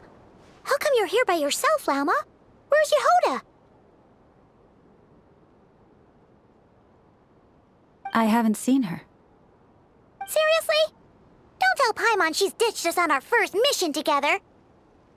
I don't believe so. Nefer and I have our differences, but that shouldn't interfere with our shared objective. Recovering the relic is my duty. But as far as she's concerned, there's plenty to gain here too. In Nodcry, it's common knowledge that the Curatorium has a nose for profit and opportunity. The same way aphids flit from flower to flower in a never-ending quest to make honey. Huh. Sounds like you know her pretty well. Still, Yehoda sure is taking her sweet time.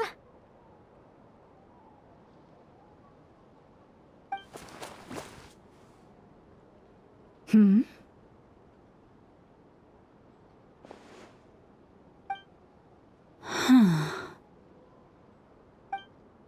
I believe we may have misjudged and underestimated Miss Yehoda.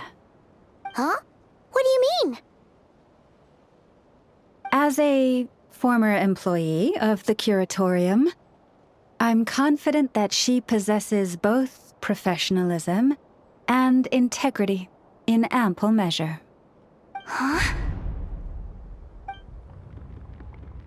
Ah! What was that noise? The sound of a wavering conscience, perhaps? Ah! Whoa! Something just fell down. Hello, everybody! What kind of an entrance is that? Wait a second. Have you been hiding nearby this whole time? Yeah. I was just, scouting things out from up high. Darn it. How did Jane Doe even notice me up there? I can't believe I'd only realized I'd run out of smoke bombs this morning. What if something goes wrong inside? How am I supposed to make a quick getaway now? Thought I could just hang back and wait for the clients to get cold feet. But nope. Turns out they're all completely fearless. Don't they know how scary the Fatui are? Really sorry, everyone. Truth is, just as I was heading out this morning, I discovered I'd run out of a super important, completely essential, absolutely indispensable piece of equipment. gonna do? Well, as I see it, there are two options. Plan A is we take a detour to Nasha Town to restock, though who knows if any shops will still be open this late. Plan B is we call it quits right here, disband the team, and I'll go home. My place is only like a 10-minute walk from here, so... Personally, I vote Plan B. Bada bing, bada boom!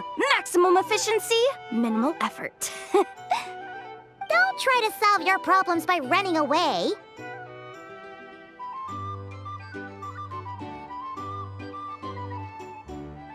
Not a fan of either?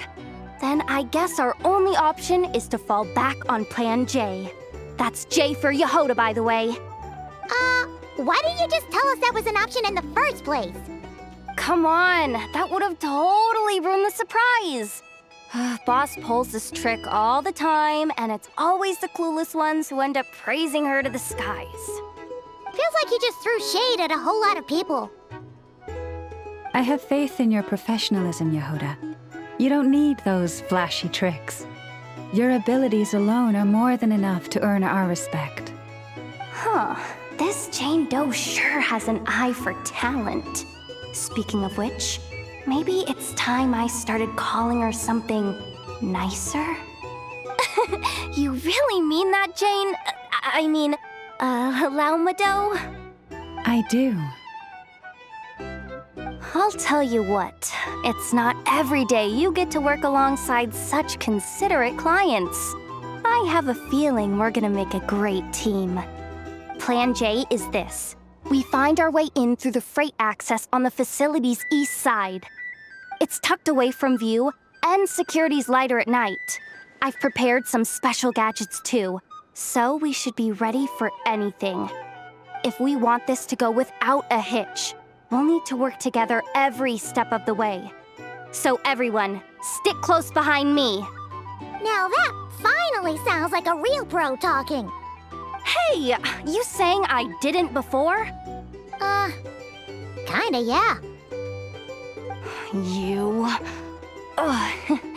Never mind. A top-tier treasure hunter like me never lets the naysayers get to her. All right, let's go over what we agreed on yesterday. The goal of infiltrating the Kuvaki Experimental Design Bureau is to locate and, if possible, recover the relic that the Fatui stole. We also need to figure out why they built the facility in the first place. I'm worried that they've set their sights on the ancient moon's remnants on Hisi Island too. Well, now that we've got a plan, time to get this show on the road.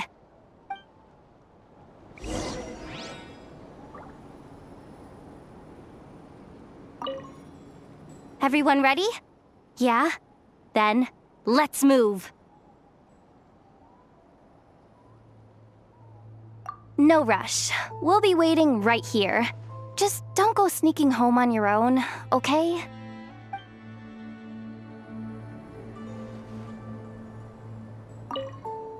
Everyone ready? Yeah? Then, let's move. All right then. Let's get this job done.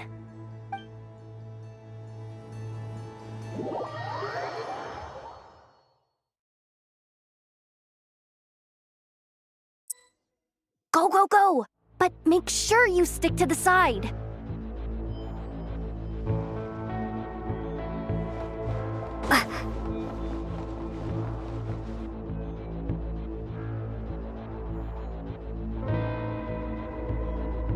Just as I thought.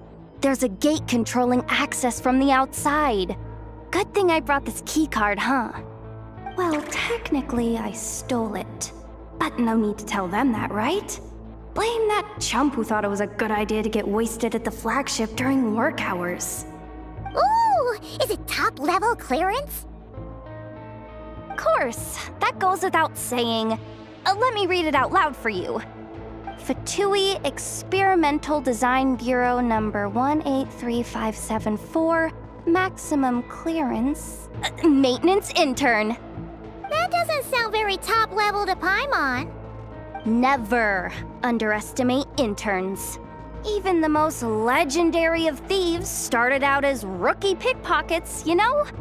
Besides, if it wasn't for this person's selfless generosity, we wouldn't be able to just waltz in like this, would we? Feels like you're trying really hard to change the subject. Allow me to teach you the first rule of treasure hunting.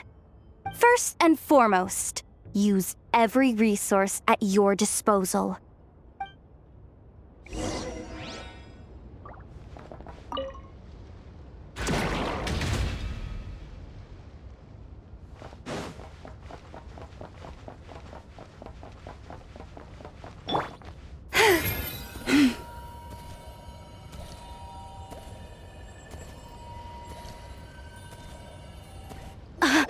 I get it now.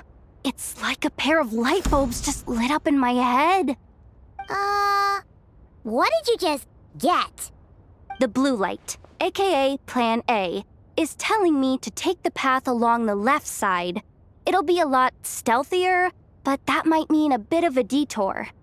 The red light, aka Plan B, is saying, just charge straight in.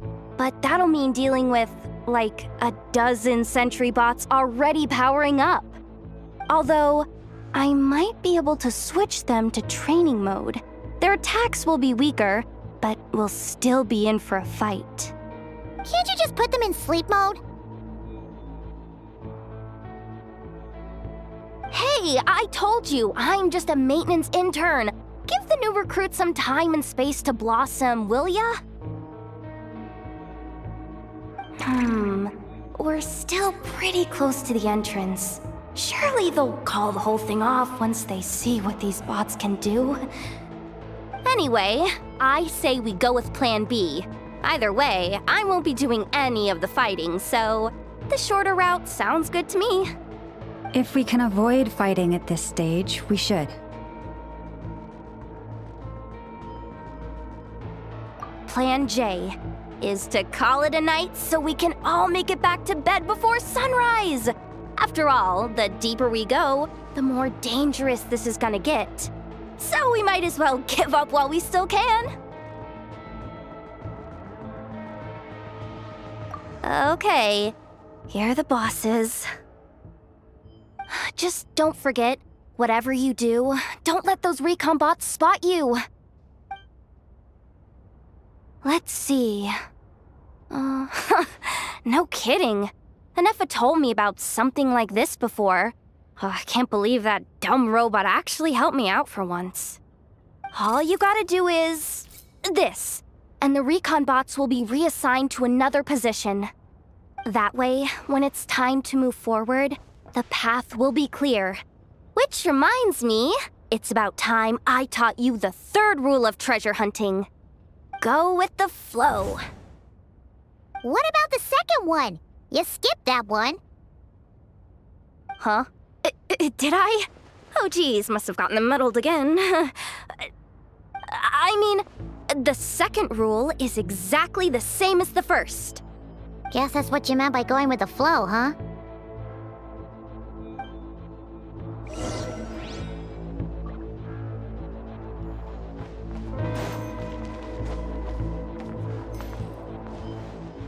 Yeah.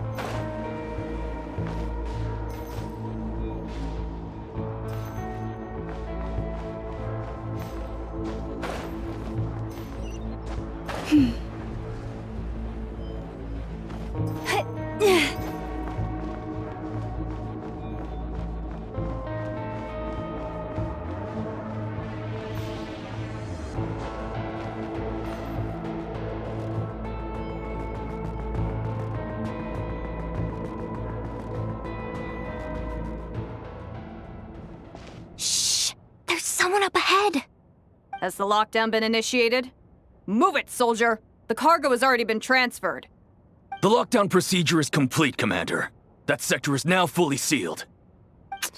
The night shift. Just our luck. Don't they usually handle deliveries during the daytime? There's not supposed to be anyone here. We've come this far already, and they're really trying their best. If I suggest backing out again, it's not gonna look good. Come on, brain. Think!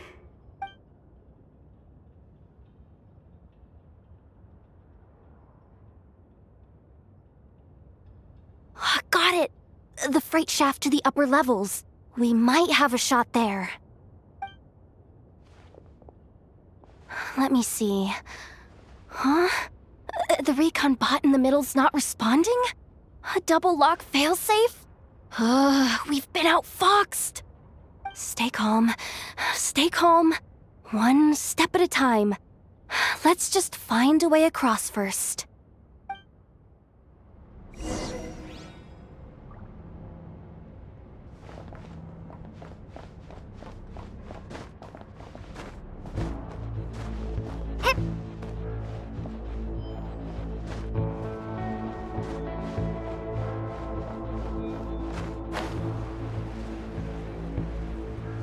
Hey! Another control terminal!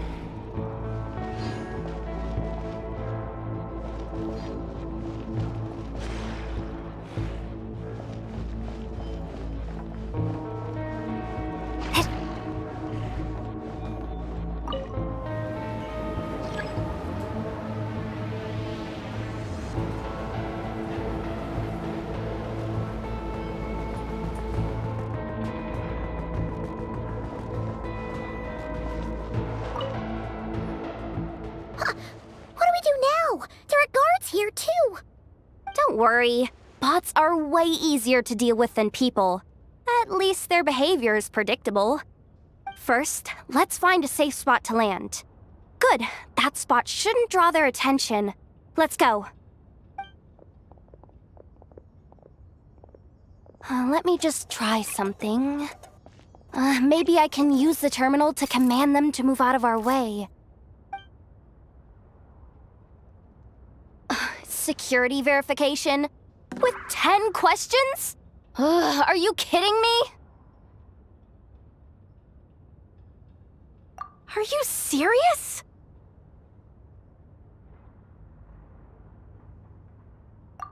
Doesn't she trust me? Or is she just trying to make things easier for me? No. Judging from her body language, she really isn't afraid of the Fatui. What kind of person is she? And what has she been through? So brave. It's kinda scary. Yehoda? No complaints from me. You go for it. Then let's make this quick.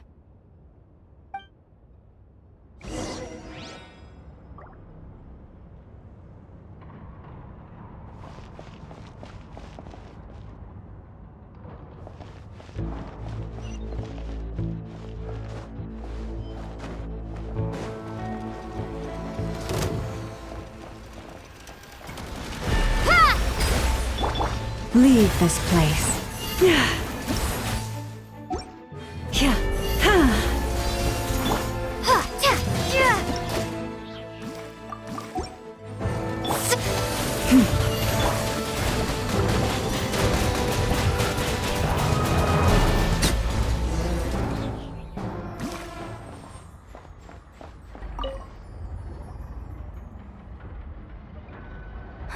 Didn't think they'd even cut off the supply of Kuvhaki.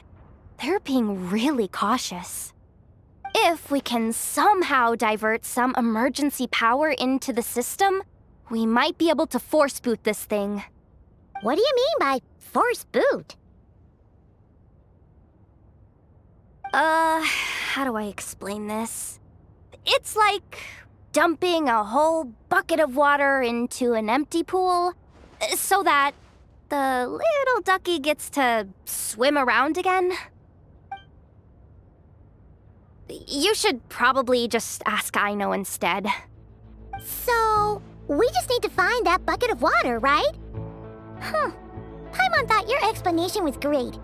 Kinda adorable. In a childish sort of way. Hey, you could have just skipped that last part. Here, bucket, bucket, bucket. Where are you hiding? Judging from the concentration of Kuvaki, over there. Wow, you can sense that, Laumado? That's incredible.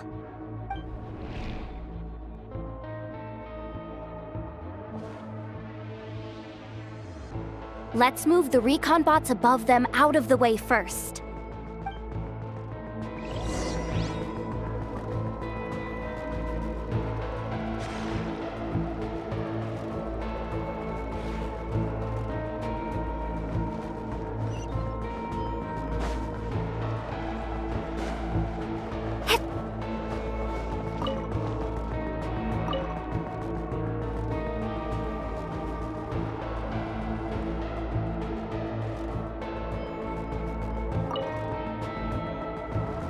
All right, that should keep the alarm from going off.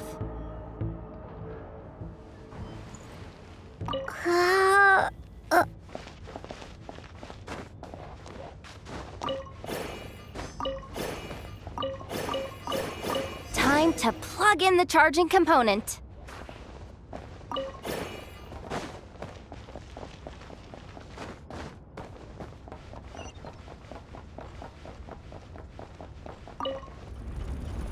Up and running at last. Let's hope nothing else goes wrong. Please, everyone, step inside.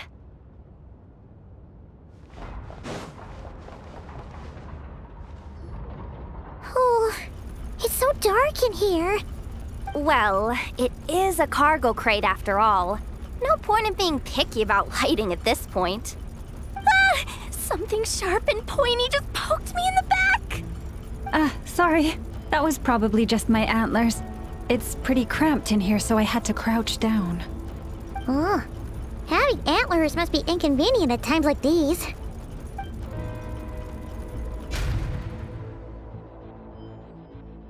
Ah! What's going on? Don't tell me something's gone wrong already. Looks like there was only enough juice in the emergency power supply to lift us this far up. Ugh. Awkward. Am I gonna get docked for this? Based on the boss's policy of docking pay for every screw-up, No, wait a sec. I've already been fired. Doesn't look like it's moving again anytime soon. I think we can get through if we follow the ventilation duct along the outer wall. The entrance has gotta be somewhere. Don't worry, this was totally part of the plan.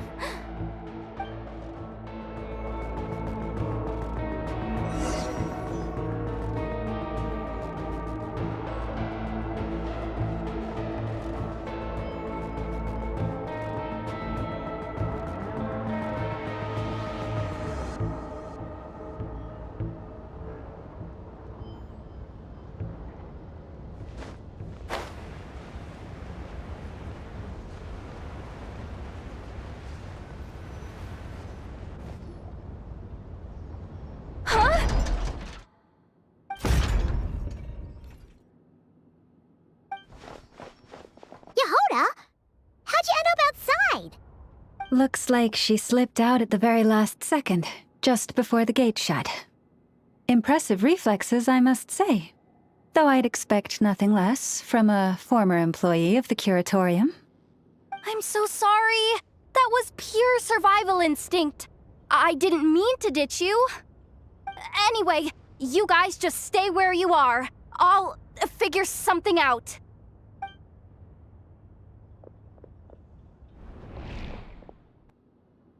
Hey, there's a terminal nearby. Hang tight! Can you hear me now?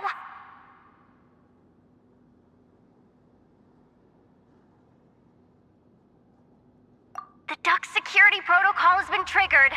The gate must have dropped when it detected a living presence. Wait, so we're trapped in here? I'm checking what I can do from this end. Watch out for the laser up ahead. What laser?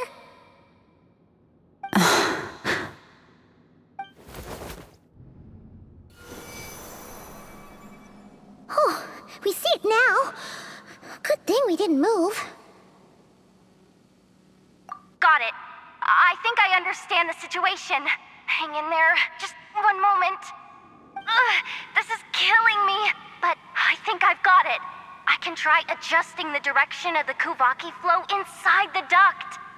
If I've got this right, you might just be able to dodge the lasers by utilizing the Kuvaki's pull in reverse. Oh, Paimon thinks she gets what you mean. But I can't see where you are from here, so I'll need your constant input. Just tell me what to do. I'll follow your lead.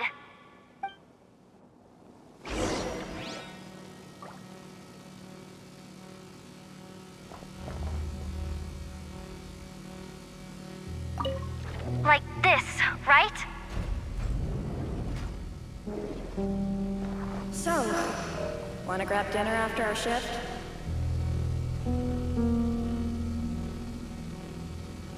How about the flagship? Too far. And besides, we're not exactly in with the locals.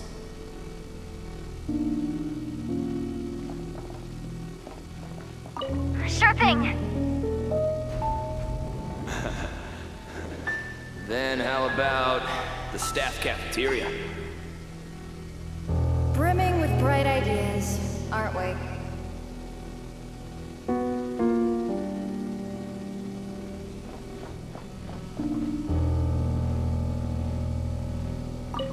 Like this, right?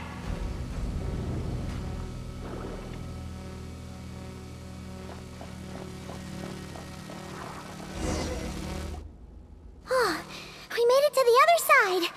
And all thanks to Yehoda. Well, but the gate hasn't opened. How's she gonna meet up with us? Yehoda! No irregularities detected in the duct. Confirm. Confirm. Confirm. Ugh, just confirm the command already, you useless excuse for a terminal. You piece of robo-junk, you mindless pile of scrap! What the? Insufficient clearance? Of course, I don't have the clearance! You oversized... Ugh, ow! Go with the flow, Yehoda. Go with the flow. If the others make progress, that's great. But you can't bank on it. You've never been one to depend on others. So it's about time you stepped up to the challenge. Deep breaths. Stay calm. My priority right now is getting my hands on a high-level access card. That way, I can override the security protocol. Senior maintenance staff. Only they can access the core sector. But hey, there's always someone careless enough to hide a spare key under the flower pot by the door. Which means there's a good chance there's a duplicate lying around somewhere in the control room. Even if I can't get into the control room myself, doesn't mean I can't rely on some external help. If I can take control of one of those guard bots, maybe I can use it to search for the access card. This is crazy, Yehoda! You're all alone. You've got nothing. And yet, you're charging ahead like fear's a foreign concept. Maybe that's exactly why. 'Cause I've got nothing left to lose! Confirm! Am I a genius? Whoa, this feed's super clear. This is gonna be a piece of cake. Wait a second. This thing's not a guard bot. It's a janitor bot.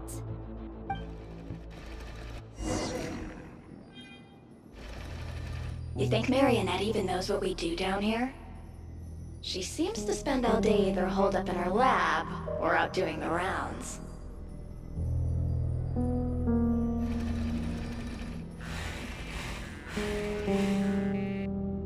a mess over there. Go clean it up. Why? Planning to skim a little off the top?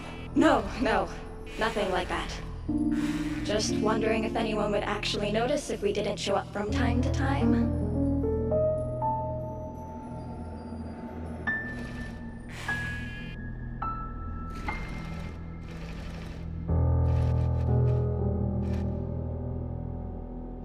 Let me see. Ah, there it is! Hey! Why'd you stop? You haven't finished sweeping that corner. But, I can see the card from here. Guess I have no choice but to swallow my pride and stay in character for now. Sweep up the crumbs by my feet. Yeah, good luck with that. What are you gonna do when they ask for a progress report?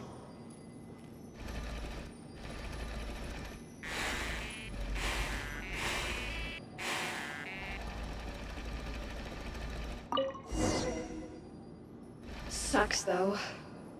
Finally sent somewhere warmer than Snezhnaya, yet we barely get to see the outside world.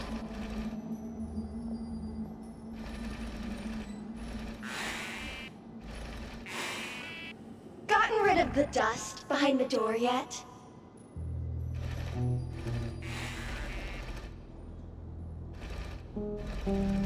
Come on. Where's that bot passage when you need it? There! Oh, the terminal's just ahead.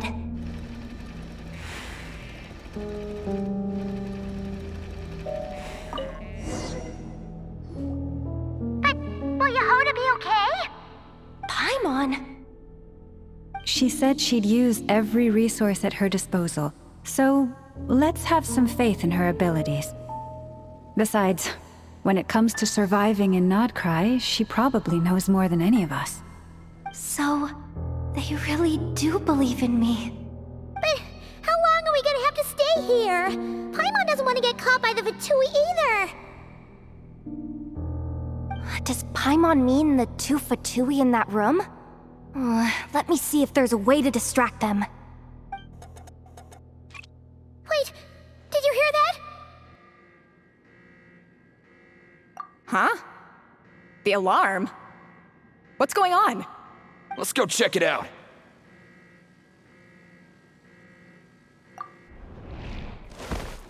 This looks like somewhere important, but there's nothing here.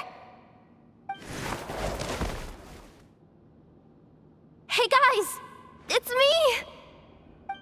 Yehoda, are you okay? I'm fine. I managed to swipe a high-level access card and triggered an alarm to draw the guards off. But we don't have much time.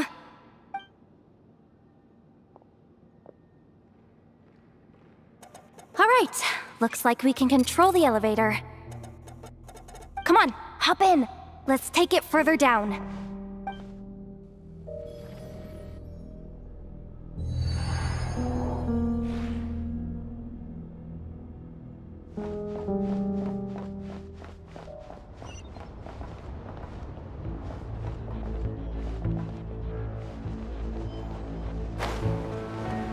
We should be able to use the terminal to move the drawbridge.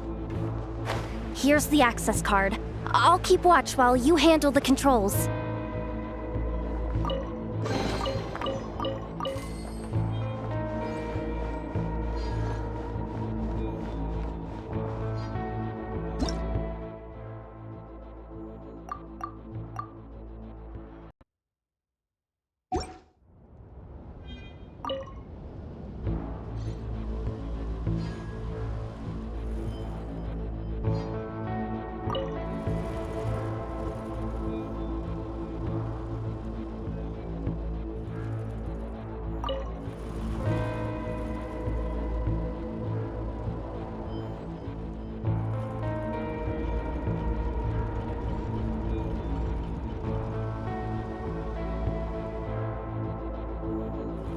All done.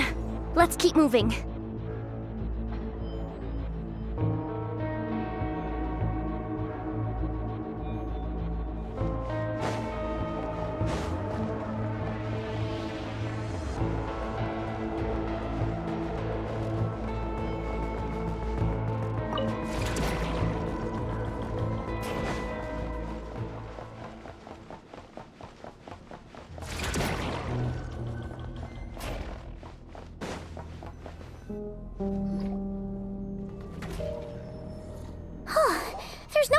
here!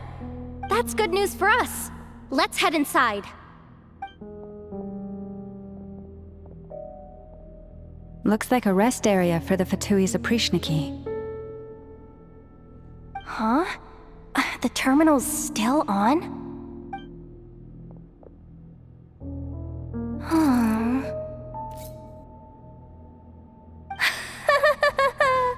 Looks like that good news is now half good news, half bad news. What do you mean? Well, it seems like that alarm I just triggered was so high level that even the guards in the rest area went to investigate. That's the good news, by the way. And what's the bad news? The bad news is that once they realize it was a false alarm, they're bound to circle back and check this floor. And then we're toast. So we've got to move fast here. If you need me to run a quick search, say the word.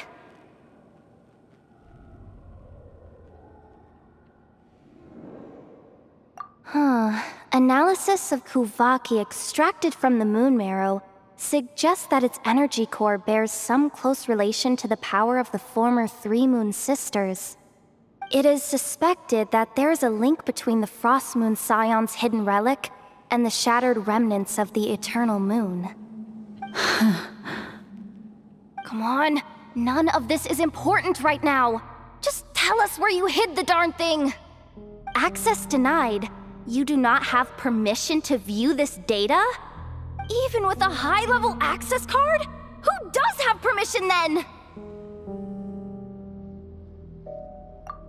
Good idea. Pulling it right away. Wow. What's with that huge hollow structure down below? That might just be it. Secluded, out of the way.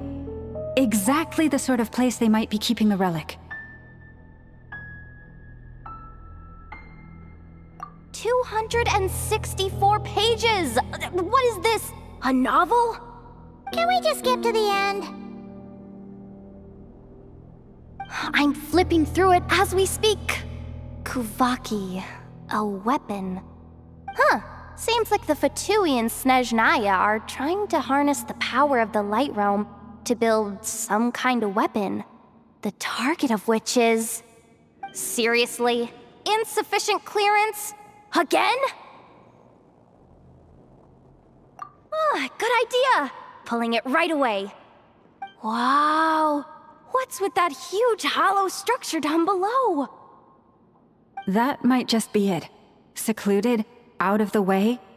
Exactly the sort of place they might be keeping the relic. Looks like that's about all our current clearance gives us access to. Based on what we know so far, it seems like the rest must be hidden inside that massive hollow beneath us. I could sense something beneath the water down there. Something unsettling. If they've gotten their hands on the moon marrow, odds are it's hidden down there too. And here I thought we were almost done. But nope, we're going deeper and deeper into the danger zone. Chin up, Yehoda. Once this job's done, you're buying yourself the biggest nod-crying hot dog in town. Deal's a deal.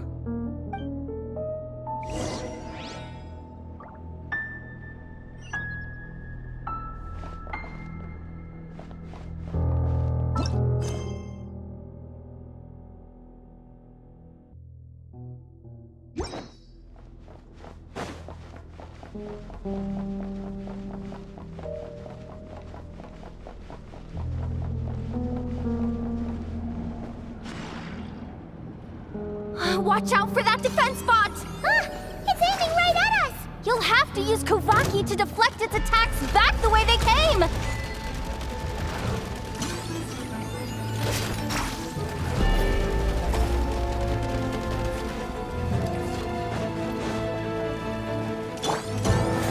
For the everlasting forest.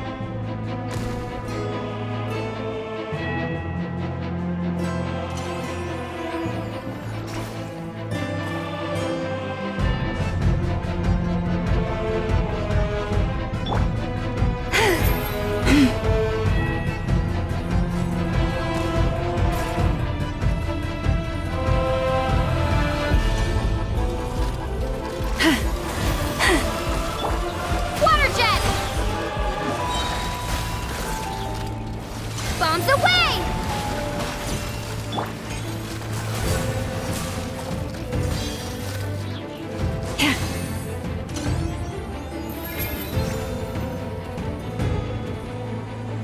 You poor lost lamb.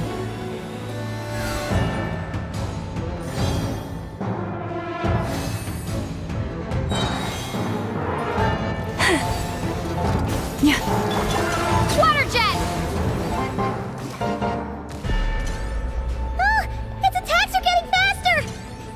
Almost there. We're almost there.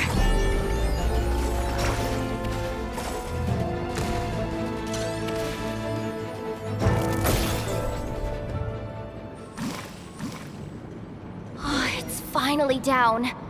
Quick, let's hurry down to the lower level before we're spotted.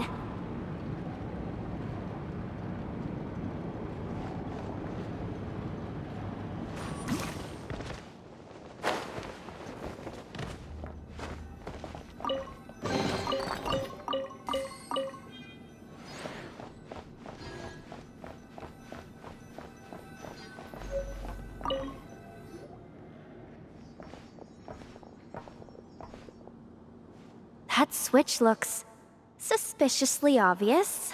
No way I'm pulling that. But you guys, go ahead. Hey, you spotted it first. Shouldn't you be the one to pull it? Not a chance.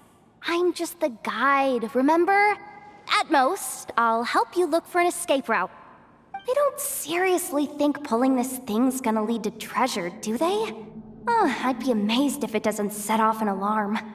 Besides, I didn't even bring my smoke bombs. Which reminds me of the actual second rule of treasure hunting. Better safe than sorry.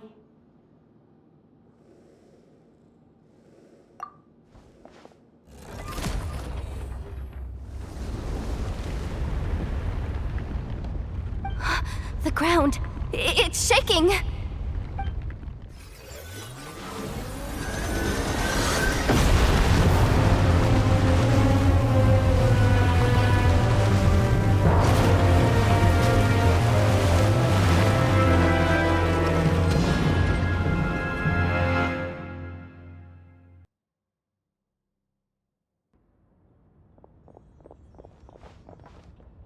Wait, did the surface of the water open up? This is bad. This is really bad. I'm getting put on the Fatui's blacklist for sure. Don't worry, Yehoda. You've helped us so much. If they try anything, we'll protect you. Aww.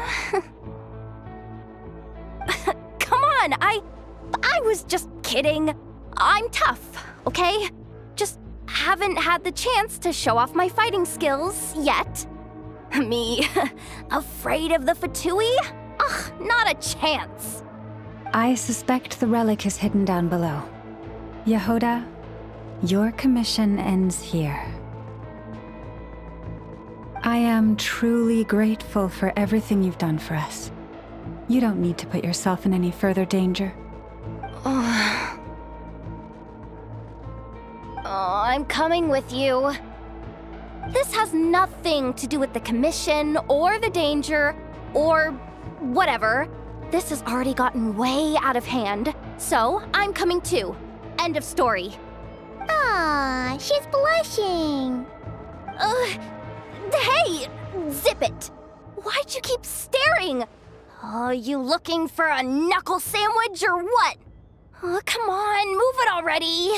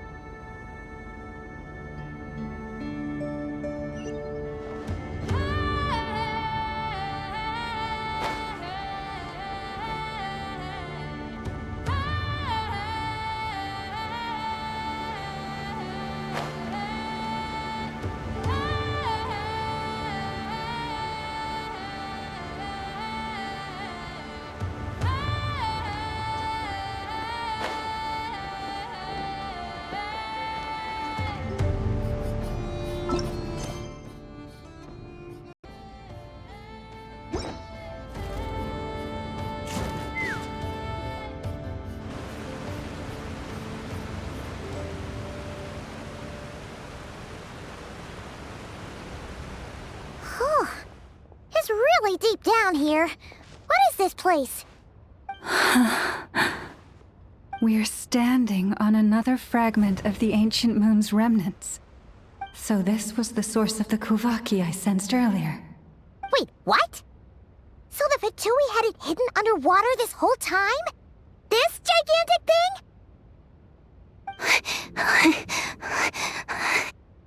Yehoda, you've been kinda quiet since we got down here. What? Me? Have I? It's nothing. Really. We're doomed. How are we even supposed to get back up from here? Oh, my grappling hook's not nearly long enough. And if someone spots us here after all that commotion, we'll be sitting ducks!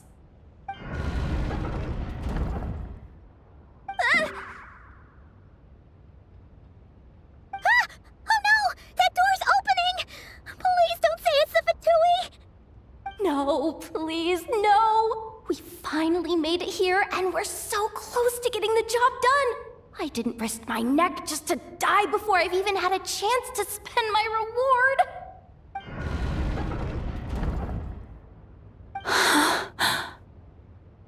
What happened? Why did the underwater barrier open?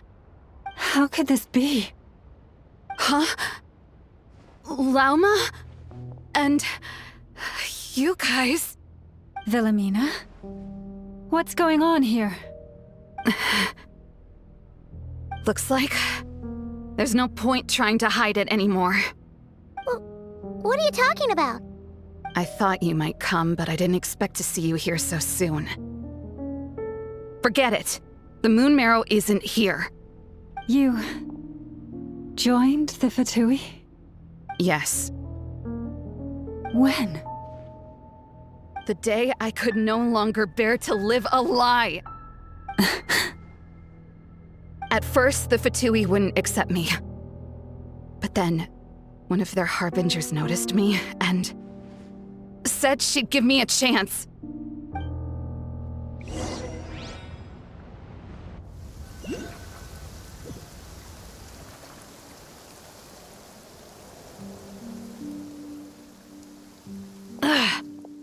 Lost them again.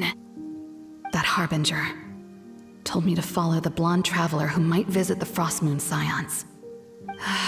Easier said than done, though. The animals are on alert at night. If they see me, Llama will catch wind of what I'm doing sooner or later. Am I really doing the right thing? No. It's too late to turn back now. The empty prayers, the stubborn displays of faith like Cappy's today. This isn't the life I want. Huh? Is that... the Traveler's back. I won't let her slip away this time. Wait, who's that with her? They look so alike. They seem to be heading towards the statue of Kotar.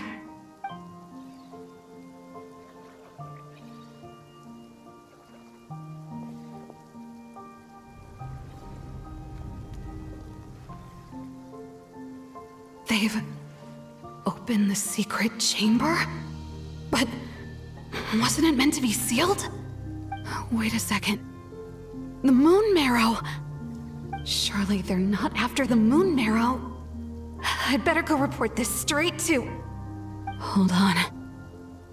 If they do actually make it to the final room, then maybe I'll be able to get my hands on the relic. The one thing the Fatui have been after this whole time. If someone's going to take it, it might as well be me. This could be my ticket to joining them.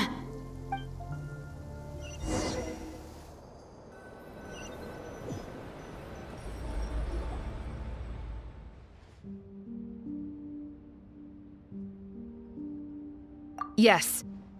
And in your final moment of hesitation, I took the chance. And then you gave it to the Fatui? But when When we talked to you before, you seemed so genuinely worried about Lauma. Because I thought she was as fed up with the Frost Moon Scions as I was. We grew up together, Llama. I know you were chosen to be the next Moon Chanter when you were just a child. They never gave you a choice in that. I saw the look in your eyes when you were treating that child. That sense of helplessness. Surely you too must see that this blind, inherited faith of ours is simply holding us back. If our prayers are never answered, then why keep praying? Do they really deserve all of your devotion? Or are you trapped by the responsibilities they imposed on you? So those are your reasons for wanting to leave the Frost Moon Scions? Isn't that reason enough? When we pray to the moon, we do so to show our gratitude for the life it granted us long ago. It reminds us to strive for something higher within ourselves. But I know that's not what you want to hear. You're right, Philomena. I have indeed kept secrets from you.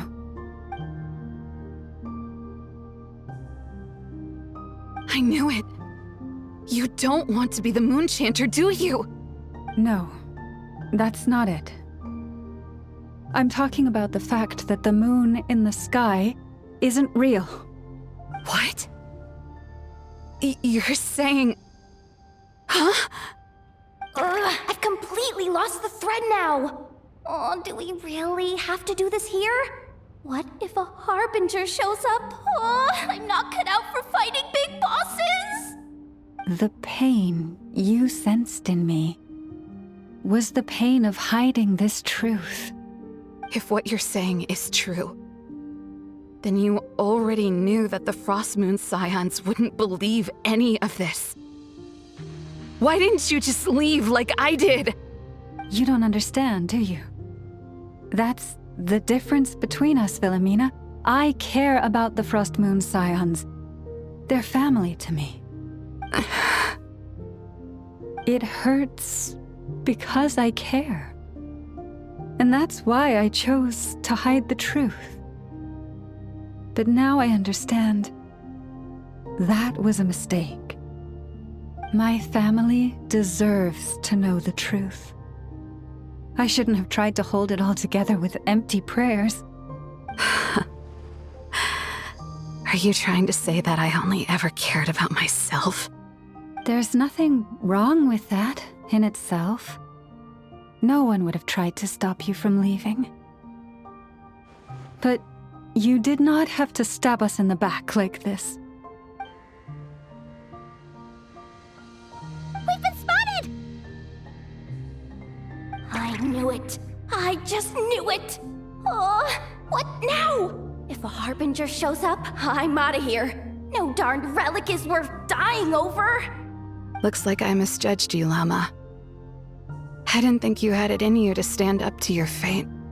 Turns out, you are a great Moon Chanter after all. But you were right about one thing. I haven't considered Hisi Island my home for a long time now. Bosses, time to go.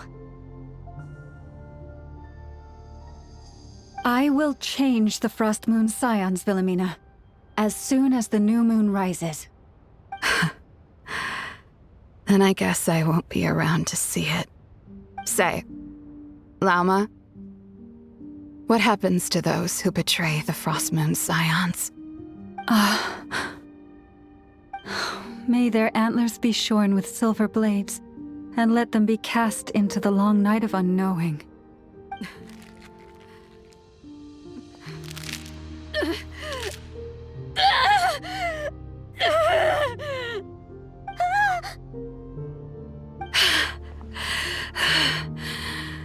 I have honored the ways of the Frost Moon Scions one last time. Think of it as a gesture of respect, Llama. There they are! Lauma? Marionette has the moon marrow. She went to Star Sand Shoal. Don't flatter yourself now. I'm not trying to atone. I just don't believe you'll actually be able to change them.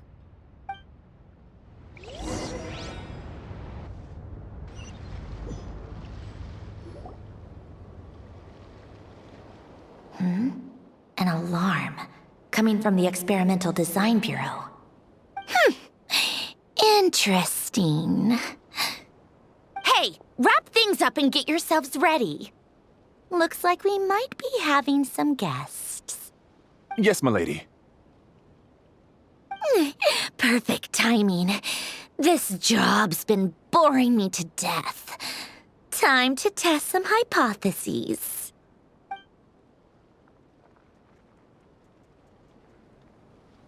Bosses! I mean, esteemed clients. I mean, generous benefactors. Wait up! Come on! Sure you don't want to consider heading home first and coming back another day? Nasha Town's that way. You are aware that this is the way too. A little ahead of schedule, aren't you? Oh no, it really is a harbinger this time. Marionette. So you are here after all. Hand over that relic right now. It belongs to the Frost Moon Scions. You mean that thing your antlered turncoat brought us? I have never much cared for trophies given up without a fight. But watching you tear each other apart over it? Priceless. I'm not in the mood for warnings today. Ooh, how frightening. Had I a Trimble function, I'd have rattled off at least a dozen screws by now. Or perhaps I've just set my sense of humor parameter too high. Were you trying to be funny just now? You don't honestly believe you're a match for me, do you? Go on then. Let's serve our guests a little appetizer.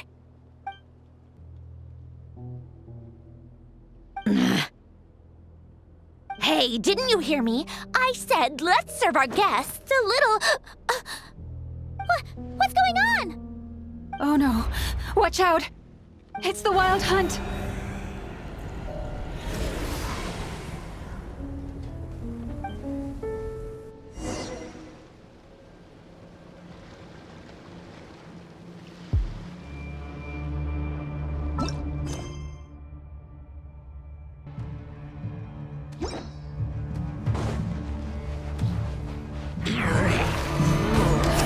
Shine down!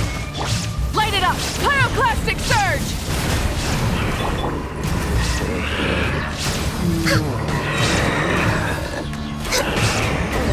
For Rex Lapis! We're way behind schedule. Healthy body, healthy mind.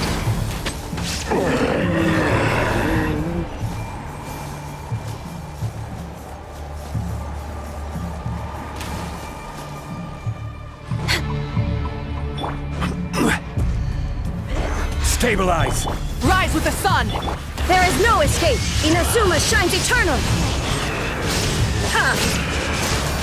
This is order! Access denied! These things just keep coming! Isn't there anything we can do?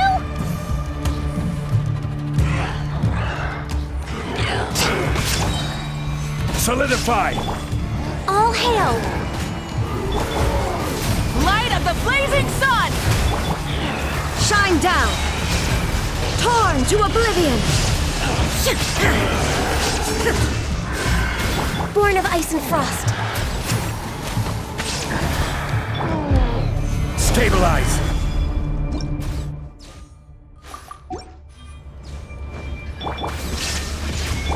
Light it up! Wrath from the skies! I will have order!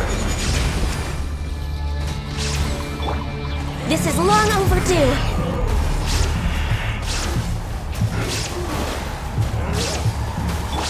Now you shall perish!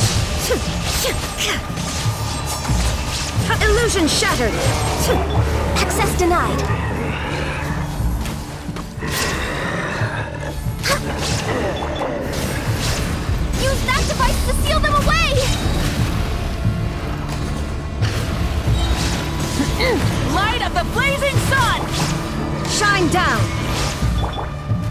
Gather! Order guide you! Burn it down!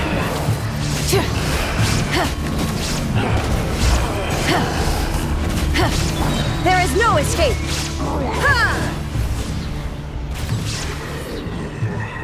Torn to oblivion! Is that it? Oh, at least that's what the Lightkeeper's handbook says. Careful! It's not over yet!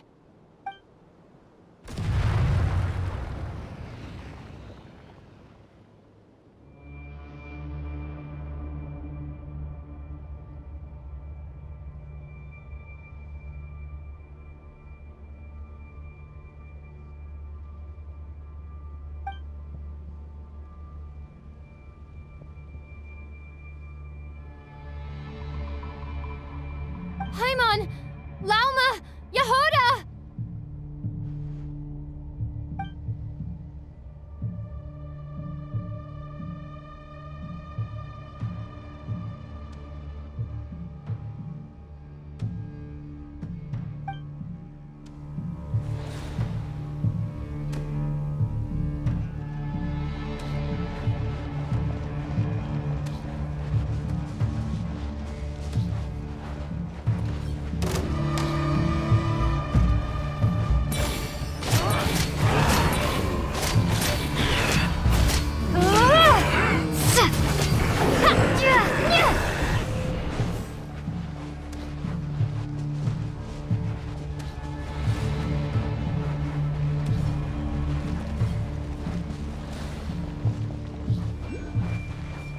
Lumine! Wait, what was that?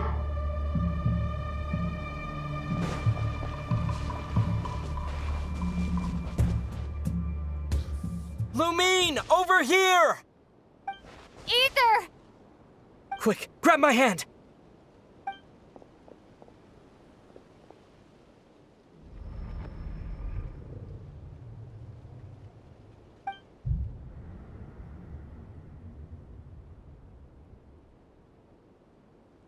Lumine, what's wrong? Why are you here at all, Ether? What do you mean? If I may be so bold, what does family mean to you? Why were you after the Moon Marrow that night, Ether? Among those who entered the final chamber, there was either someone with impure intent, or else an abyssal presence. We can talk about that later. Tell me why, Ether.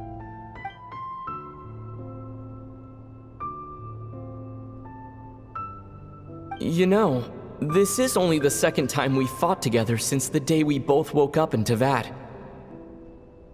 No. Lumine!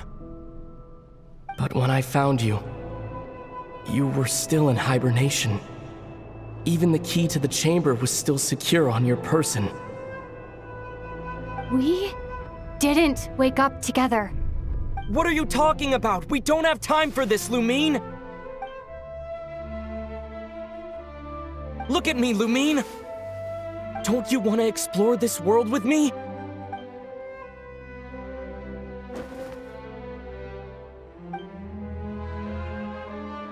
You think I'd lie to my little sis?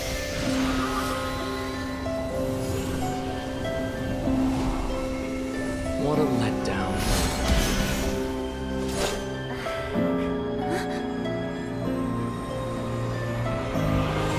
Go get it from me, Lumine!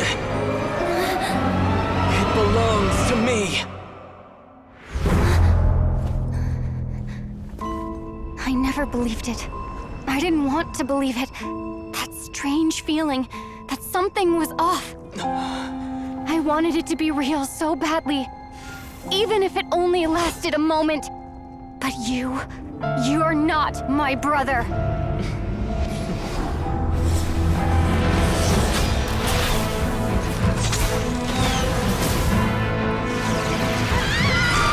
Moon Goddess, please save us! Why is this happening to us?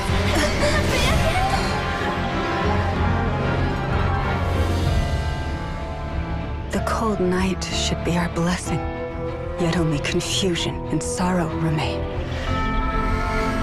The truth may yet lie beyond the sky, but must we become lost because of it? Standing before you, as a scion of Hyperborea and the Frost Moon's emissary, I say this.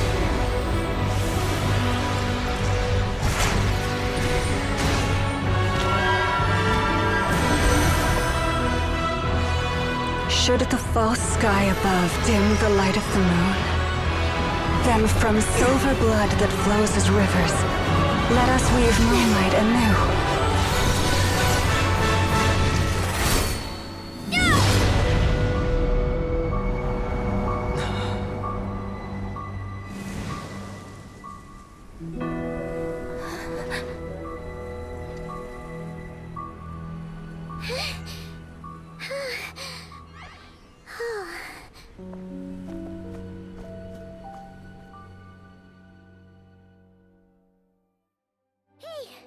Is everyone okay?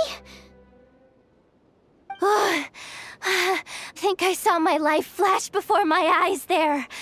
Oh, good thing Laumado was there to save the day. Are you all right, traveler?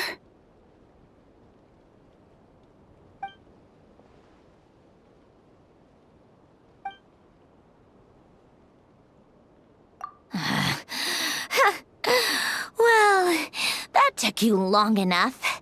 Seriously, how many of you are there? Pathetic. Oh no. Oh, I spoke too soon. Totally forgot we still have a Harbinger to deal with.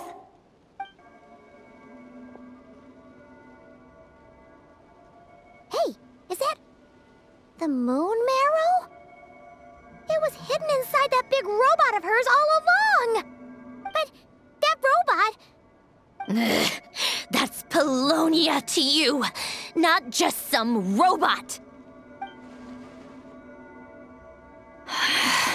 Take it and get lost. Huh? You're just giving it to us?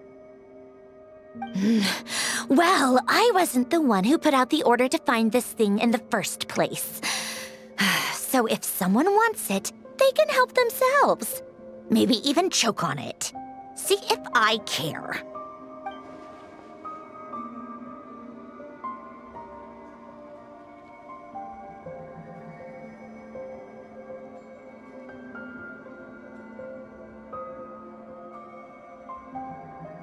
So, are you waiting for me to change my mind or what? I'd be more than happy to pick up where we just left off. But I should warn you, I'm in a bad mood right now. Let's go. Fine by me. Totally, completely, absolutely on board with that.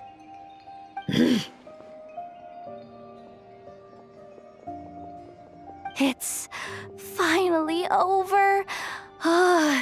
If that doesn't make the most thrilling commission of the year, I don't know what will. Looks like the Fatui are all gone now. Lauma?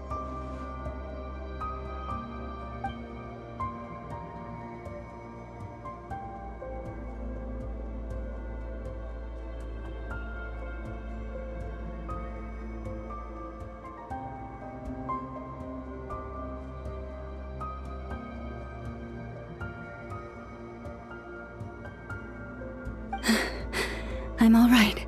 It's just been so long since I truly felt the power of the moon. I thought I sensed the wild hunt nearby. Don't tell me you've already taken care of it. Hey, it's Flint's!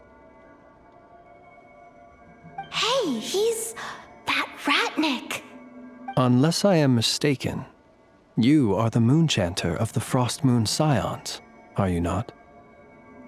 May I ask, what is that in your hand? Please, don't get me wrong. I've been tracking the wild hunt lately, and I've come to suspect that its actions aren't as aimless as they might seem. When I saw what you were holding, I could not help but start connecting the dots.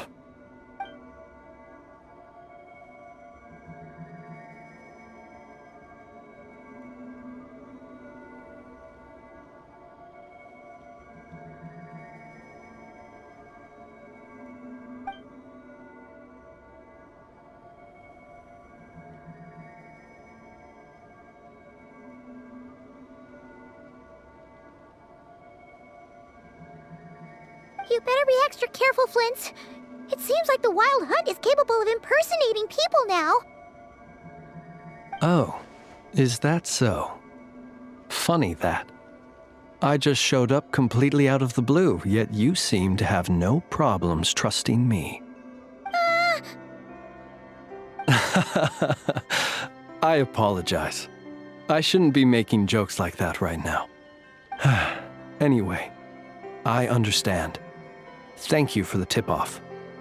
It seems that the Wild Hunt has somehow changed in nature.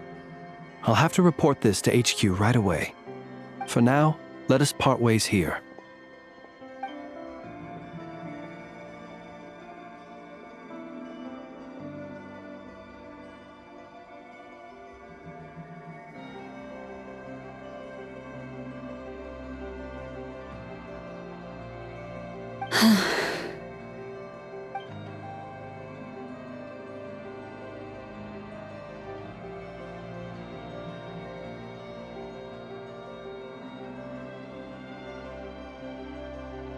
That little joke of his just now sure scared the bejeebies out of Paimon.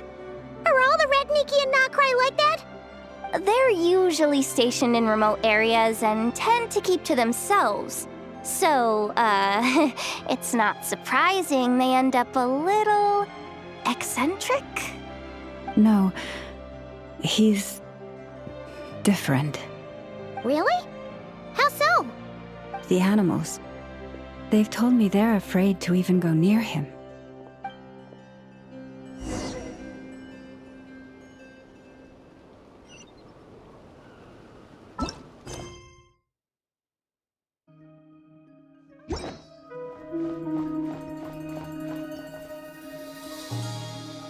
Oh, you're back.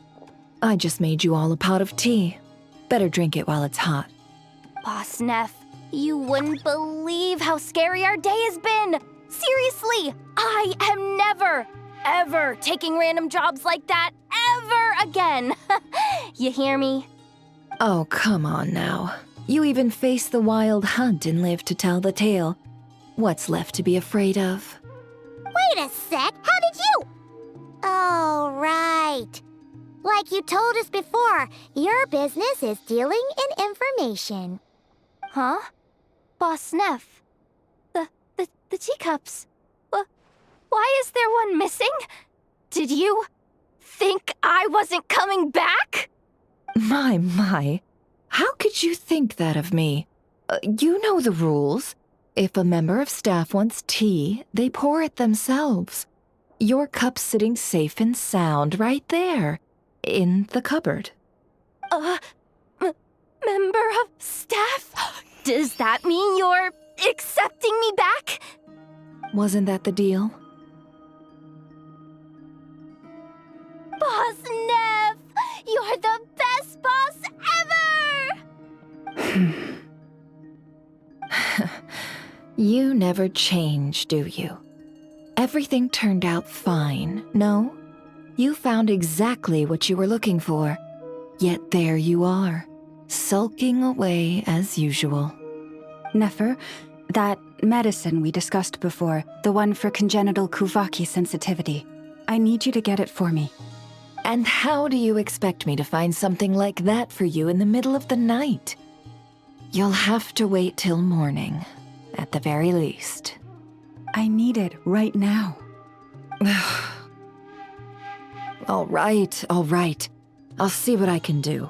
But you know urgent means extra charge, right? Thank you. You know what? You do seem a little different. In a good way? Or a bad way? Who can say?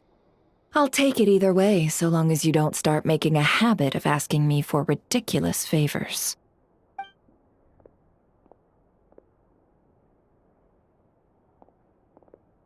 Traveler, Paimon, a lot has happened these past few days. I don't know what I would have done without you. Hey, don't mention it. That's what we're here for.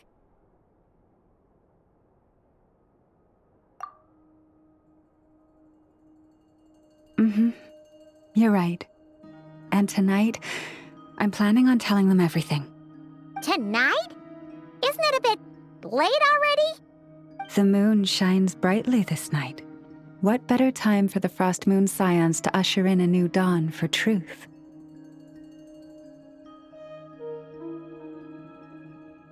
Thank you for your kind words. But before I do, there's one more thing we need to deal with. Oh yeah! Now that we have the moon marrow... You'll have to forgive me. I used too much of my strength in the battle earlier. I fear I won't be able to help you uncover the truth of the past. Not right away, at least. That's fine. We're gonna be in Notcry for a while anyway, so there's no rush, right?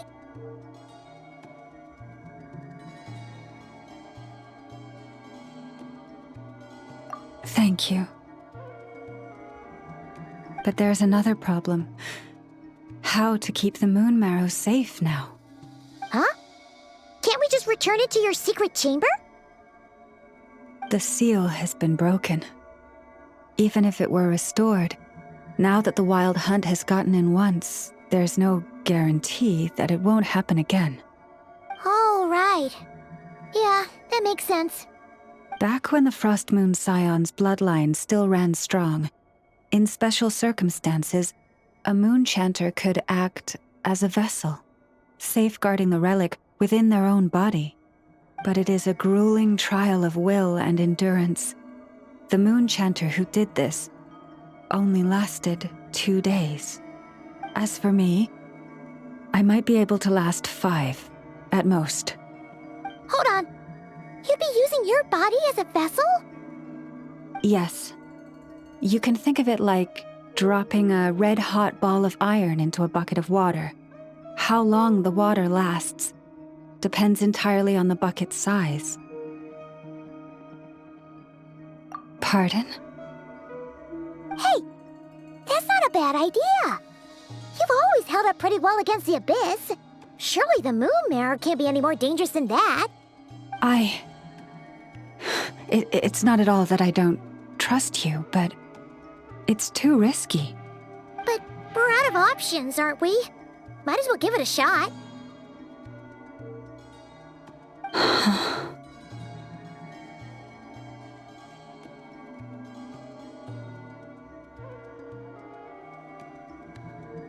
All right. Well, I'll be right by your side. If anything feels off, please tell me immediately.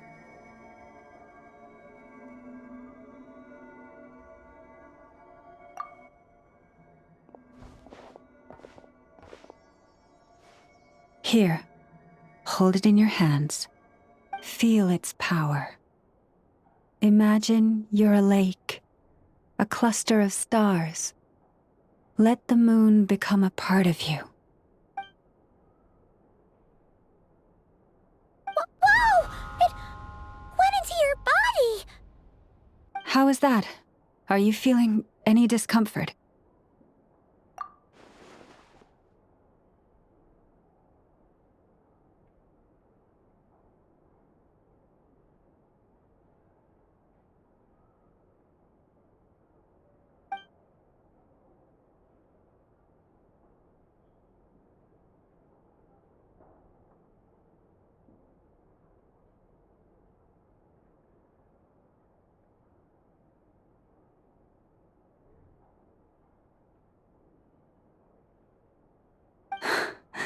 Astonishing. Not even the slightest hint of lingering fluctuations. It's as if all that power just sank to the bottom of the ocean. Well, Looks like we won't have to worry about the wild hunt catching its scent now. Phew! Paimon knew you have special abilities, but still, you never fail to amaze. Hmm? Did I miss something just now? Yes. And it was nothing short of a miracle. Not something I'd be interested in then. Anyway, here's the medicine you asked for.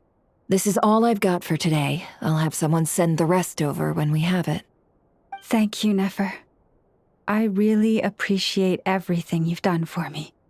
Please stop being so nauseatingly friendly. It's creeping me out.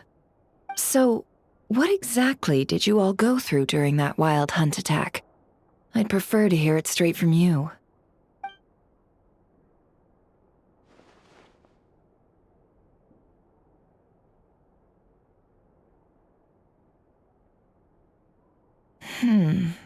A phantom that can mimic the appearance of others. Quite different from what we've seen before. Yeah, and both times it appeared, its goal was pretty clear. It seems like it was after the moon marrow. And on both occasions, it was accompanied by the wild hunt, too. It appears there must be some close connection between the two. I must say, I don't often see you look this serious, Nefer. Too late in the day for thinking, that's all. We'll pick this up again later. You all feel free to keep chatting, though. Just don't forget to lock up when you leave. On that note, Traveler, please keep the moon marrow stored within your body for the time being. We'll take it back off your hands as soon as the wild hunt's been taken care of. Once and for all.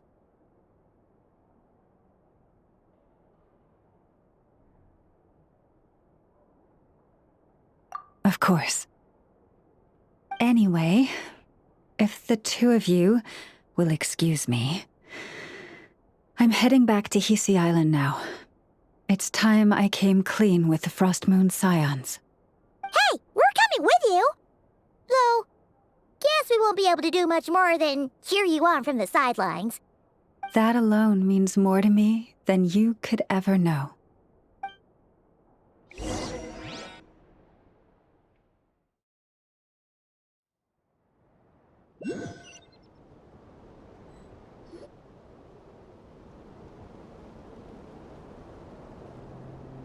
What's going on?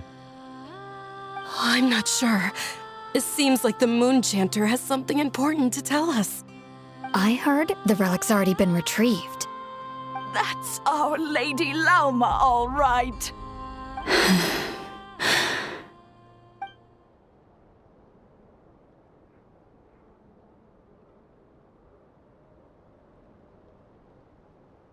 Noble scions of the Frost Moon, my kin beneath the moonlight, I hereby declare the truth to you. Long have our ancestors looked up to the Frost Moon, guided by her serene light. Yet now, she lies hidden beyond the limits of the sky. And so, Lauma began to reveal to the Frost Moon Scions a truth long hidden within her heart. A story of a false moon and the death of gods. Kutar was indeed born of the moon. But that does not give us the right to reap without sowing, nor clothe ourselves without the toil of weaving. As she spoke, some who listened were stunned into disbelief, while others seemed to awaken as if from a dream. From this day forth, the road shall be paved with truth, and we shall pave it ourselves.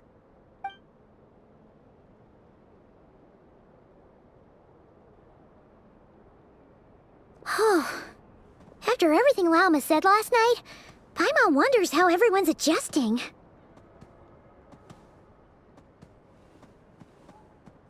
Still, judging by their reactions at the time, it didn't seem as intense as Paimon might have imagined. Says a lot about how much trust she commands, huh? Hey look! It's Lauma! Welcome, both of you. The animals were most lively this morning. They told me of your coming.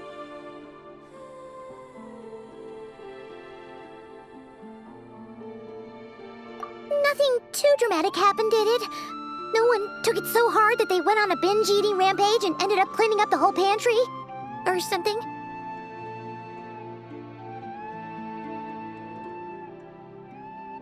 Hey! Paimon's just trying to lighten the mood. Thank you for your concern. Change doesn't happen overnight, and new ideas need time to take root. But nothing as extreme as that has happened, no. Although... Although what? Well, just as I thought might happen, some have chosen to leave the Frost Moon Scions for good. For them, losing their faith was like losing their home. Confusion, frustration, helplessness. I saw it all, reflected in their eyes. Oh. I respect their choice. May they carry the Frost Moon Scions' blessings far and wide, should they be willing to do so. If we meet again someday, perhaps we will be able to sit together and share stories once more.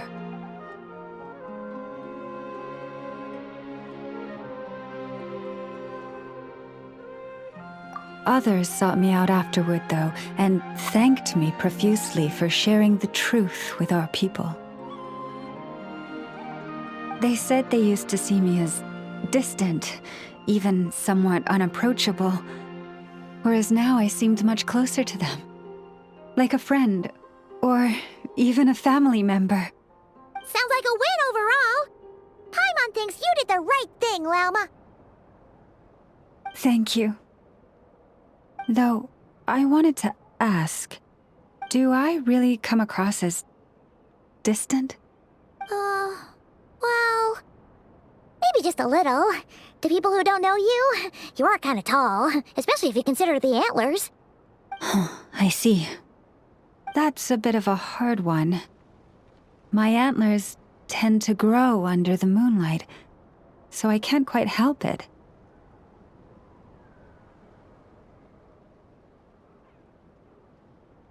It brings me comfort to hear you say that. By the way, how has your body been adjusting to the moon marrow?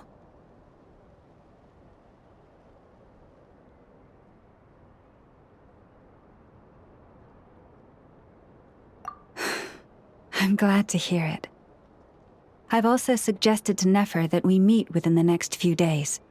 We need to figure out how to counter this new manifestation of the Wild Hunt. But for now, let's just relax. I want to enjoy this feeling a little longer, of finally living on the bright side of the moon.